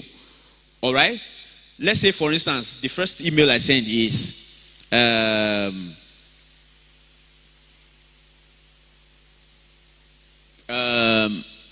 how not to get scammed before you buy land in Lagos. All right? Maybe 200 people out of the 11,000 opened it. Eh? Those people that opened it, I moved them to another segment. That's what they call segmentation. All right? I moved them to another segment. This email marketing is wide. I moved them to another segment, and I'll tag them. I'll create another name for them. That means those ones are already in another class. Do you understand? So you follow up email will be for them. Everybody will not open, just like you said, because the time zones differ. Everybody will not open up the email at the same time. Next slide, please. So one of the things you'll see in email in your dashboard is a designer at the back end. All right? You will see a designer where there are templates there already. All you just do is click on a particular template, edit it, put your own words and what you want to say, and what? Send. All right? It helps you to create flexible designs for your campaign inside this MailChimp especially.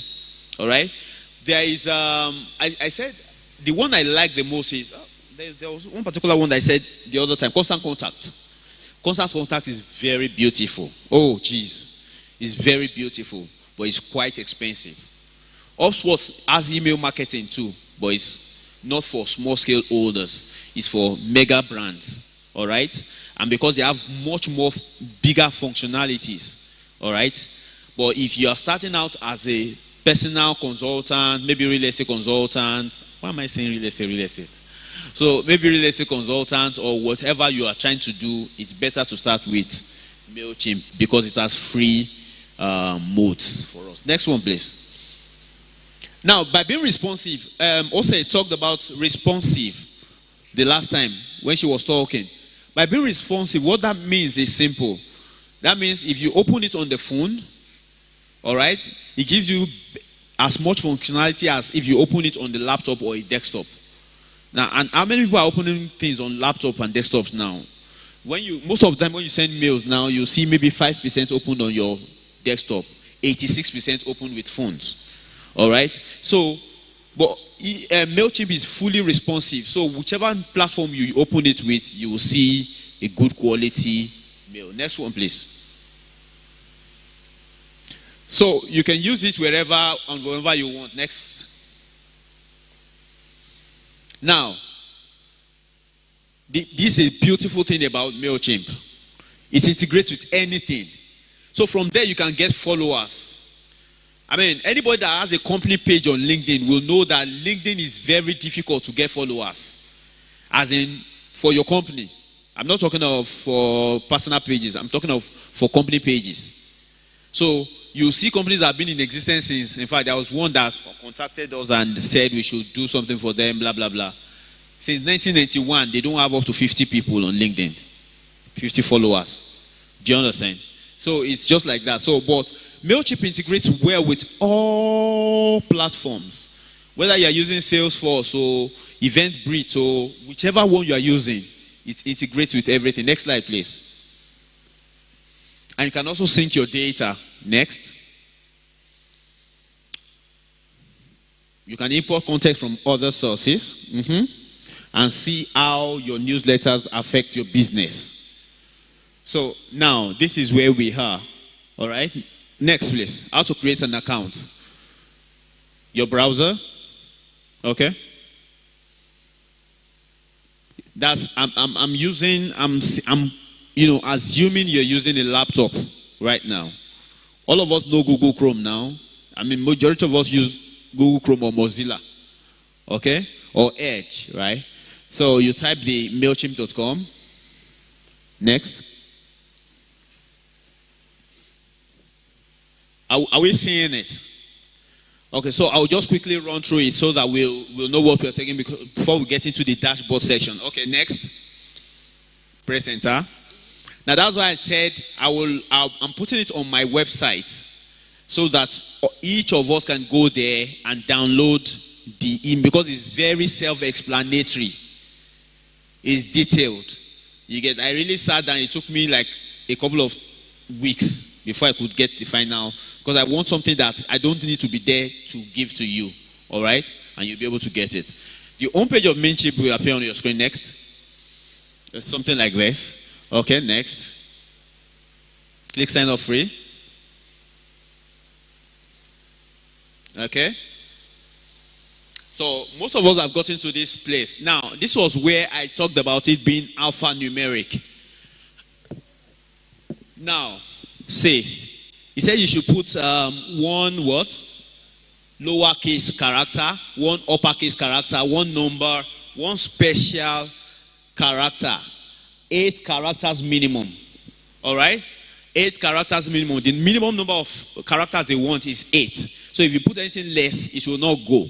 So you make sure you have one lowercase, at least one lowercase, at least one uppercase. So that means even if you are using your name, the capital letter should be at the beginning, Abi.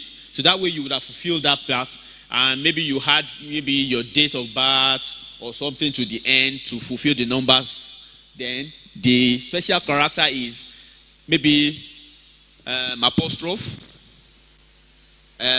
What's it called? Exclamation mark, question mark, etc. Next. So when you fill up all those details, next please.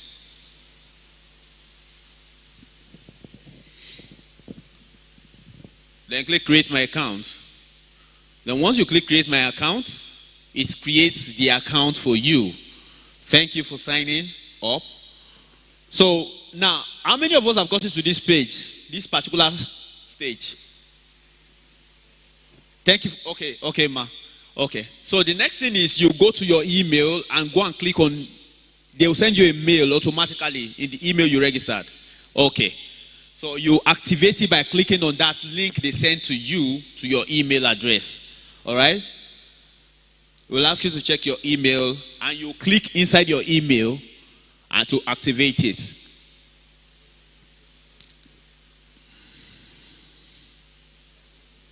Then you click activate account. Yeah. Next. So once, I'm not sure they're still really doing this, but in case they do it, you just put 393 and you confirm the sign up. Now, the reason for this is simple. There are some people that send you spam. All right. Now, this thing they are doing in email marketing is called double opt-in. All right. Double opt-in is to confirm that you are really the one that registered for the account. It's not robots. All right? Because robots, there are people who send robots to go and sign up and populate things and all that. So all these are just check and balances. Next, sir. Okay? So you confirm sign up. You'll be asked to fill up a form to set up your account. Type your answer details and all that. So once you have filled, next please. It will now, for instance, me now for the company, I'll put Penexus Consulting website URL. I'll put penexusconsulting.com, or I can use my personal email. If it's going to be a personal address, I'll use shionwajibade.com. A word about website design. Websites, please. No matter. Right now, I said it at the beginning. You are a personal, you are a brand. All right? You are a what? You are a brand. And you should carry yourself as such. No matter how. See, a lot of people want to get in contact with you. A lot of opportunities that have eluded you may be because there is nothing online. Have you Googled your name? Has any of us Google? Please Google your name first. Let's start from there. Google your name now and see what comes up. All right? Because it's very important. Some people may even write a lot of nonsense about you. You won't even know. All right? So the first thing people do when you are submitting your application is they Google your name. Especially if you got into a particular stage in life. Maybe you are applying for a job on African Development Bank, for instance. The first thing they do is what? Google your name. And that is where your personal website comes to play.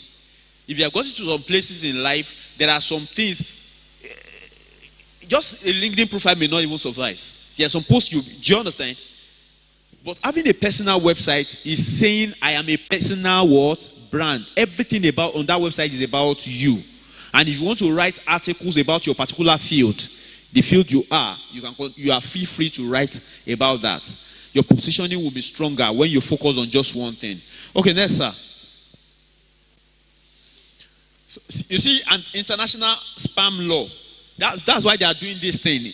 I call it double opt-in. When you go to the email marketing course and you sign up on HubSpot, please don't forget HUBSPOT. Very important. HubSpot Academy. When you sign up for it, you hear more about international spam law. All right? So you are not supposed to send some mails to some people. And there are sometimes you send mail to people and it end up in their spam box. Why? Why? Because at times some people, when they delete your email, it affects you. But there are ways we go about that you achieve deliverability. It's called deliverability, where you deliver directly inbox. Next, please. Next. So you click save and get started button. So once you click that, you can upload your personal profile picture, or use anything to, depict yourself. Get started. Next. So I use the template of 2006. It's more advanced now. It's better now. Now, okay, this is where we were. We're already here. So what you do is, now that list that we talked about, the other time, once you've gotten that list, you click on import your list here. So it's with the importer list that you use to upload the list that you've gotten. So with that, then after you've imported the list and you've added a lot of contacts to your list, then you can create a campaign. If you want to, when you want to start a campaign, that's when you want to start sending emails. You create what? A campaign.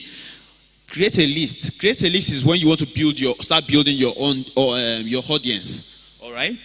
Now, the good thing about email marketing is the system is so much advanced now. The system is so much advanced now that you can be sleeping and your email will still send. How will you do that? It's called automation. You see automation on that side? And you can see the report. This is where you get the reports. This side. All right?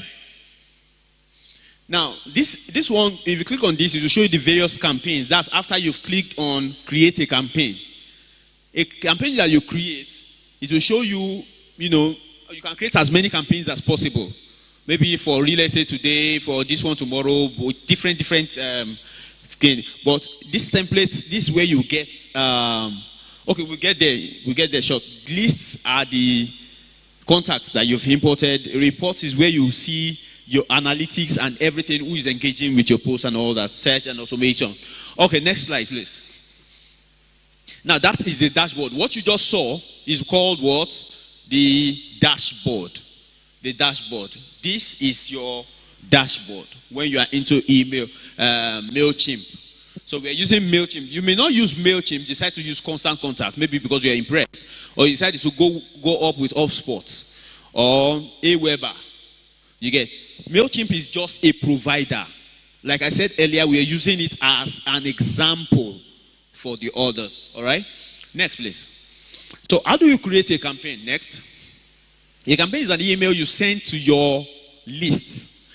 All right? So that list that Mommy has gotten now, all right? When you want to send the email to the list, you use what? A campaign. Next, please. Okay, ma'am.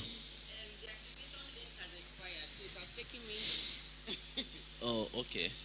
This has expired. You can check your email for new activation. You didn't send a new one. Okay.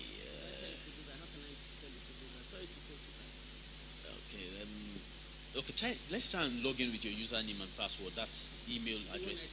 Yes, just try and log in. You should. And password. Okay, so you go to campaign and click on what? Campaigns. Click on campaigns. Next. Then when it takes you into the campaign, dashboard, you click on create what? Campaign. Next.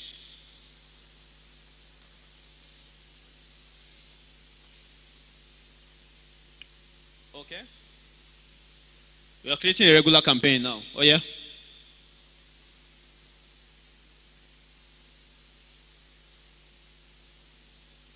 Okay. It's self-explanatory, Abi? Now, the reason we're not, you can create a new list or just send to yourself because you are the only email you have right now. All right? But if you have email addresses, has it shown you, ma? It's okay, ma. That's fantastic. Okay. So, now, okay, next please.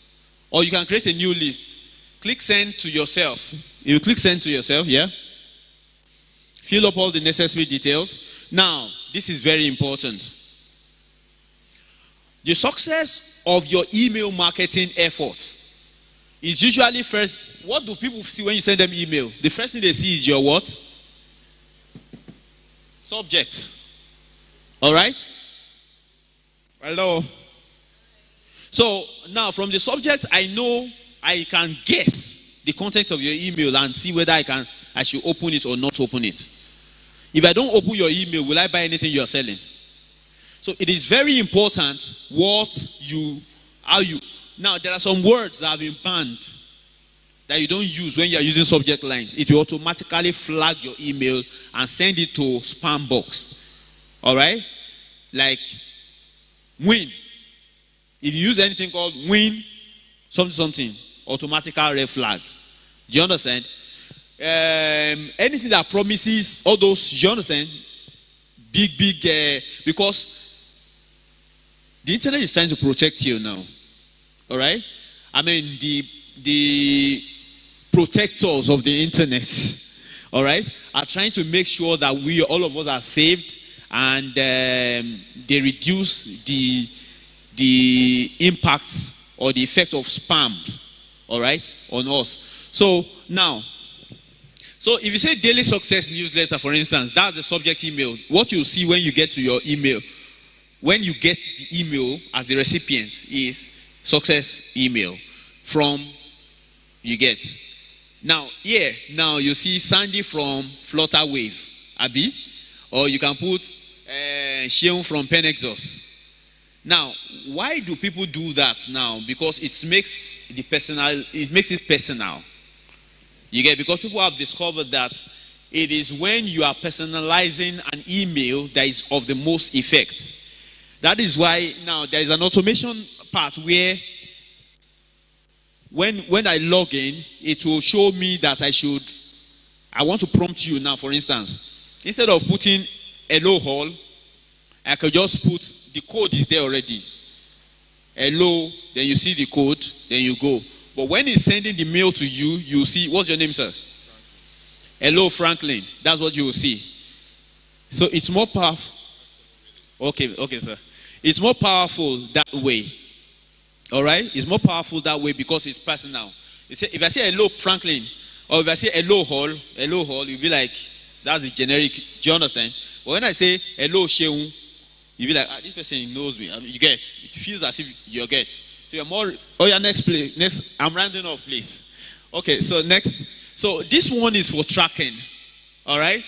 So this is where you track all the emails and what you want it to see. Now, some of these values here are for more premium. Those are the discrepancies in pricing. That's what the discrepancy in pricing costs. Google Analytics link tracking will not be there for free. Do you understand? For a free account, it may not be there. Click tail link tracking. All these ones may not be there, but they have the work they are doing it for more technical people. All right? But if you're using the free account, it's just the basic you get, which is all that you need. Abby? Next, please. Okay, so now there are ways you can connect. Now, this is the social media part. You can connect your Twitter account, connect your Facebook account, all right, by clicking those buttons that you will see there. You get. Please, when we get home, see, one thing about IT that I've discovered is that it's better when you get home to practice these things. All right? If you sleep on it, you'll forget it. You get. Now, this is on my website right now. It's live right now. It's published already. seunajibade.com/resurrection. seunajibade.com/resurrection. So it's there already. This particular. So you just click on getting started with MailChimp. It is there.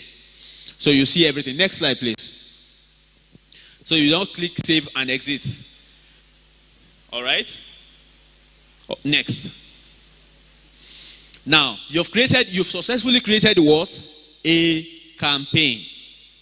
All right. While doing that, you've successfully done what? Created a campaign. Then next, please.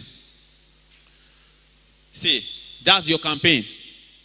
Daily Success Newsletter. So what you just do from time to time is you click on the edit button, which is this button. If you want to edit it, you click on this button and you'll be able to edit it to today's what you want to send out today. All right. If Daily Success Newsletter is too much, you can get changed to another word, whatever word you want, you can put it there. But that is the most important. Oh yeah, next please. Yeah, so in the remaining 5 minutes, I won't be able to delve into all this. Let me not deceive myself. But in rounding off, I would like to say something. All right, that see, email marketing is very, very, very, very good. Can you run through it, sir? Now, I already summarized, everything we were doing with the dashboard. Did we get it when I was summarizing? All right. So the list, I told you what the list is about already. I told you. Can you go to the second to the last page, please? Second to the last slide.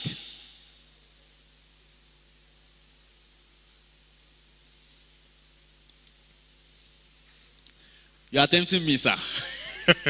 Second to the last slide. So now this one, you'll have to go over this yourself, please. So in the same and you'll go out shortly. You're just learning how to use MailChimp, yeah? Okay, maybe go back a little bit. One more. One more again. Again. Okay, so now we have designed, this one is very important too. How to use the, template to design. But I want to trust that you go to the website and download it yourself and go through it. All right? I want to trust that you are going to do that. So when you send it and it gets into your inbox, these are the things you have written out. What is success? Success is blah, blah, blah, blah, blah, blah. According to John C. Maxwell, you might put a link here that they should click. For instance, if you are selling a book on success power, for instance, like Samademi, you can put this is a gateway to buy the book. They click on it. It takes them to the place to buy the book. They make the payment. They buy. You've sold somebody. All right. So if you are selling success power book, for instance, you'll be able to sell with that. Do you understand? And Pastor Sam Ademi is one person that is using email marketing very fantastically nowadays. All right. So next slide. Let's go to the end now. Okay, you check your inbox. You send the text email. You'll be able to get it. Next. The list. Now this is when you're about to send. All right. So when it ticks all those lines, all those boxes, it shows that you have done those parts. All right, next. Now, to be able to send, you must click this button. All right, the send now button. Now, you might send now or you might send later.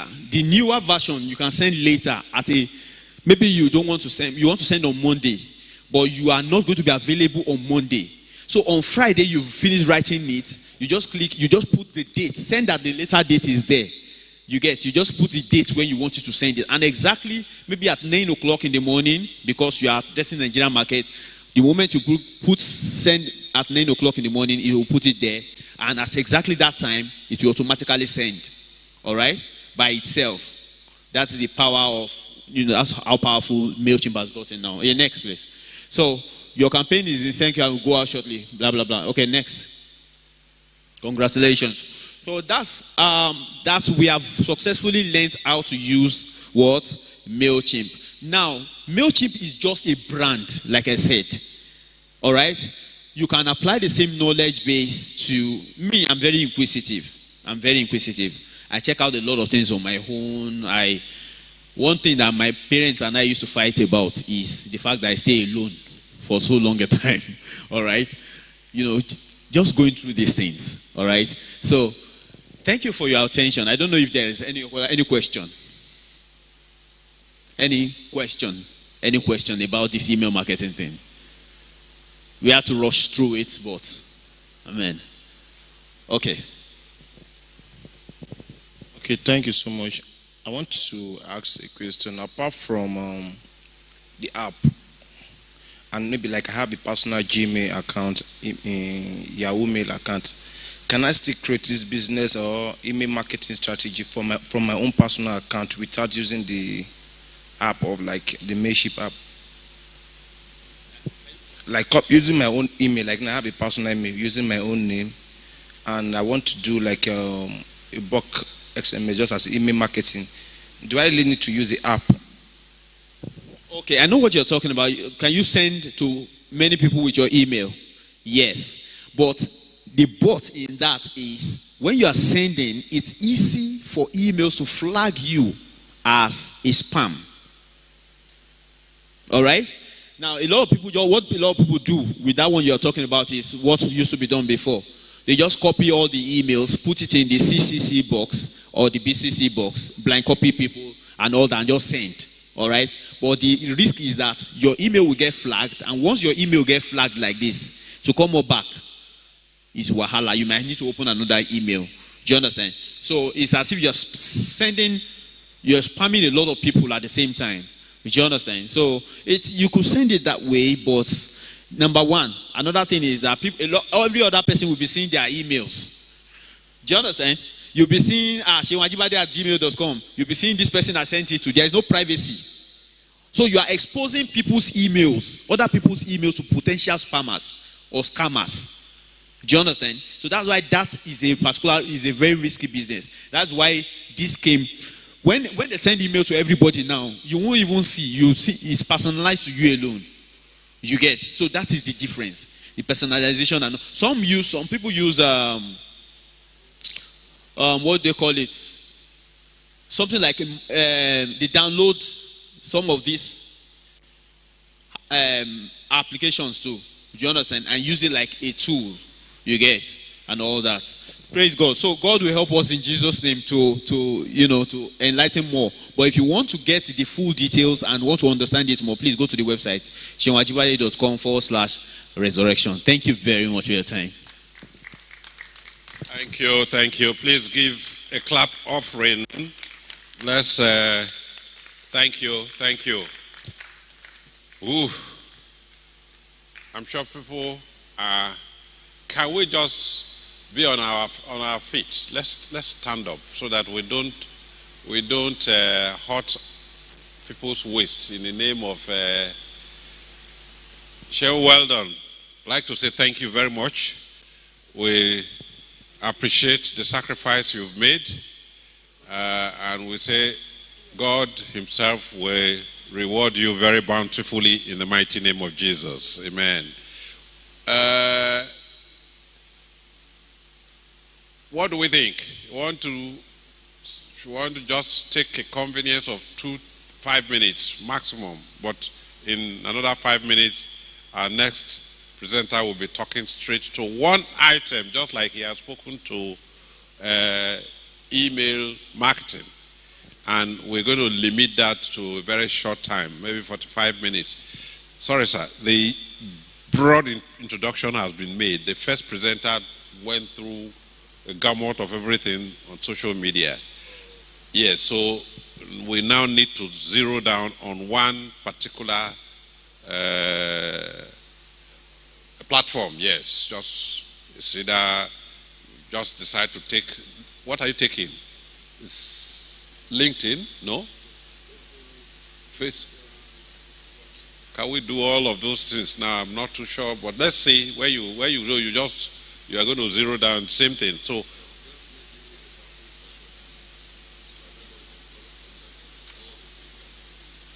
Yeah, no, but which of the platforms will you use? Is it LinkedIn? Now, anybody wants to just take a convenience break of 3-5 minutes, do that quickly and come back. Huh? Please. And then, because we're going to go short, we're going to cut down on the last two presentations, but it's not anybody's fault. It's basically from the fact that we didn't start when we wanted to start. Madam, you're going to introduce our friend properly. Yes. So let's give 5 minutes. In another 5 minutes, we'll just start. There are 3 people because it looks like.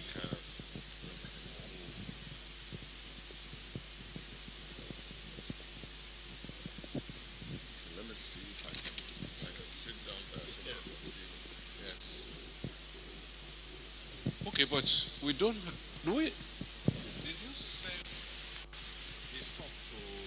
Oh yes, to Ebuka. Yes. Okay, so the guys upstairs. Okay, great. So take a seat somewhere here.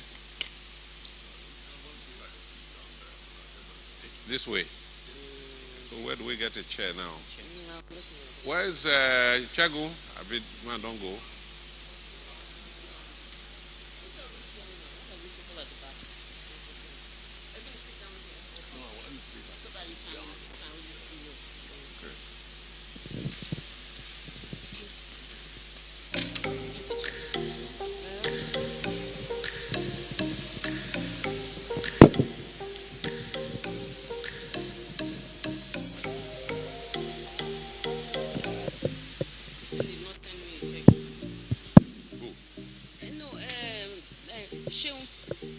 No verification text. Oh, the one you were trying to. I'm trying to get him.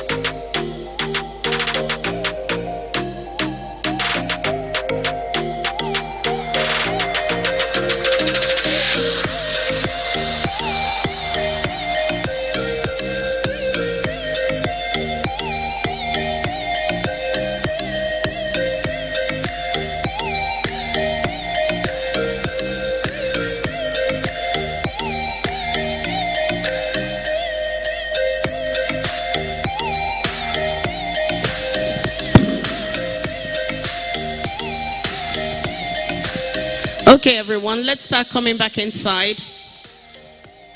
And technical, can you start the presentation from Tunji Okwe, please? Those of us that are outside, please come in. How's it been so far? Has it been good? I'm right here. I'm struggling with my phone. That me too. I must take something away. My business must blow. Okay. 1 minute.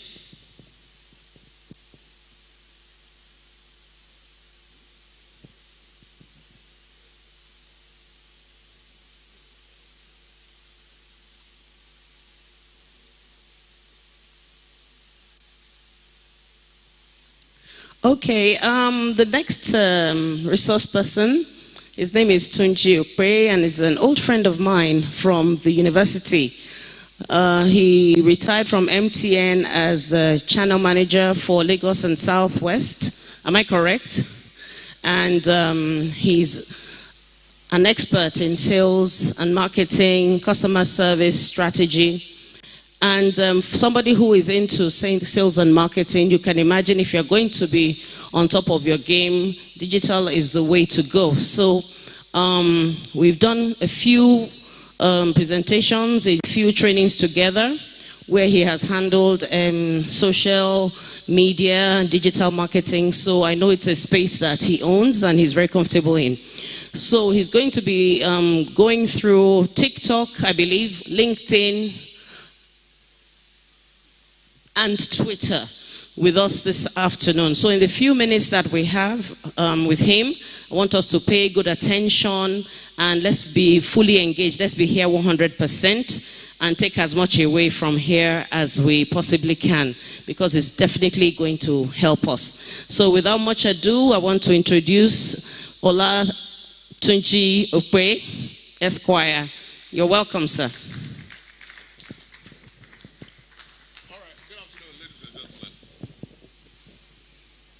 Even though I'm more comfortable speaking without the microphone, but I guess it's all right. Good afternoon, everyone. I have just 45 minutes to make an impact here, so we're going to start real quick. We're going to be addressing LinkedIn, Twitter, and TikTok. So the first question I want to ask is, who is not on any of those platforms? Okay, which one are you not on? Come again? You're not on LinkedIn. Okay. You're not on LinkedIn either. You're not on TikTok. Okay. Who is not on Twitter? Okay, 2 people are not on. Okay, 3 people are not on. 4 people, 5 people are not on Twitter. Okay. Basically, let's look at it this way. I need someone who is not on Twitter out here. I need someone who is not on LinkedIn out here. I need someone who is not on TikTok out here. So that we can make this a practical session. Now, 2 things. Yes, please. You're not on Twitter. Okay. Have you got your phone here? Okay, great. You're not on TikTok. Great. You're not on LinkedIn. Great. You have your phone here. Okay, get your phone. Okay.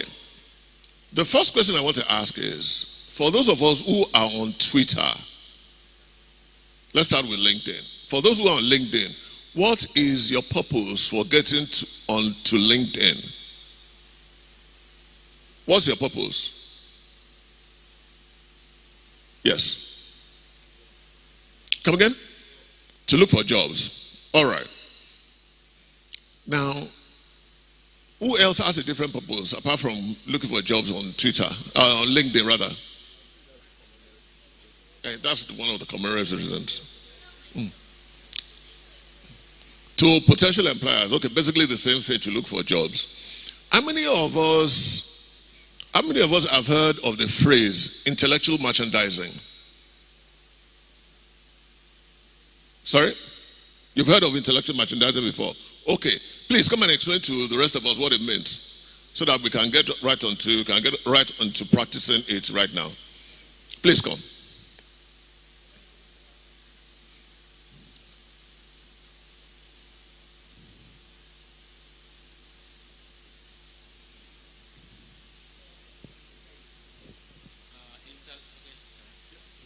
Praise the Lord. Intellectual merchandising is about marketing yourself, selling yourself, putting yourself like something to be bought, putting yourself on social space for you to be patronized. So, thank you very much. So, basically, intellectual merchandising is selling yourself, putting your value ahead for people to see that, okay, this is the kind of person we want to get in touch with. So basically, it's about content. Twitter or LinkedIn. Okay. Can you get onto, you have a picture? A picture of yourself? Yes. Okay. Okay. Now, there are three things in LinkedIn that will get you attention. What you look like and how you look like in it. A lot of people do not understand the power of visuals on specific social media platforms. Because LinkedIn is, in quote, a serious platform. People are looking out for some basic stuff. So how you look and the way you look in it, the way you look in it determines if people want to make the next step. The second thing is the content on your profile. Do you have your CV? Big problem. Sorry, I'm still in secondary school. Oh, it doesn't matter. You know why it doesn't matter? And I'm glad that you brought this up. A lot of us make the mistake that because we're at one particular level, we can't get the kind of attention that we want. It's not true. And I will tell you why. The reason is, whatever you do that adds value to you and adds value to others is not an accident. When you eventually get what you want, it's as a result of what you have done and who you have done it with, or who you have done it for, that will determine where you get to tomorrow, or in a couple of days, or in a couple of months, or in a couple of years. So you find people who throw all kinds of stuff on LinkedIn. Maybe the guy is a security guy in a company. He's trying to get into university. He doesn't have the kind of money that he needs to get into school. He doesn't want to get into a public school because of ASU. He wants to get into private school, but he doesn't have the money. So what does he do? He gets onto LinkedIn and starts to create content. The kind of content that he creates is what we call intellectual merchandising. Is a function of your mind and how it works and the kind of value that you can add to people. It could even come in the form of career advice. It could come in the form of personal advice. Now, why our situation is instructive, because it's secondary school, is twice I found myself taking the advice of someone who was 16 years old on Twitter. And I didn't know. Now, how did I find out? I sent her a message on Twitter to ask her that, okay, would you be available for a meeting that I was going for so that you can expand on this thinking? She now said, my daddy won't let me go. And I wondered, why would your daddy let you go? Said, because I still want to take my SSC. And, and you write like that? She said, yes, now that she reads now and she talks to people. That's how I got to know she was 16 years old. And she was trying to get SSC. So when people tell me that you need to get to a certain level before people can connect with you, it's a lie. It's a function of your mind. As someone who wants to get into business, is a function of your strategy to get there. So whether it's LinkedIn, Twitter, or TikTok, it doesn't matter. What is your purpose for trying to get there? So what we want to do is help her to get onto LinkedIn and develop the kind of content. First, the kind of profile that will get our attention. Then, the kind of content that will demonstrate our value to everybody that goes to her page. Now, there's a push and pull factor on LinkedIn. The push and pull is you can add people that you know or you have heard of. But first, you must be able to demonstrate something you call an intellectual hook for them. If you don't have that intellectual hook is when you say something or you discuss about something or you post something that people find inspirational or people find very useful, maybe in terms of leadership, maybe in terms of personal relationships, maybe social issues or political issues. Not the really inflammatory political issues, but political issues in the sense of creating awareness and education. So it depends on how you approach it. So open your phone, go to Play Store, download LinkedIn. Same thing. Which one are you not on?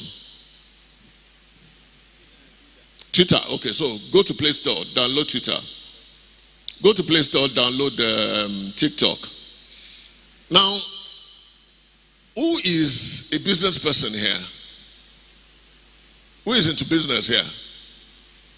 Nobody is into business here. Okay, who is in school here? Who is maybe in the university, almost graduating? Or who is working and needs to get a job? You're working. You need to get a job. Sorry? You just graduated. Okay.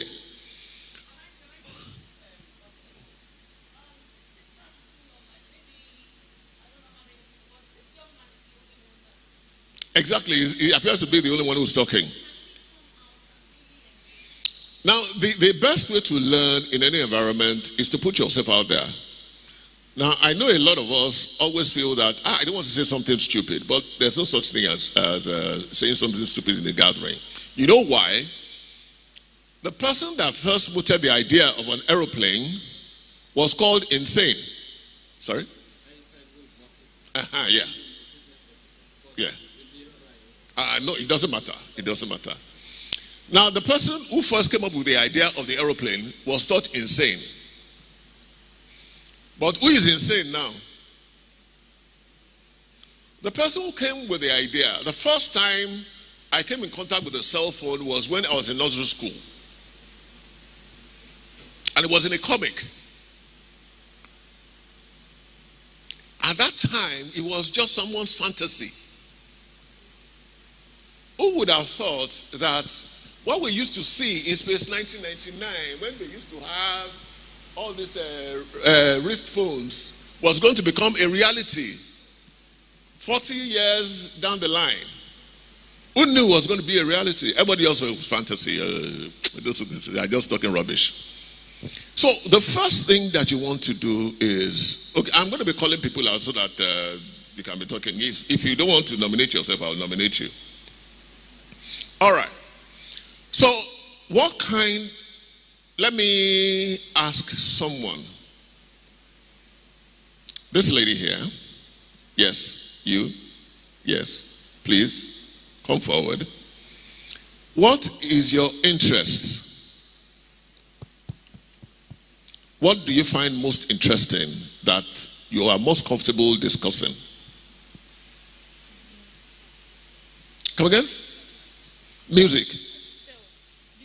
Okay, business. And I was asking who's into business. You didn't say anything. See. I'm asking about the person that owns her own business. No. You are interested in business. Okay, you don't own your business, but you are interested in business. Yes. Aha, there you go. What kind of business would you like to do? Cosmetics. Cosmetics. Yes. Now, which demographic, okay, which age, which income group are you targeting? Who are the kind of people you want to sell your makeup to?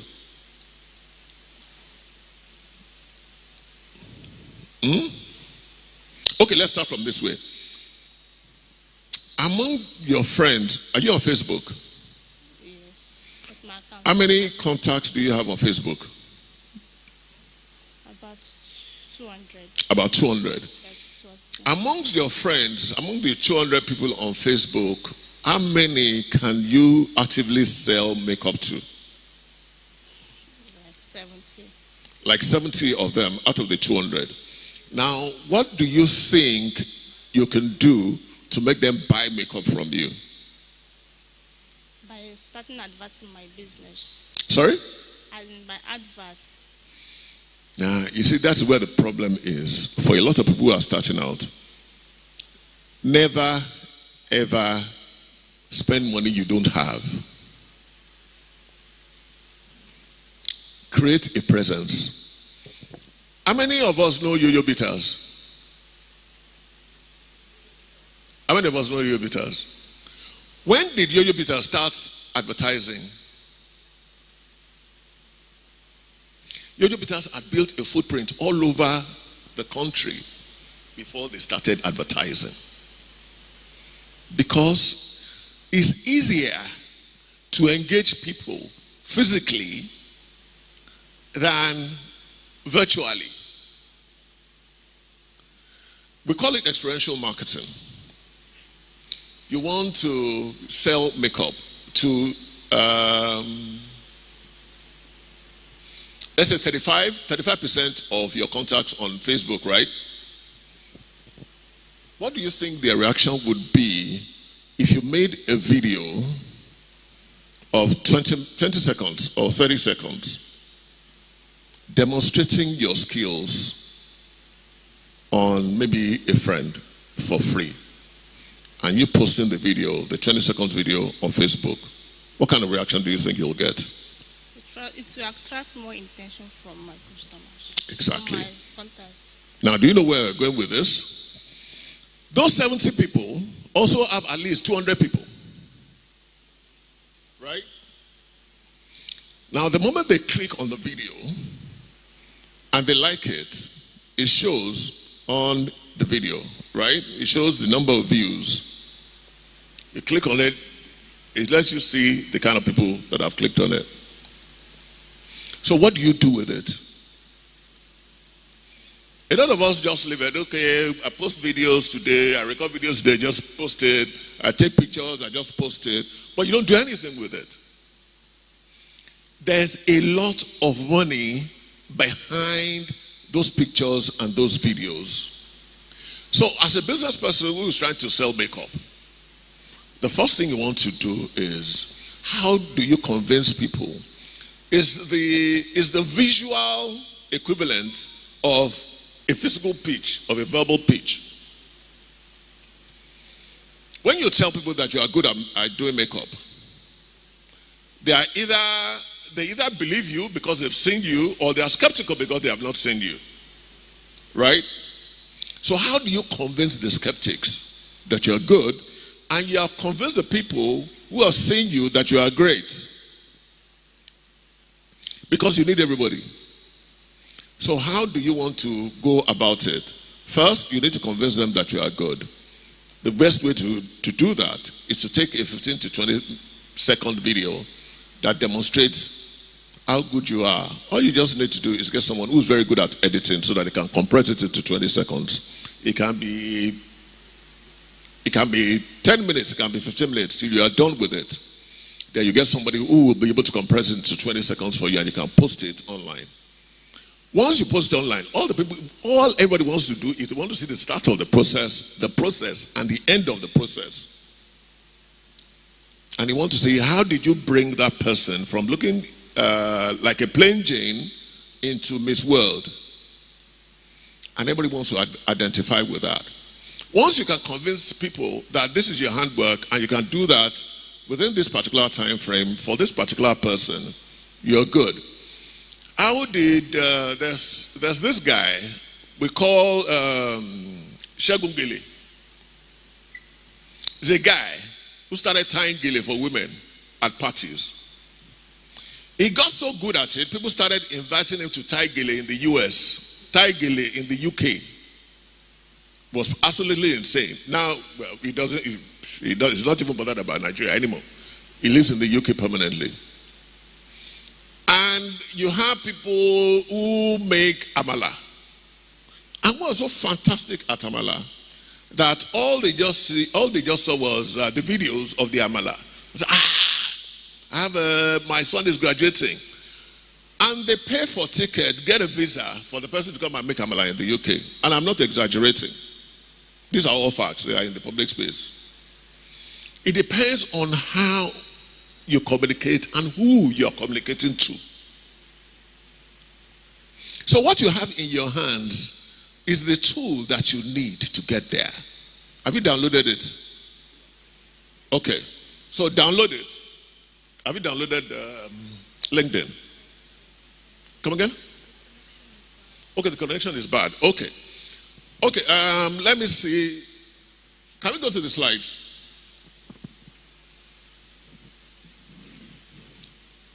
Can I go just down to, let's go down to LinkedIn first.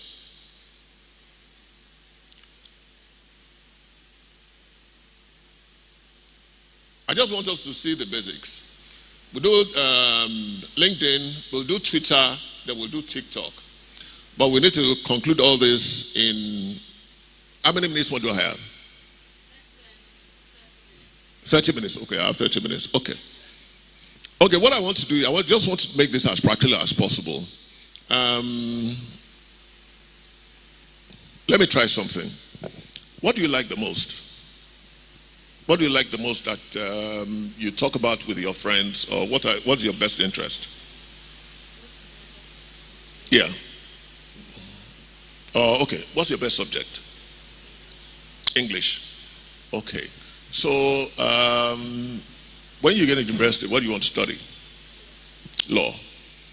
What is your best area in law? What do you think you would like to specialize in when you become a lawyer? No. That's actually another study. That's actually another area. Now, you can do that as a foundation for law, but it's not a branch of law. You can do marine law, you can do corporate law, you can do sorry? You can do property law, you can do criminal law, you can do all those areas. Now, where I'm going with this is, how do you demonstrate to someone who has enough faith in you that, okay, let's assume, I'm not saying, let's assume that you don't have the funds to get into university to study law. How do you convince someone through your social media handle that you're fantastic at what you do, or you are going to be fantastic in the course you want to study? Let's say you want to specialize in marine law, for example, or property law. What do you know about the real estate industry from a legal perspective? I'm assuming. So let me not put you on the spot. Okay, so because you studied English, or you like English, is your best subject, and well, on the career side, it's not only English that you need to be good at to be able to practice law. You need to be good in government. You need to be good in history, I think. You need to be good in math. You need to be good in literature. And I think BK is also acceptable, right? So if you have those 6 subjects, you're good to go. Now, it is what you do when in school and when you leave school that will determine exactly where you're going. But right now, you can build a foundation. How can you advocate for yourself?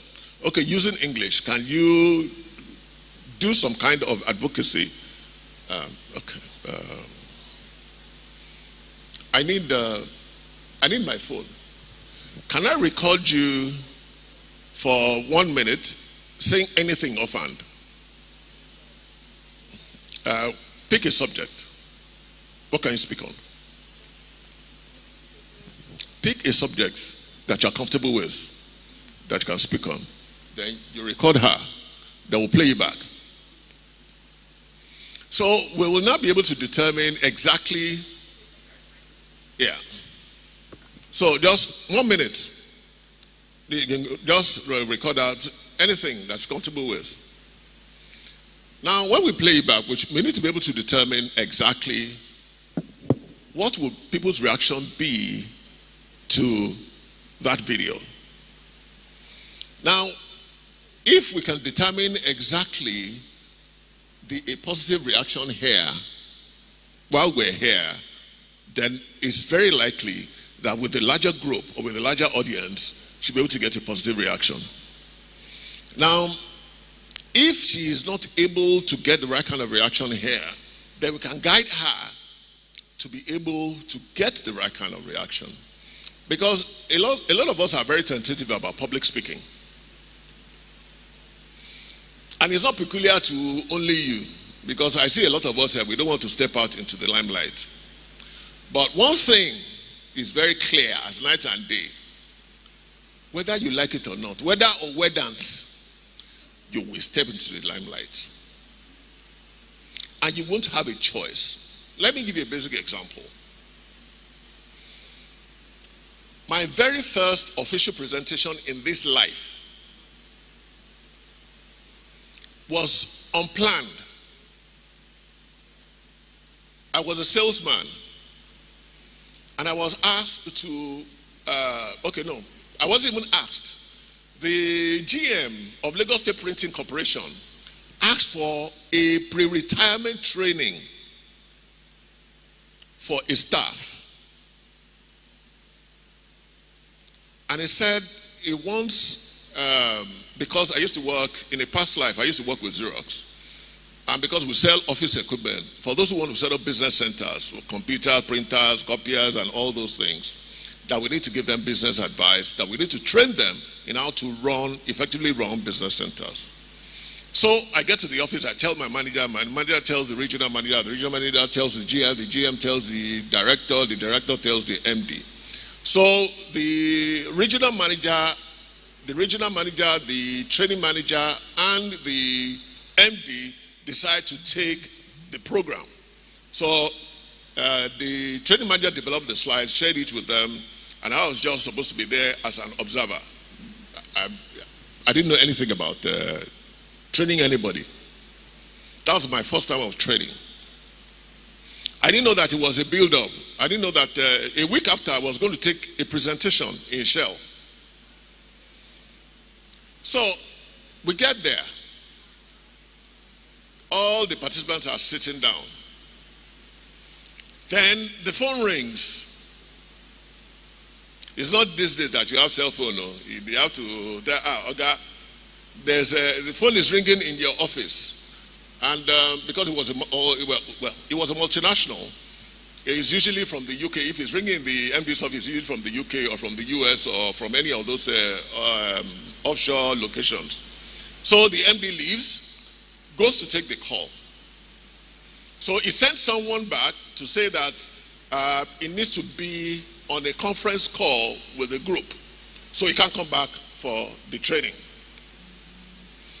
Then he asked the guy to call the regional manager, who was also supposed to be part of the training, that he should join the conference call. How many people have gone? 2 out of 3. So the training manager starts the process, and someone calls him that he needs to be in a meeting in VI. We were at Matori then. So guess what? The MD now, before the training manager left, the MD comes and says, Tunji, take the training.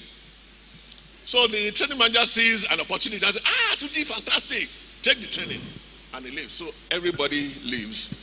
And I was compelled to take the training from 10 o'clock till 4 p.m. and answer all the questions, a training I was not prepared for, questions I was not prepared for, and deliver it. Bottom line, there is one day, something that you are not prepared for will fall on your laps, and you'll be required to deliver on it, and you won't have a choice. It will be a make or break.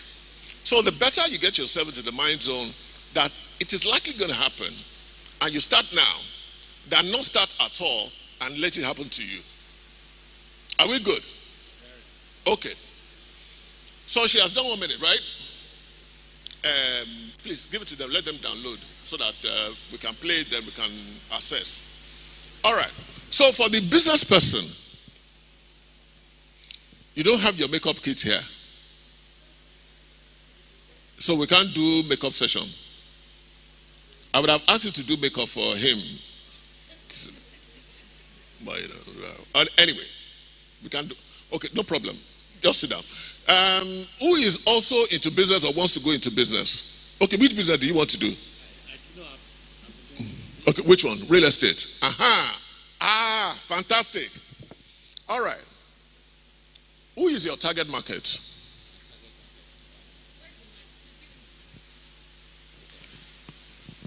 My target market. You mean the location? Your target market can be anywhere. Okay, my target market from here to, from Ikoyi. You are talking about location. Okay, location is just one. Okay. Your target market is the people who you want to focus on. Then when you have determined those, then you can now drill down to where they are. Okay. That is when you start getting to the specifics of the market targets. But at the broad level, you're looking at your target market. So what's the demographics that you are aiming at? Okay, the middle income earners and the high income earners. Okay, so what income group do they fall into? What income group? What income group? If you are saying that what are they earning? Okay. If you are talking about middle income to high income, what is the income band that you're looking at? I think it has to do with what I have in stock to sell. That's the vision I have for it. No. Okay. It doesn't work that way. Okay. 15 million. Exactly. How am I supposed to So know that you need to determine what income group. What is the value of the property that you usually sell? Yes, the value of property, that is what we are going to use to target them. That's the way. Not necessarily. Okay, not necessarily. Okay. Not necessarily. Okay. People do property for 3 things. Okay. To make money. 1. To tie down money. Yes. Or to live in. Or to live in it. Okay. So for those who want to make money, who are those ones that you are targeting? What kind of property you are selling to them? When you have determined the kind of property you are selling to them, then you need to determine which location do you think will be their preference. Now, when you have determined all those, then all the social media platforms provide algorithms for you to be able to target those guys specifically. Now, what I see on social media generally is that a lot of real estate people come online, they do a lot of funny videos, and they just send it to everybody. It's like you want to fight in a dark room. You want to fight and you're in a room with no lights. What do you think is going to happen? All the person that you want to fight, just listen to this, just go and sit down in one corner. And you hurt yourself in the process. So it's just like you're trying to hit something and you'll be missing. Because you don't even know where you're going. But if you already decided that, okay, this is the kind of people, you need to determine, this is the income group. They should be earners between 2 million to 25 million a month. They should be in particular sectors. You may determine that, okay, you are not targeting civil servants. Because if it's an investment vehicle, You don't want somebody whose EFCC is going to chase to be investing in you, because they will carry all of you together. They won't distinguish. They don't want to know whether you knew about it or you didn't know about it. The only thing is, he took money, he invested in you, you took it, and you used it. End of story. Ignorance of the law is no excuse. So, when people do all those things, there's a strategy behind it. They want to see who we want to focus on. It could be, some people could even be specific as to gender. They can say, okay, we want to target only men within a particular age group. Within the ages of 32 to 50 or even 45. Within the income group of 2 million to 25 billion a month. I'm not talking about a year, a month. Now, if you want, depending on the kind of property that you are talking about, you can now say if it's a property of 15 million or 10 million, and there's a plan to pay instrumentally over 10, 15, 20 years, then you can now go for people who are earning 500,000 a month, 1 million a month, or thereabouts. Property in Nigeria appears not to favor those who earn below 1 million. But people who earn 500,000 could be lucky somehow. So, how do you determine who you are selling to? How do I determine who I'm selling to? Presently, I belong to a WhatsApp group. Okay. Okay. Presently, I belong to a WhatsApp group. So many, not one. So you look for a direct property. You look at the price. And when you look at the price, some of them have maybe their own clients. Some of them have their own clients. Yeah. So you start marketing to them. Maybe this one tells you, I want this, I want that. But the challenge there is that the person that has a client has a monotony of taking the person anywhere. So if you have an indirect client, you may not likely close the deal. If he doesn't like your price and all, you take the person elsewhere. So thank God that you said something about that. A direct client is the right prospect. Yeah. And at times some people... No, it doesn't matter. Whether it's a direct client or an indirect client, doesn't matter. It is how you get them to buy from you that matters. It is the how. Now, whether it's a direct or indirect client, you get money anyway. Yeah, that's true. You sell anyway. It doesn't matter whether the person is coming to you directly or is your direct brief or not. Whether it's your direct brief or not, if you sell, you get paid. Whether it's your direct client or not, if you sell or the other person sells, you get paid anyway. Abi? What I'm trying to say is this. If a particular person owns a client, yes, and you have a property, it doesn't match what the person wants. The person takes the client elsewhere, and your property is still there. But if you are... the point I'm trying to make is, in most of those cases, what you find is a lot of us do not sell the property in the right way to the right people. Now, in that case, most of it is left to chance because it's not your client, but you have the property. So you are not the one selling the property to the client. It's the guy who has the client that's selling the property to the client. Yes. So the way you will sell is not the way he will sell the property. Now, in my own experience, you can find a situation where you're selling something to someone that even though ordinarily they may not buy, but you have sold it in a way that gives the person a positive perspective on what you have sold and decides to go with it. Even though ordinarily, because of the way your guy sold it, he would not have bought. But because of the way you have sold it to him, he bought or is likely to buy. So, let's just hold on a minute, please. Okay. Can we go to, LinkedIn, so that we can start this thing right away? I want us to finish the details. and focus on the steps. LinkedIn. Thank you. Down. Okay. Let's just go to the steps. You download. Profile yourself. Now, this is my picture. I couldn't get a picture of anybody in this room, so I used myself as an example. So basically, get a professional profile picture. The kind of picture you use, how you look in it, determines the kind of attention you will get. Smile. Natural eyes. Now, what this means is some people think they are being funny when you are taking a picture and you are making some funny eyes.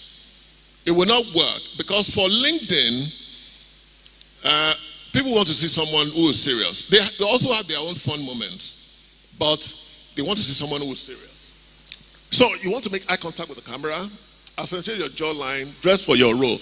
A lot of us think that, especially for those of us who are working, we usually fall into that trap of thinking that we are dressing for our employer. You're not dressing for your employer, you're dressing for yourself. So the moment you decide to dress badly, you are dressing badly for yourself because the client or your customer or anybody who comes into contact with you is buying you first before they buy your company. So if you look horrible when meeting with anyone, even if it's an old schoolmate who used to know you, the impression they will take away is that, that girl is not doing well, it's not doing well. Or that guy is not doing well. The day I saw him was, the way he was dressed. So when they say dress the way you want to be addressed, it's not for fun. So head and shoulders most visible, solid color background, customer provide a line, my role strategic sales professional, your personal value proposition. Who do I help and how do I help? Now this is this last two. Your personal value proposition is very, very important. What value do you bring to the table? Which is why I asked her to do that 20-second video. It can make the difference between switching on to the next contact and staying to look further on, let me see, this looks interesting. So what do you tell people on your social media page? Let me ask the lady there, yes, you. What is on your profile? Let's say Facebook profile. What's on your Facebook profile? Hello? What's on your Facebook profile?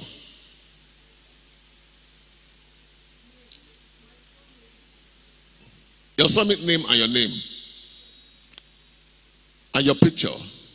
Is there any other information about you? Okay, so you are not planning to do anything with your social media page?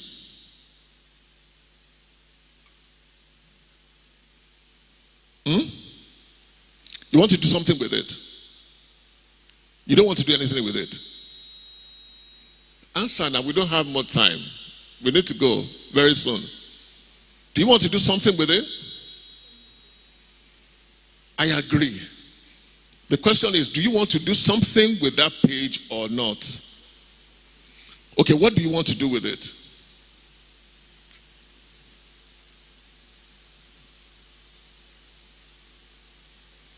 Tell us now. You're still thinking. Okay. All right. Madam,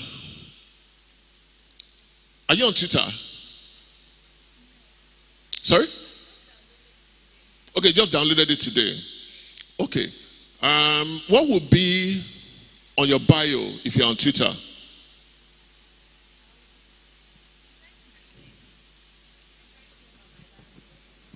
No, I know. What would be on your bio, on your Twitter page? What would you say about what do you want people to see when they click on your name on Twitter?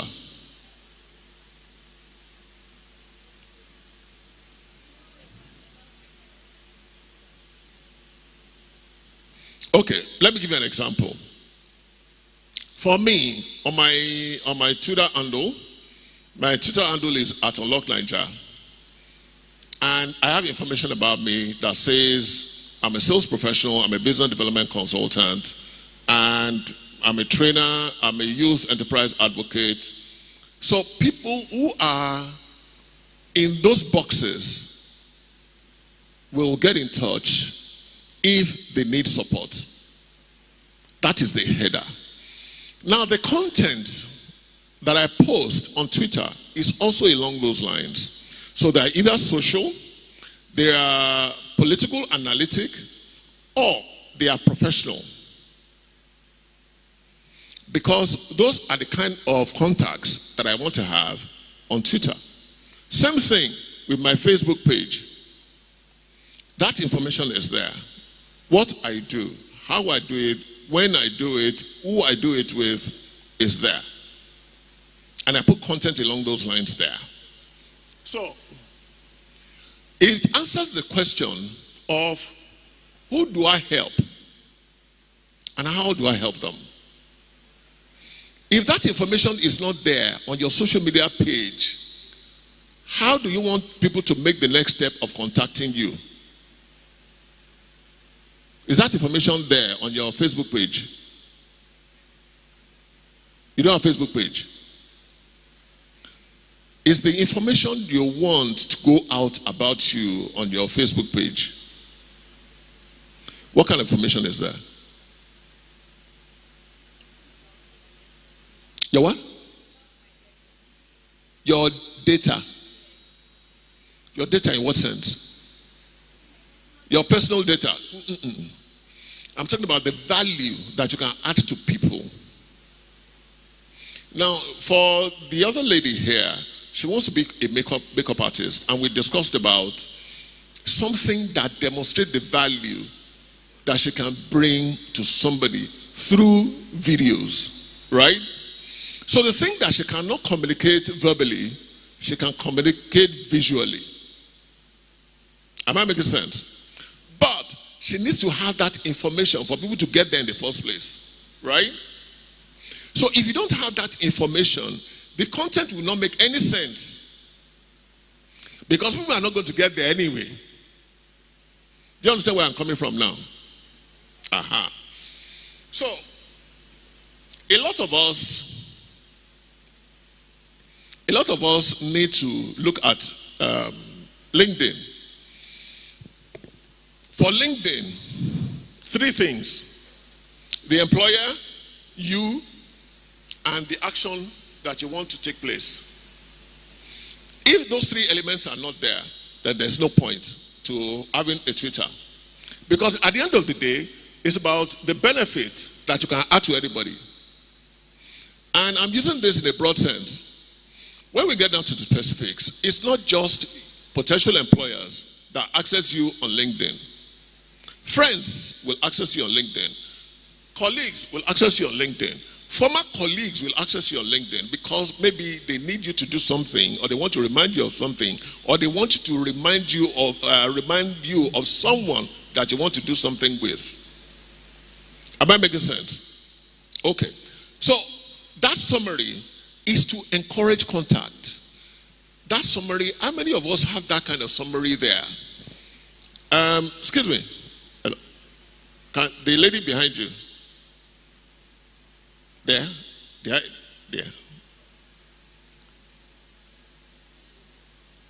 Yeah. Can you step forward, please? Now, what I want us to do in closing, do you have notepads here? Do you have notepads? Do you have a notepad here? Okay. Excuse me. I have a notepad there. Can you bring it? I want us to do something. No. There. Behind, there. Where that bag is. Where that bag is. That notepad. Do you have your pens with you? Okay. No. This is not mine. Okay, anyway, let me use it.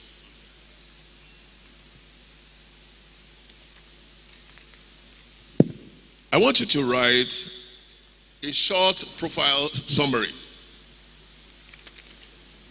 that you can post on your. Let me split this and share it.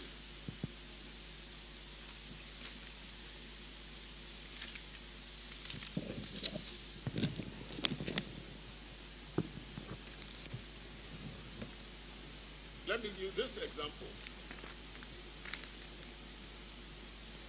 I want you to look at this example. Please look at this example. Now, for the employers, demonstrate an understanding of potential. You must demonstrate an understanding of potential employers, especially those of us who are looking for jobs. If your content is not demonstrating an understanding of your target employer, you can't get there. So, the example is, I understand the reality for sales leaders has never been more challenging. Market-leading sales teams must deliver revenue growth while facing the headwinds of increased competition, heightened customer expectations, and commoditization. At the bottom line, value-leading organizations are determining ways to more effectively position and get credit for the value they bring to customers. Now, there are three key things there. Every single organization is concerned about customers. They're concerned about revenue, and they are concerned about competition. So if you are selling a product or you are selling yourself to a potential employer, what are those pain points you are addressing? Even as an entry-level staff, what are those pain points are you targeting? So if you cannot have at this, okay, this may be high level for someone like me, but basically it gives you an idea of the kind of content that you can share for your profile summary.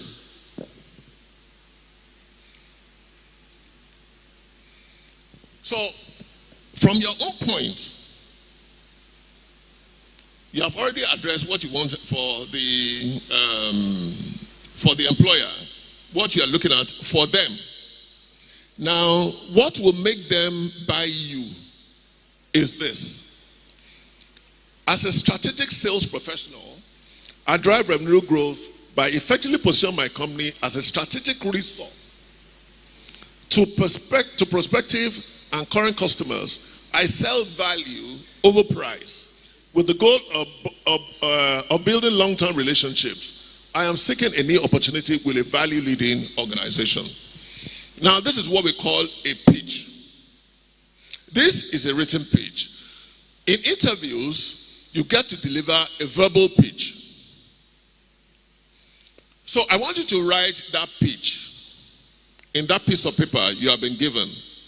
And I want us to do it in the next 5 minutes so that we can use it as an example for our profile, for our social media pages. How many minutes do I have, Masa? Oh, okay. Okay. So I want you to write that profile summary quickly. This is for you. What do you want people to know about you? I'm not saying copy and paste this one, no. It's a guide.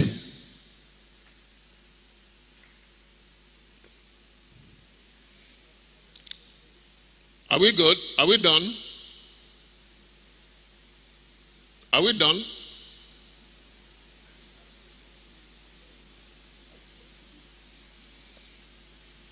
You know what you want to do? How will you pitch it to someone you want to be employed by?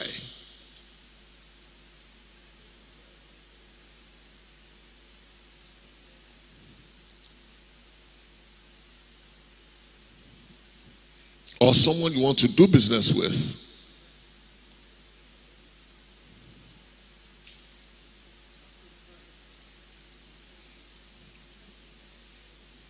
Are we done?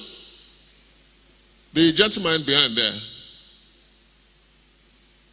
Hello? Is it one of us? Okay. Have you done yours? Okay. Come and read it out to us. Oh, you're still writing. 2 minutes. It's a summary. It's a summary. It's not an essay.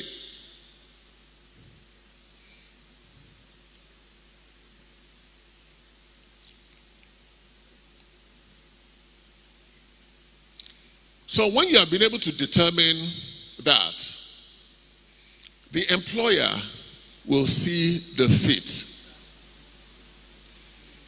In the first place, what you have done is you have identified the kind of employer that you want and where you want them to be. In the second place, you have identified the value you bring to such a potential employer. Then the third one is the employer seeing you as a fit for the role that you're aspiring to. So, here, you highlight the fit between you and prospective employers. Market leading companies and I share a common belief that customer value is derived from far more than price. Working together, we will achieve revenue growth by combining your brand and solutions with my experience and capability to grow new customer acquisition, customer retention, and penetration across existing distribution. So at this point, what you are doing is you are bringing both together. This is how you demonstrate fit. It also brings us back to what I was telling them about the other time. If you do not identify who you want to sell stuff to, whatever you tell them will not make any sense if you are not speaking their language. Until you start speaking their language, you are not going to get anywhere. So all this information needs to be there. Then it will encourage anybody to take action. So what are those things that will encourage action? Your phone number, your email address, your house address, or your office address. So encourage people to contact you. If you don't have that information there, how do you want to? A lot of us on social media will say, we don't want people calling us. I don't want to put my phone number there so that people will not be calling me anyhow. I don't want to put my office address or my email address so people will be spamming me with mails. But the point is, you can always have an official contact number that goes off by 5 p.m. or 6 p.m. It doesn't need to be on all day. Anybody that calls you through that line, you will know for a fact that the person is calling you from your social media platforms. So, your position summary. This is your CV.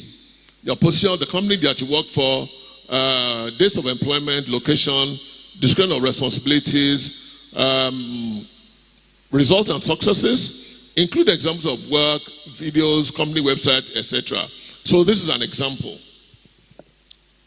Okay, sales representative, Emeka International. Responsible for building a territory, producing 1.2 million in revenue annually, leverage constant sales process. This is the kind of information. When people see CVs these days, they want to know what you have done. It's not just your responsibility. They want to see your achievement. They want to see the value that you bring. If you do not demonstrate that value, there's no point to engagement. So this is what a potential employer wants to see.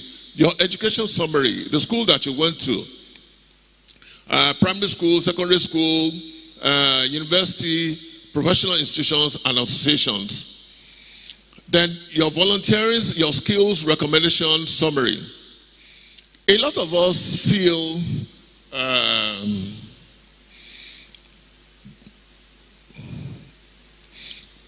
let me say something right here. A lot of us, how many of us have ever volunteered to do anything here?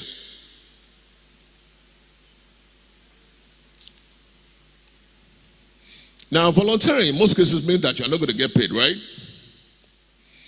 So how many of us actually do stuff knowing fully well that we're not going to get paid? So only 2 people have held up their hands here. So everybody here, is it that money or nothing? Abi? Guess what? You see, that volunteering actually translates to money. There's a boy that I know. Okay, man, not a boy. His name is Babatunde Vaughn. He's the regional manager for Microsoft. I'm putting his name out there. You can Google him. He is regional manager for Microsoft for education, for primary education. So it's primary school and secondary schools. His job is to function in that place. How did he start? He started by volunteering. All he was doing, he was going from one place to the other, assisting Microsoft staff, pack their bags, pack their chairs, helping them print stuff, helping them disseminate stuff. He did that after his service here for 2 years. Then he got drafted onto a project team to help, to assist. Now, he did so well at that function, at that task, that he was employed. And 4 years down the line, he becomes the regional manager. So that is how you can translate volunteering into payment. Okay, so ladies and gentlemen, I'm going to sign off here. So basically, this is the kind of information you want to go out about you. So at the end of the day, it's about what do you bring to the table. This is the only way you can build your network. And this is the only way you can make your network work for you. I'm sure you have heard the phrase, your network is your net worth. Abi? All right. So on that note, ladies and gentlemen, thank you very much. It was good engaging with you.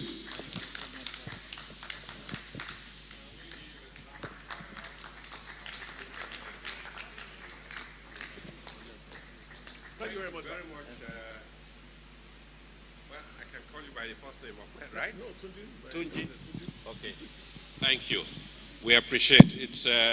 It's a long day already for the audience, so I can see that they're winding down, which is normal for a human being. I want to say we appreciate the sacrifice you have made, and the Lord Himself will reward you for that support that you have given to us and given to our people. Thank you very much. We'll keep in touch. No matter the numbers, we may still move on to the next level in terms of those who really can use these devices and use these platforms. Yes, the various platforms that we've been talking about. On that note, I want to say thank you. I'd like to ask that the chairperson of the Business Empowerment Council for Resurrection Parish, Dr. Ken Opara, to please say 1 or 2 words and close the session for us. You have all your emails, you have your emails in with us, right? Who has no email? If you don't have email, just wave your hand. Okay, you need to look for a friend amongst these people. That's how you build network. You need to identify somebody who can make the email available to you, and you print if you want to print. That's if you want to actually understand, because what you have done here is to introduce you to what they have to offer. For you to maximally benefit, you need to read up the materials and do a few exercises. I'll leave it at that. So we will contact you using your email, send you materials, and also send you a questionnaire to fill. Is that okay? God bless you. Can I hand you over to Dr. Opara?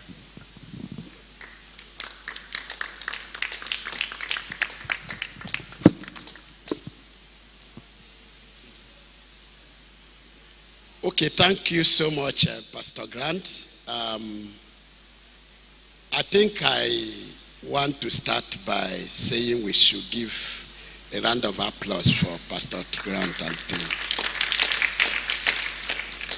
This is really his initiative, and when he said to me we need to talk about this, I'm sure that today you've learned so much that will help you as much as possible to navigate through.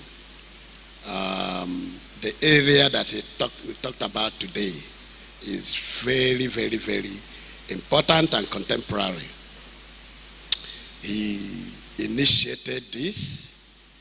He organized the resource people that spoke today, and he did all the arrangements.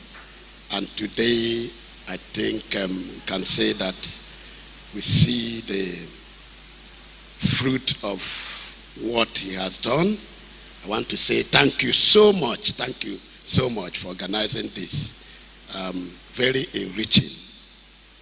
I listened to just the last speaker because I think the first speaker I already know.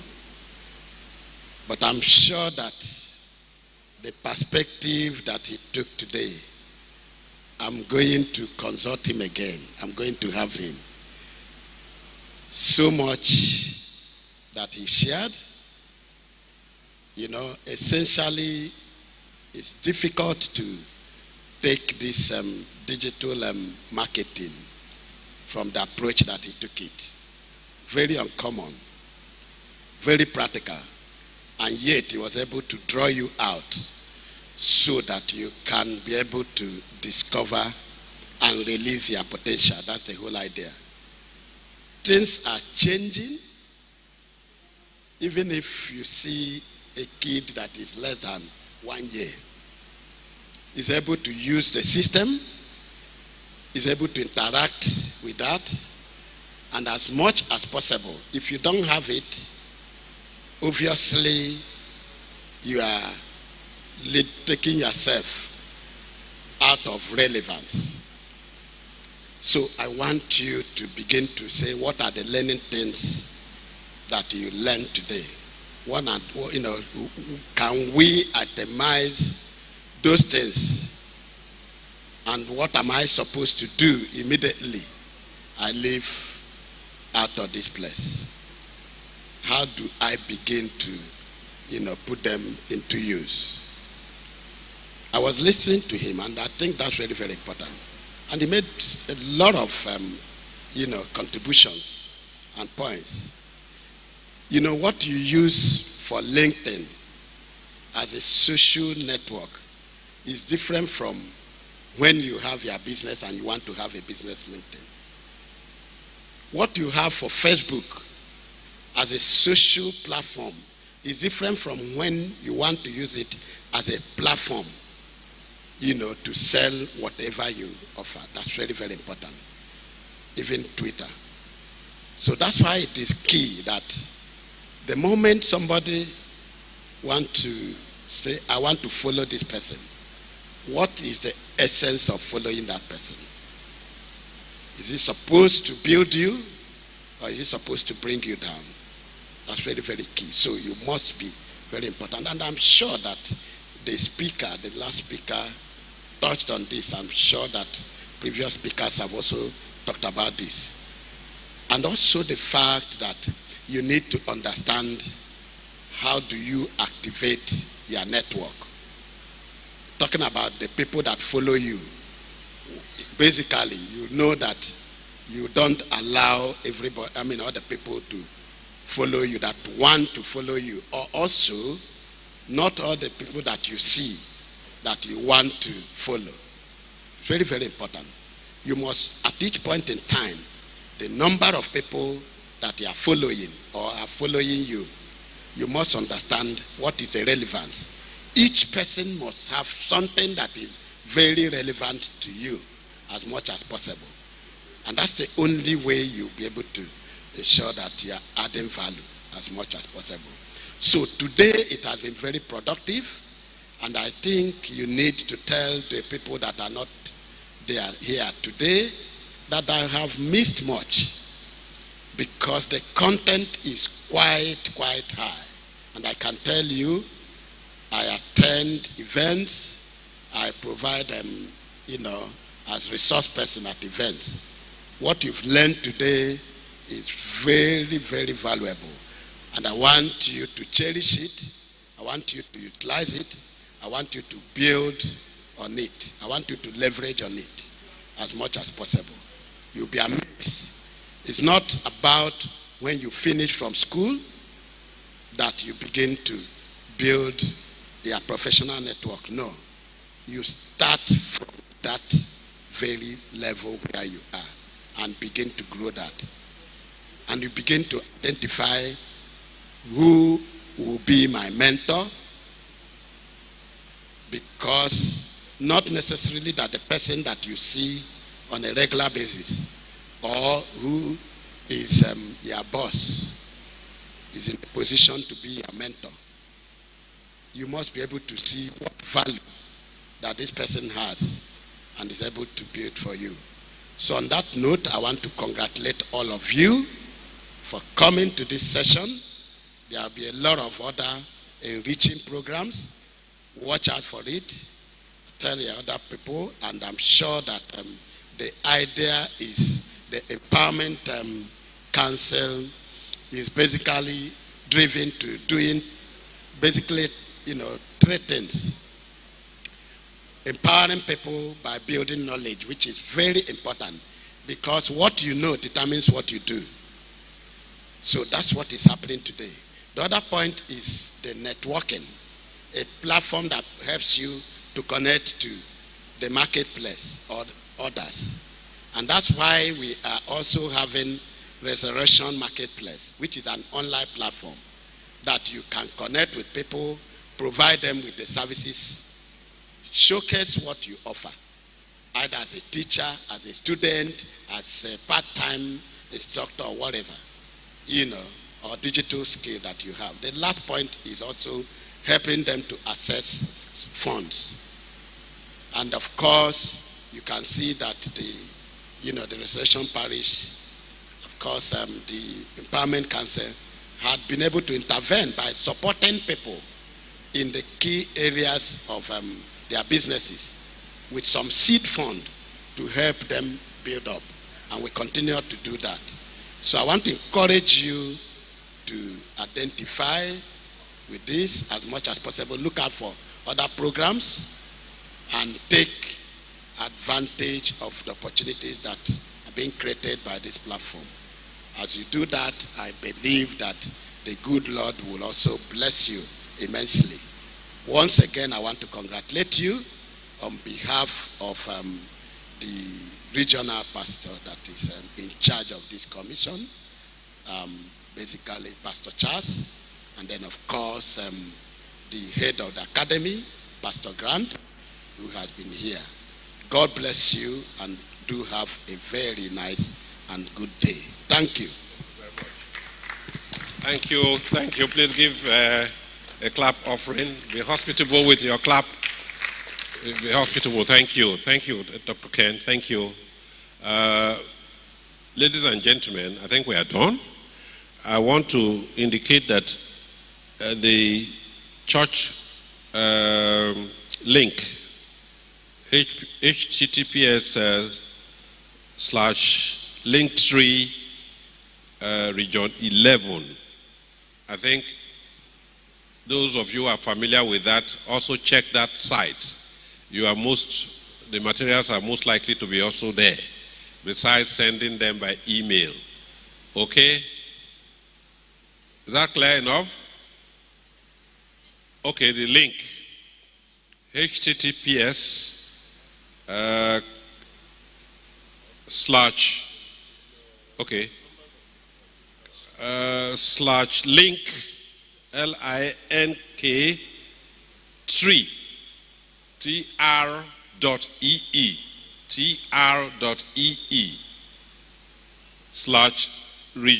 11/region 11. Okay? You will be able to get also access. Paul, Come on, help me with this, return this stuff. I think that's about it. Has any of you written it? Have you written it? You share it with your colleagues. Okay? Thank you. When you get the questionnaire, please be kind enough to fill it in.